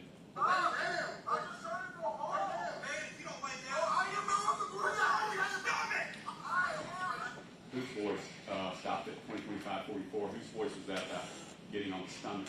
That was my voice. Did he get on his stomach? No, sir. Did he ever get on his stomach? No, sir.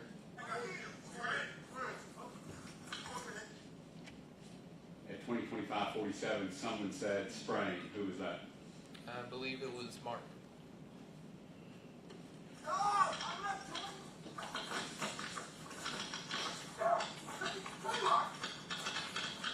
going to stop right here at 2025-54. You've given a number of statements to the FBI, the Memphis Police Department, and also to the District Attorney's Office that indicated that Mr. Nichols was able to lift and push you, Haley, and Martin off of himself. Yes, sir. Was those true statements or not? Yes, sir. And how much do you weigh? About 275. And how much does, in your approximation, Mr. Martin weigh? Probably about 250, 270. And Mr. Haley? About 250, 270. You sure you're not just making that up to exaggerate that Mr. Nichols pushed you three guys off of him? No, sir. Starting again at 2025-54.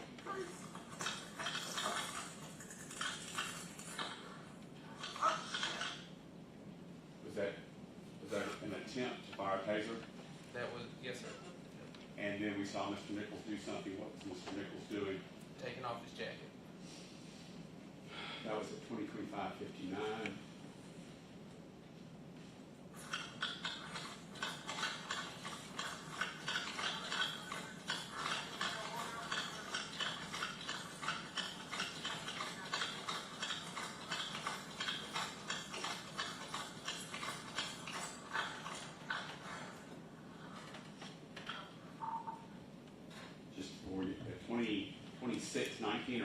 10:46 p.m. I see a figure appears to be walking back towards you. Who is that? It's Officer Haley. Haley got ahead of you. Is that right? Yes, sir. 2938. Where Rains and Ross. Change roads to Floyd. Suspect is running down Ross.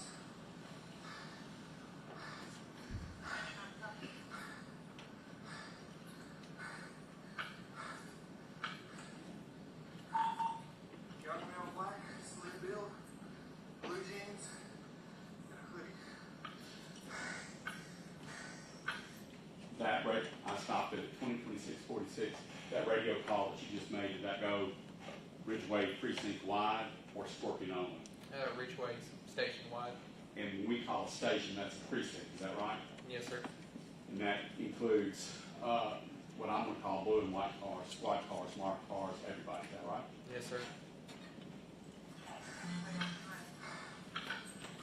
Who's that walking to your left right there? That's Haley. And by the way, I've stopped it at 20:26. That's Haley. Yes, sir.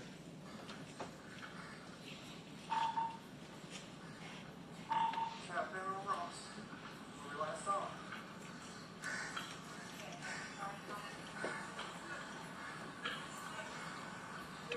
What's that? Yes. Alright, hang on.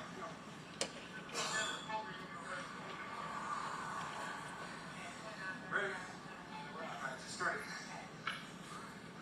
One of the problems back here. You take Haley by the arm, it appears. I stopped at 20:27, 22. You took Haley by the arm. Why did you take Haley by the arm? He was unable to see because of the pepper spray. In order to cross traffic. Yeah. And also across the street. Yes, sir. Started again. Alright, your car's right in front of you. My car, go for a walk. Alright, hang on. Where's your water?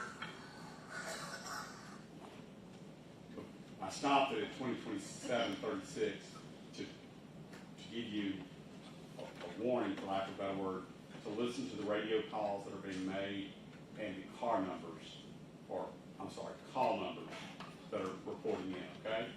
Okay. What was your call number that night? 2938. And do you recall what Justin Smith's call number was? I believe it was 2931 or 32. 31. 30.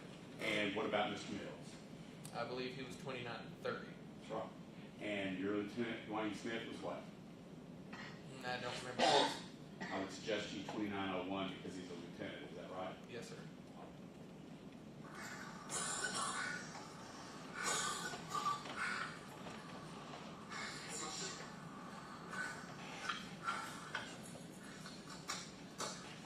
Okay, I got you.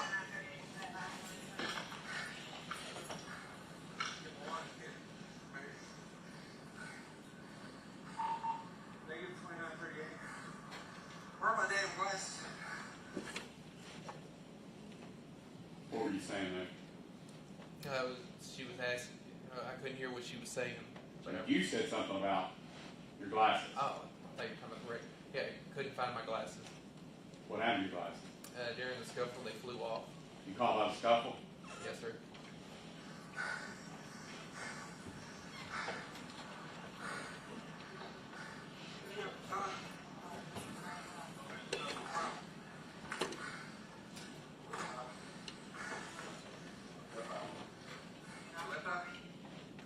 Stopped at 20:28:18.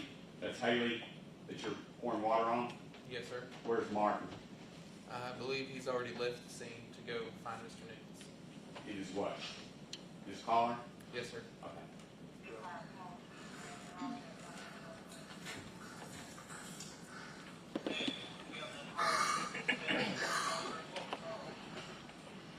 Did you hear that radio call? No, sir. I wasn't able to hear it. All right, listen to it again. Someone makes a call. And I think I know what it said, but I'm not one testifying.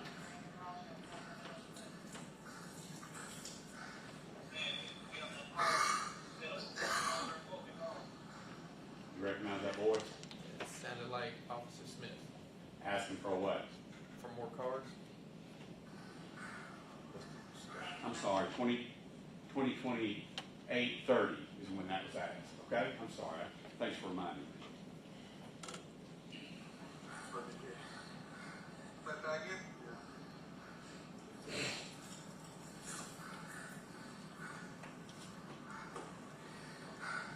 I can't see jack shit, dude. My glasses when you fight me.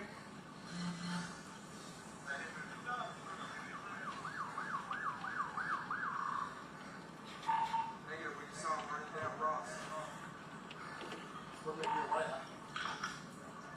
Yeah.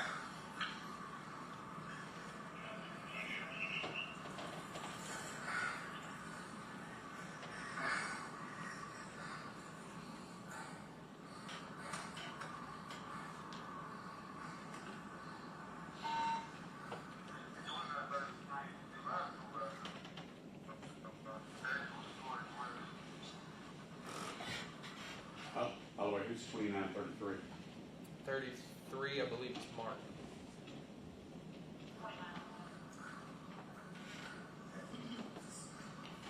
What's up? Right. Are you ready?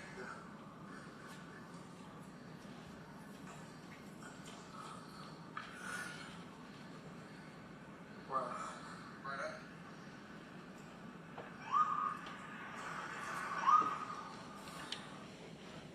Is that a police siren? Yes, sir.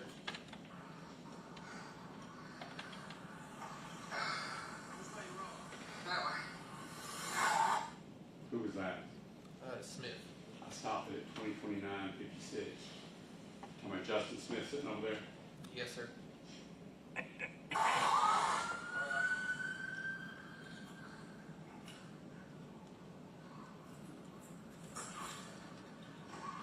I gotta find my glasses and get this damn taser downloaded.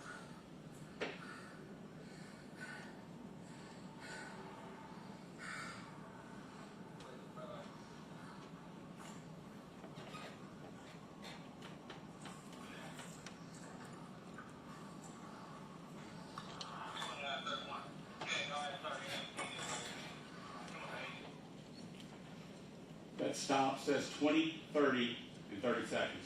Who was that on the radio just then? Justin Smith. And what did Justin Smith tell the dispatcher? To go ahead and start the fire department to this location for chemical agent. And is that by saying fire department, they're not going to put a fire out there over Yes, there to provide what? Medical assistance. For who? Anyone that was affected with the pepper spray. Including? The suspect.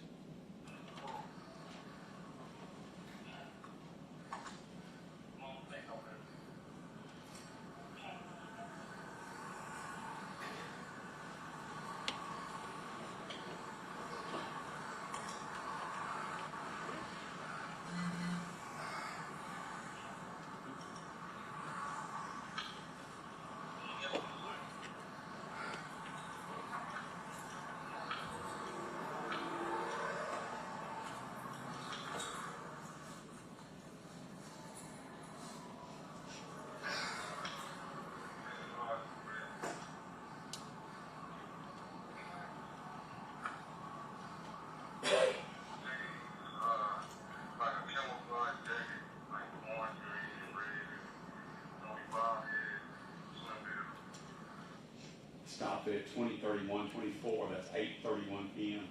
Whose voice was that in the description? Sounds like Officer Mark.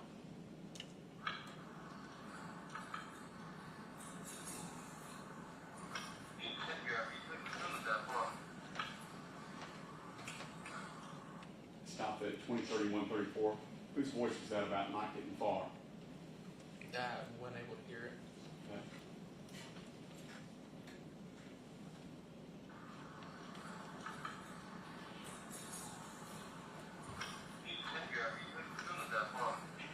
Did you hear that? Yes. His voice was. I don't know. Okay. I think he's with you though, right? Yes, sir.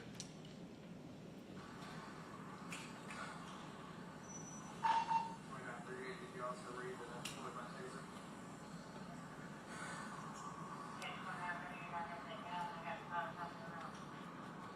What was that call about? Just asking dispatch if she did hear that I deployed the taser. And dispatcher's response was what? That she knows and fire department's en route. And that fire department en route was a result of Justin Smith's radio call. Yes, sir. I stopped it, by the way, at 2031-45.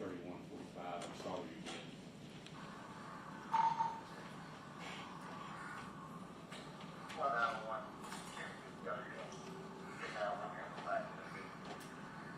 Did you hear that call? I heard 2901, but I couldn't understand the other stuff. Would it help if you listened to it again? Possibly, yes, sir. All right. We'll listen to it one time, see if you pick up what Lieutenant Smith says.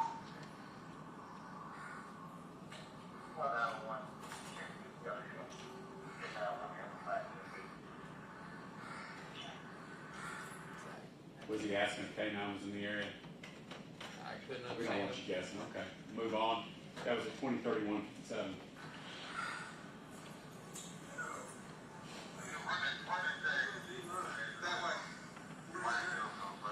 Thin male, black, blue jeans, and a plaid jacket.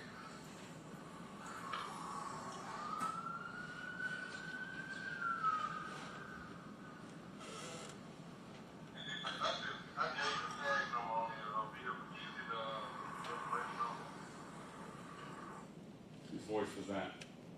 That sounded like Officer Martin. Good right now? Can you leave some guys?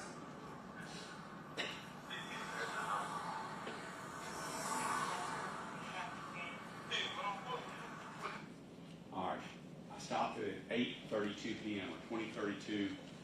Did you hear that voice? Which one? Right now? Radio Can you call. leave some guys?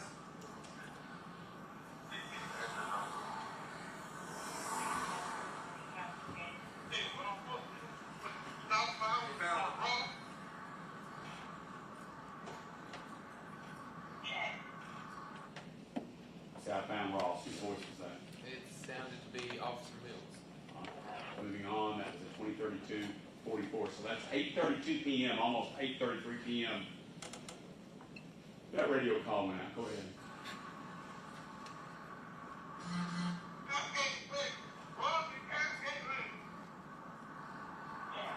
You recognize that voice? It sounded like Officer Mills again.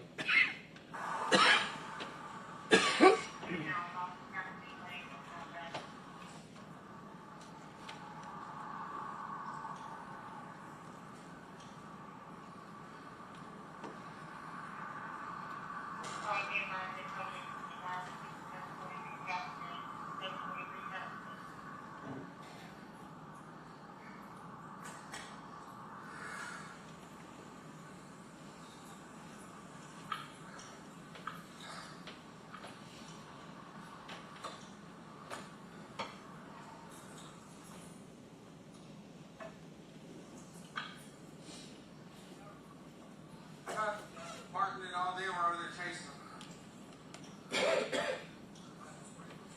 Shit, you sprayed me too, but luckily didn't get my ashes on my eyebrow.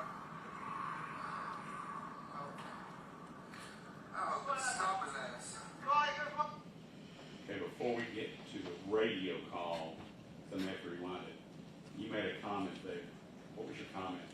That I hope they stomp his ass.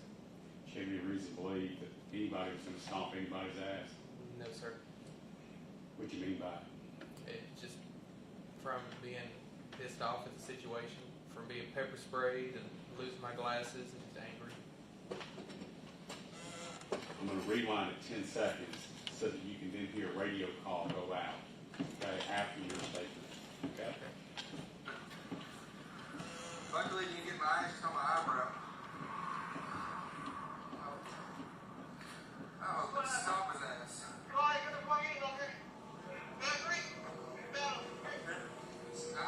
Whose voice was that? That's Justin Smith. And what was he calling for? For more units. More units? More cars. Means what? We need more officers over here. We all know what a drama queen is, right? Somebody who exaggerates the situation. Right, yes, sir. Is Justin, based on reputation, is Justin that kind of person? No, sir. Did you recognize his voice as being panicked? Yes, sir. That is at 203357. 83357. They stopped at that Smith call for other cars, if you have a Martin case.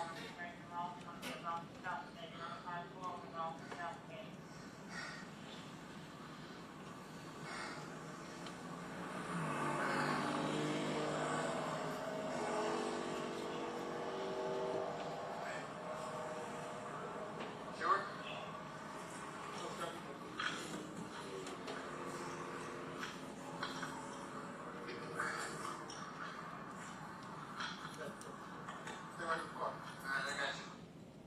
Did Haley give you a direction just then? Yes, sir. What? Stay with the car. That's at 203431.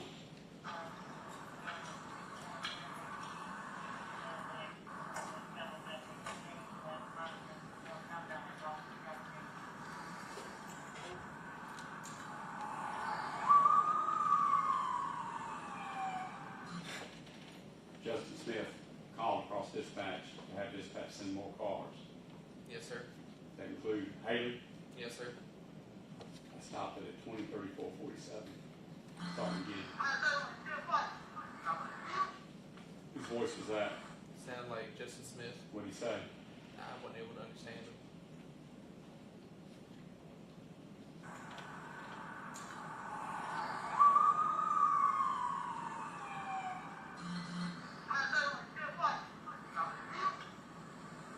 Did you hear at that time?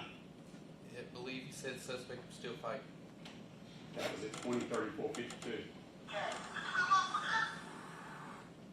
you hear that? Yes, sir. Did you recognize the voice? I couldn't hear the voice again. Did you hear what the words were? Yes, sir. What did it say? You give me your motherfucking hands.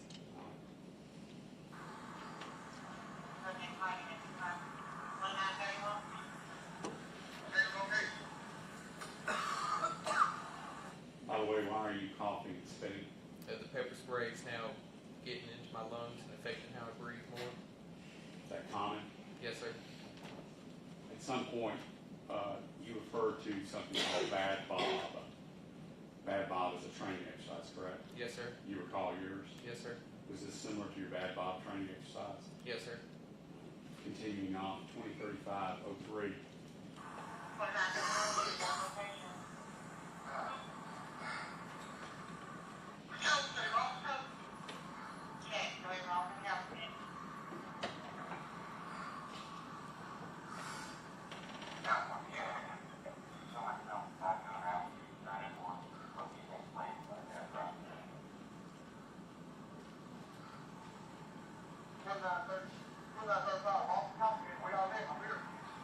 Whose voice was that?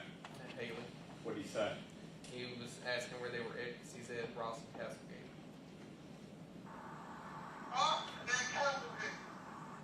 Whose voice was that? It sounded like Mills. And it was giving the location? Yes, sir.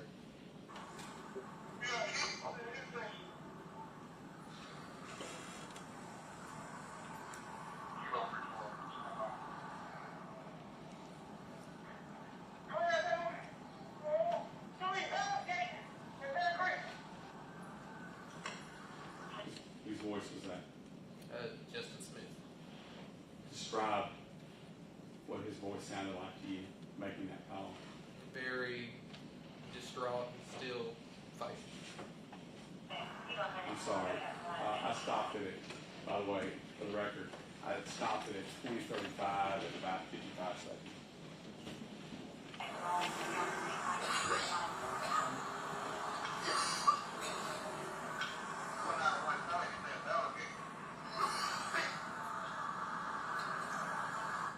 By the way, we hear sirens in the background. Yes, sir. Are all the cars from Ridgeway Precinct headed that way? Yes, sir. Why is that? Because they hear an officer screaming for help over the radio.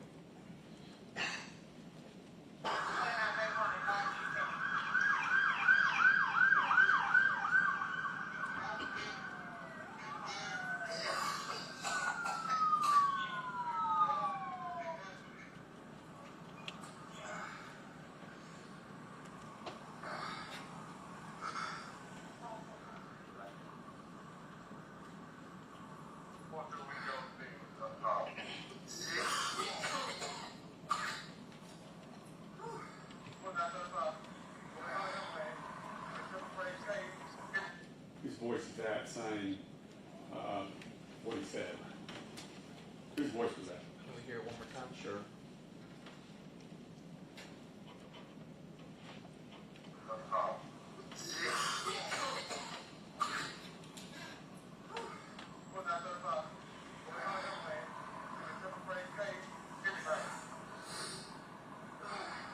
Whose voice was that at 20, 36, 46? It sounded to be like Officer Haley.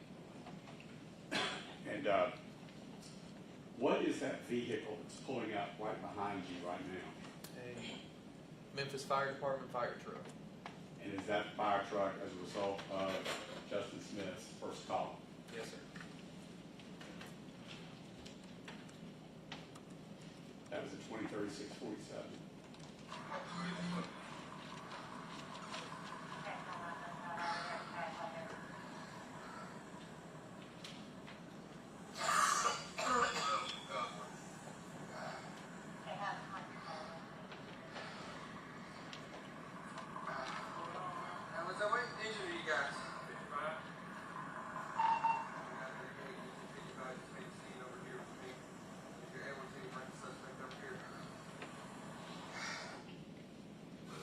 You just made a radio call out to who? To the dispatcher. To do what? To ask the cars at Bear Creek and Castlegate, do I need to send the fire department over there, or are you bringing him back to the fire department? Because the suspect is over at Bear Creek and Cascade, is that right? Yes, sir. So the person you're asking about bringing him over to me, or do I need to send down you? We're talking about the suspect, right? Yes, sir. Not Haley, not you, but the suspect, is that right? Yes, sir.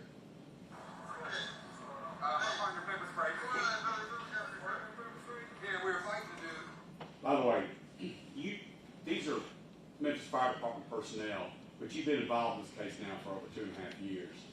Do you know those firemen's names for the juries? If you don't, just say you don't. I believe the white firefighter is Robert Long. Okay, Long. But you're pretty sure of that from your involvement in this case? Yes, sir. That's Long, the white one? Okay. I tased him and it was great. Okay. I think they're fixing to bring him over here because they're further down there when he took off running. I mean, you know it. I know. So, did you call him? You got me, yeah, we called him. But you the one that got sprayed. Or was it for the patient? It was for the suspect. Now, I was just away. No, we were on the ground and I fucking said I'm spraying him. She sprayed all of us. So they took the patient away and bring him back. He took off running, they just got him. Oh, okay. Yeah. Y'all hit us?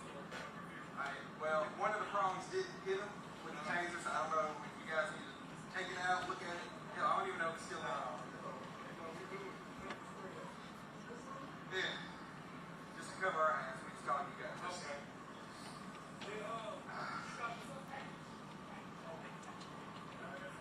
I can see who it is. Yeah, they got him down there. My partner pepper sprayed me and I tased the dude.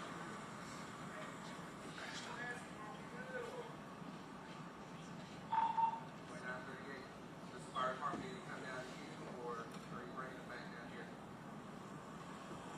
Come down here, bring it down here. All right. Whose voice is that? Justin Smith. Telling you to do what? To send the fire department down to where they are.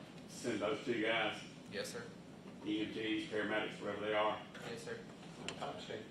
Yeah, Hold on. now, a couple streets you should be able to see. I'm trying my best. 20, 38, 47-ish. Okay? All right. So I'm stopping it at 20, 38, 53. At that point, you're telling people down at Bear Creek and Cascade that you're sending those EMTs, paramedics down there to them. Is that right? Yes, sir.